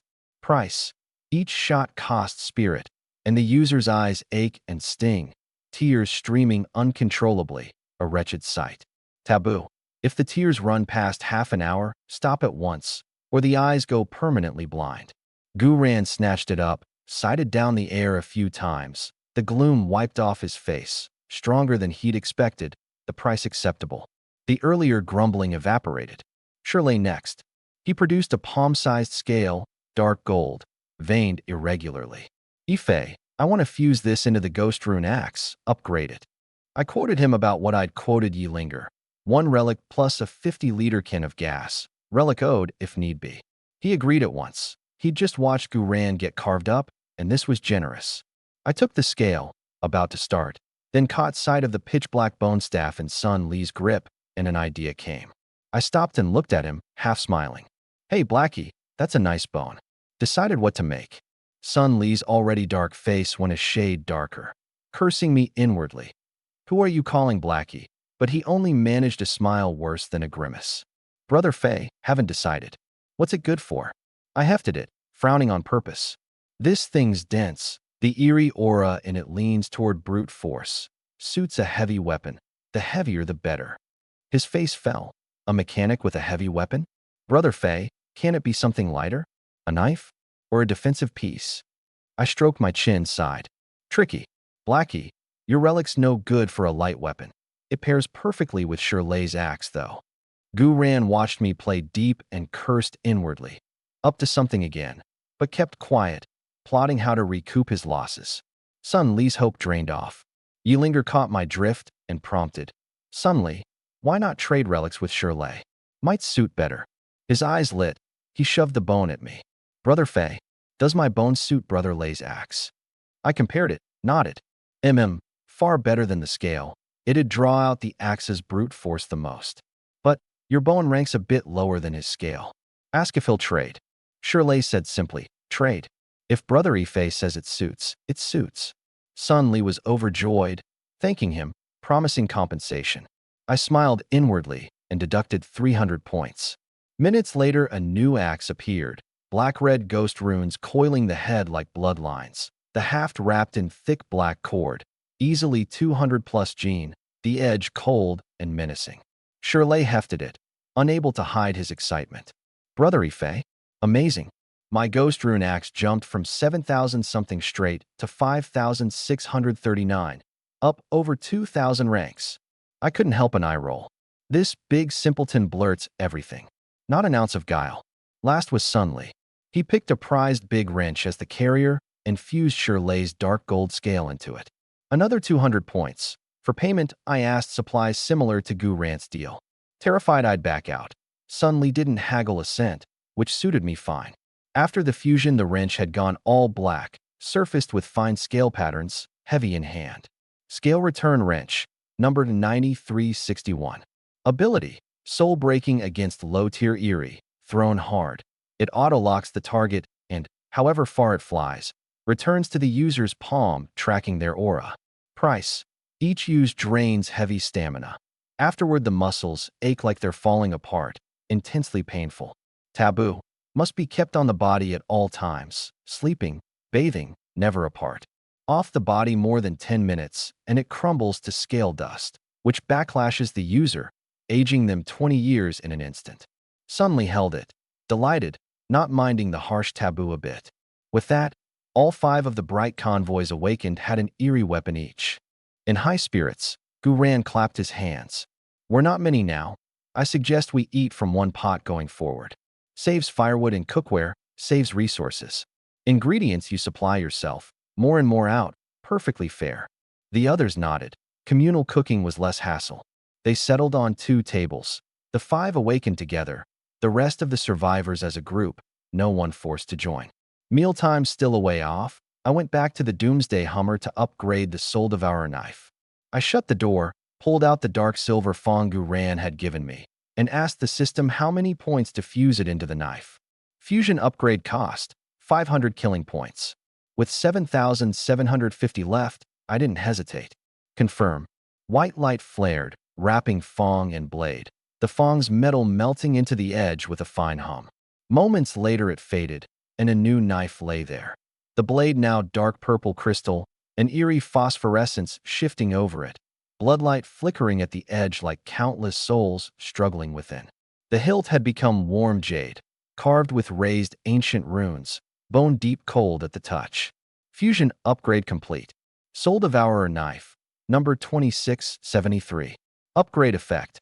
Keen edge armor break. The blade's edge surges, cutting armor like paper, wounds triggering continuous bleeding. Ignores eerie defense for double damage. Trait. Soul Devour. The instant a target is slain, the knife devours its soul. Each soul refined deepens the blade's glow and raises its power. Killing points remaining, 7,250. Note, with the host's forbidden bloodline, no price applies. Now we're talking. I turned the knife over, thrilled. Far prettier, several times stronger, and the Soul Devour trait was tailor-made for me. Running my thumb over the runes, I figured my 7,000 plus points were enough for another power push. System, spend 5,000, raise spirit. 5,000 killing points deducted. Spirit plus 50. Current spirit, 350. Points left, 2,250. The warm current ran through me again, my mind clearer, spirit sense wider, even telekinesis sharper. With no danger about, I spent another 100 spirit to draw a grain of time sand, my store ticking up to 8. Done, I checked the time, grabbed the half bag of rice from behind the seat, and after a thought, dug out a slab of cured pork wrapped in oil paper. It had ridden in the car for days. I'd never had the heart to ruin good meat on my own cooking. With a proper cook now, perfect timing.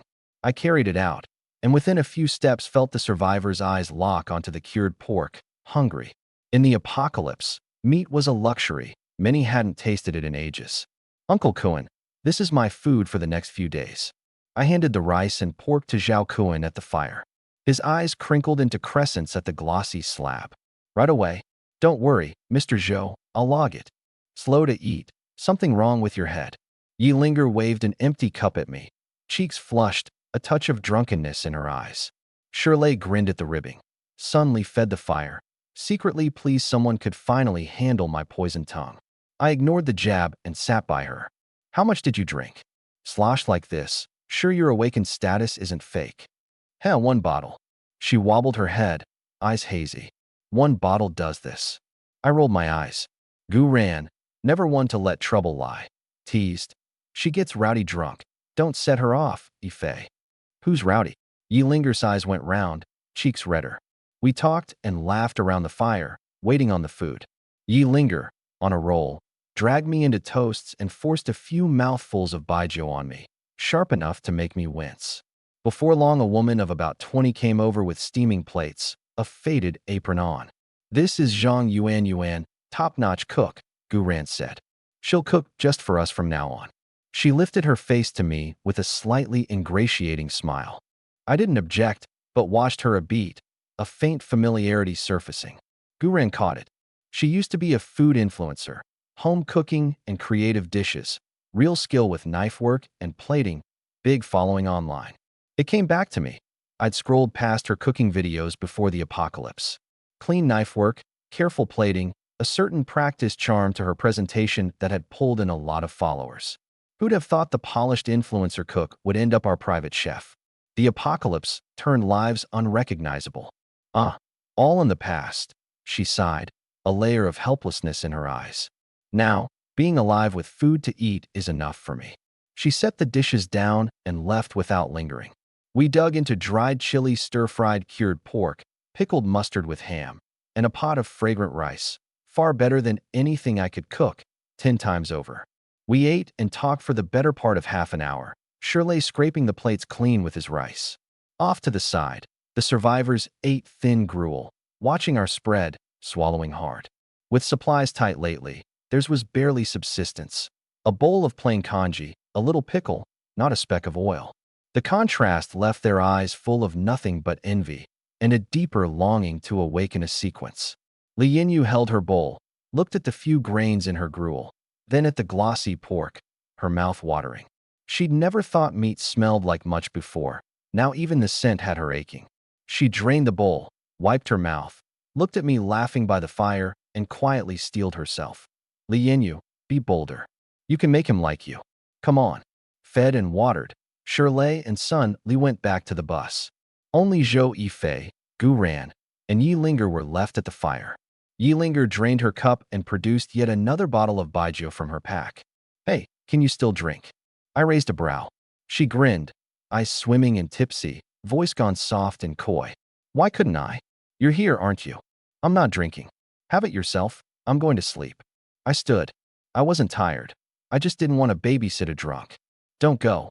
A soft little hand caught my hem. I frowned. I'm not a man who can't walk straight at the sight of a woman. Pretty as Yi Linger was, well matched as we were, that didn't mean she could make me stay. I looked down at her wet, big eyes, those usually sharp eyes brimming now, pitiable in the blood moon light, a chaotic kind of beauty, different from Li Yinyu, different from Zhang Yuanyuan.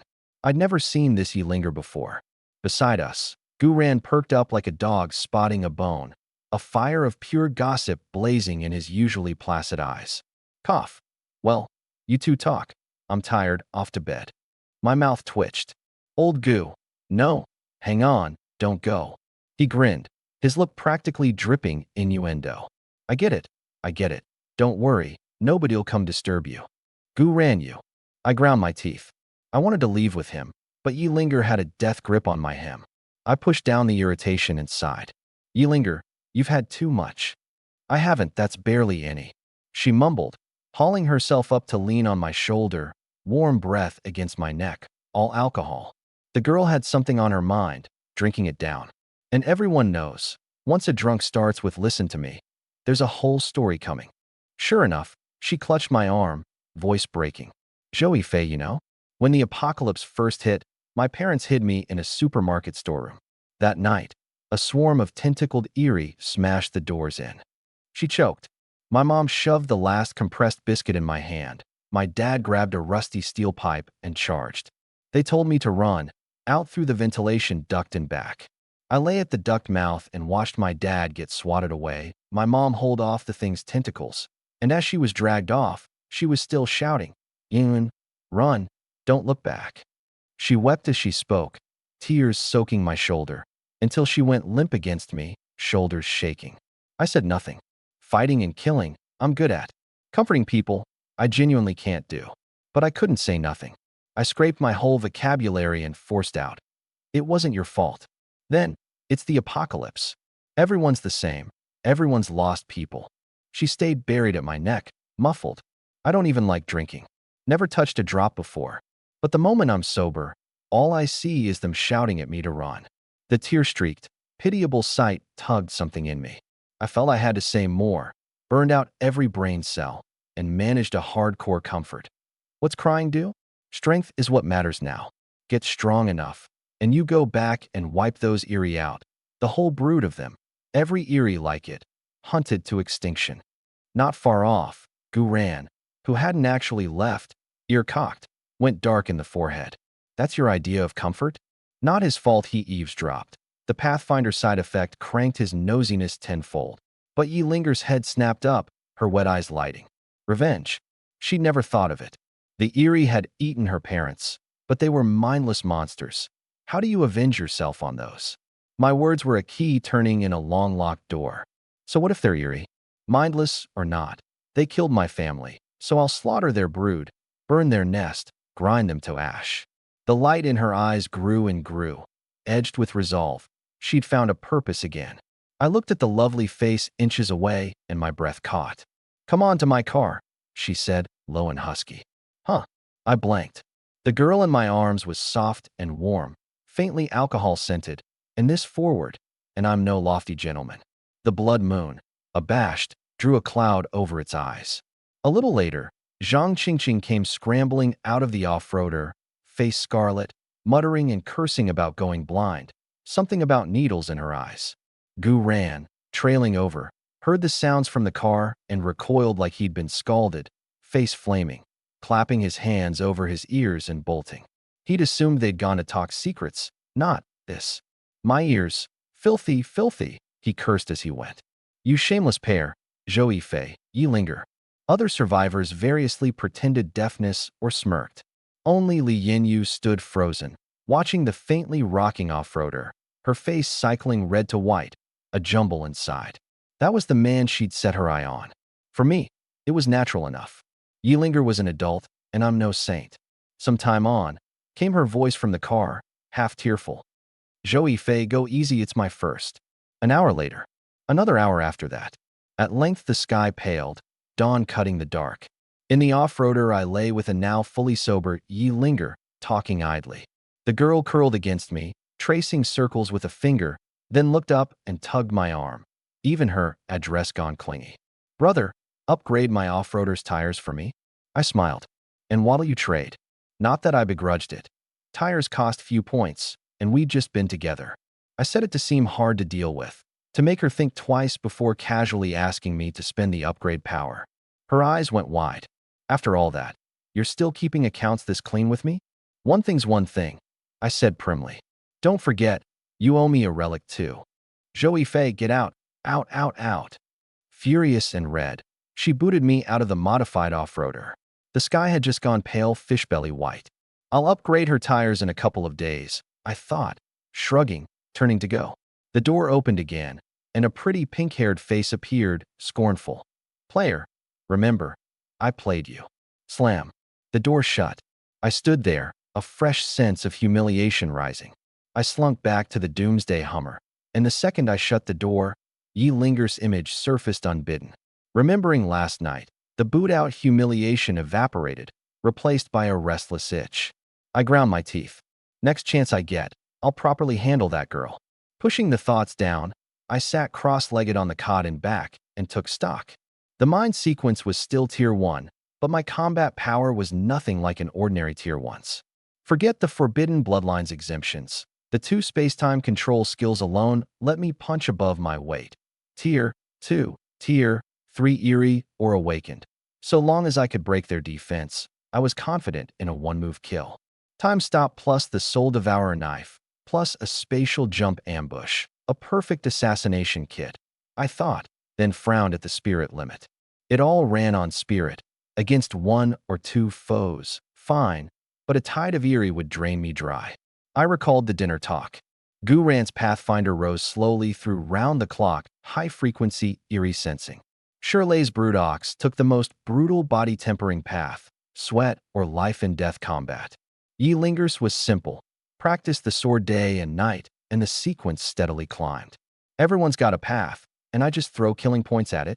Don't cultivation novels have inner energy methods? Is there really no spirit-raising art in the apocalypse? On a whim, I asked the system. Any spirit-raising cultivation method? Like the meditation kind in Xinsha novels? No relevant method in reserve. Cold and flat. Disappointed but stubborn, I pushed. Then can you derive one? The system didn't answer at once. My heart leapt. After a full half-minute, deriving a spirit-type method costs killing points. Minimum threshold 1,000. The higher the grade and the more precise the detail, the cost scales upward in steps, with no ceiling. Elated, I checked my 2,250 points. 1,000 was the floor. The derived method would be poor. Train the best. Spend 2,000. Derive me a spirit method. Confirm spending 2,000 to derive a low-grade spirit method? Confirm. The count plunged to 250 in an instant. The pinch hit hard, but a no-points growth path was worth it. The derivation ran long, a full hour before the chime came. Ding. Method derivation complete. Method name, Blood Moon Visualization. Summary. Under the high blood moon, sit cross-legged and visualize the crimson vortex at its center, drawing the thin, free spirit essence of the moon into the body. Refined, it becomes a dark red flow into the sea of consciousness. 2 hours of daily practice steadily raises spirit by 2. Long-term practice lends the spirit a faint malign quality, naturally suppressing low-tier eerie. I made a face, 2 a day. Reaching 1,000 to hit tier 2 would take forever. Then I came around. No killing points needed, 2 hours a day, pure profit. 10 days, and I'd earned back the 2,000-point investment. Net win. As I sat there pleased, the sky brightened.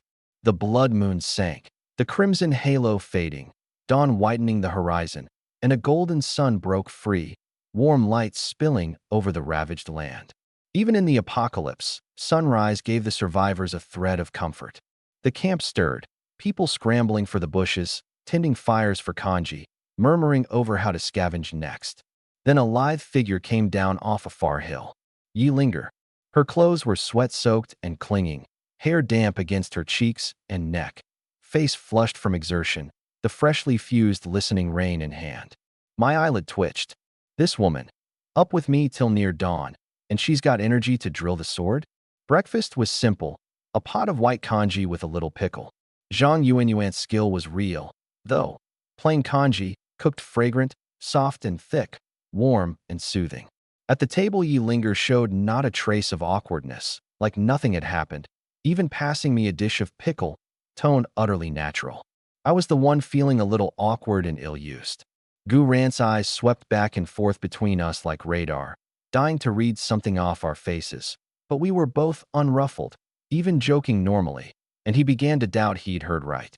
He shook the thoughts off, set down his bowl, and dropped a heavy topic.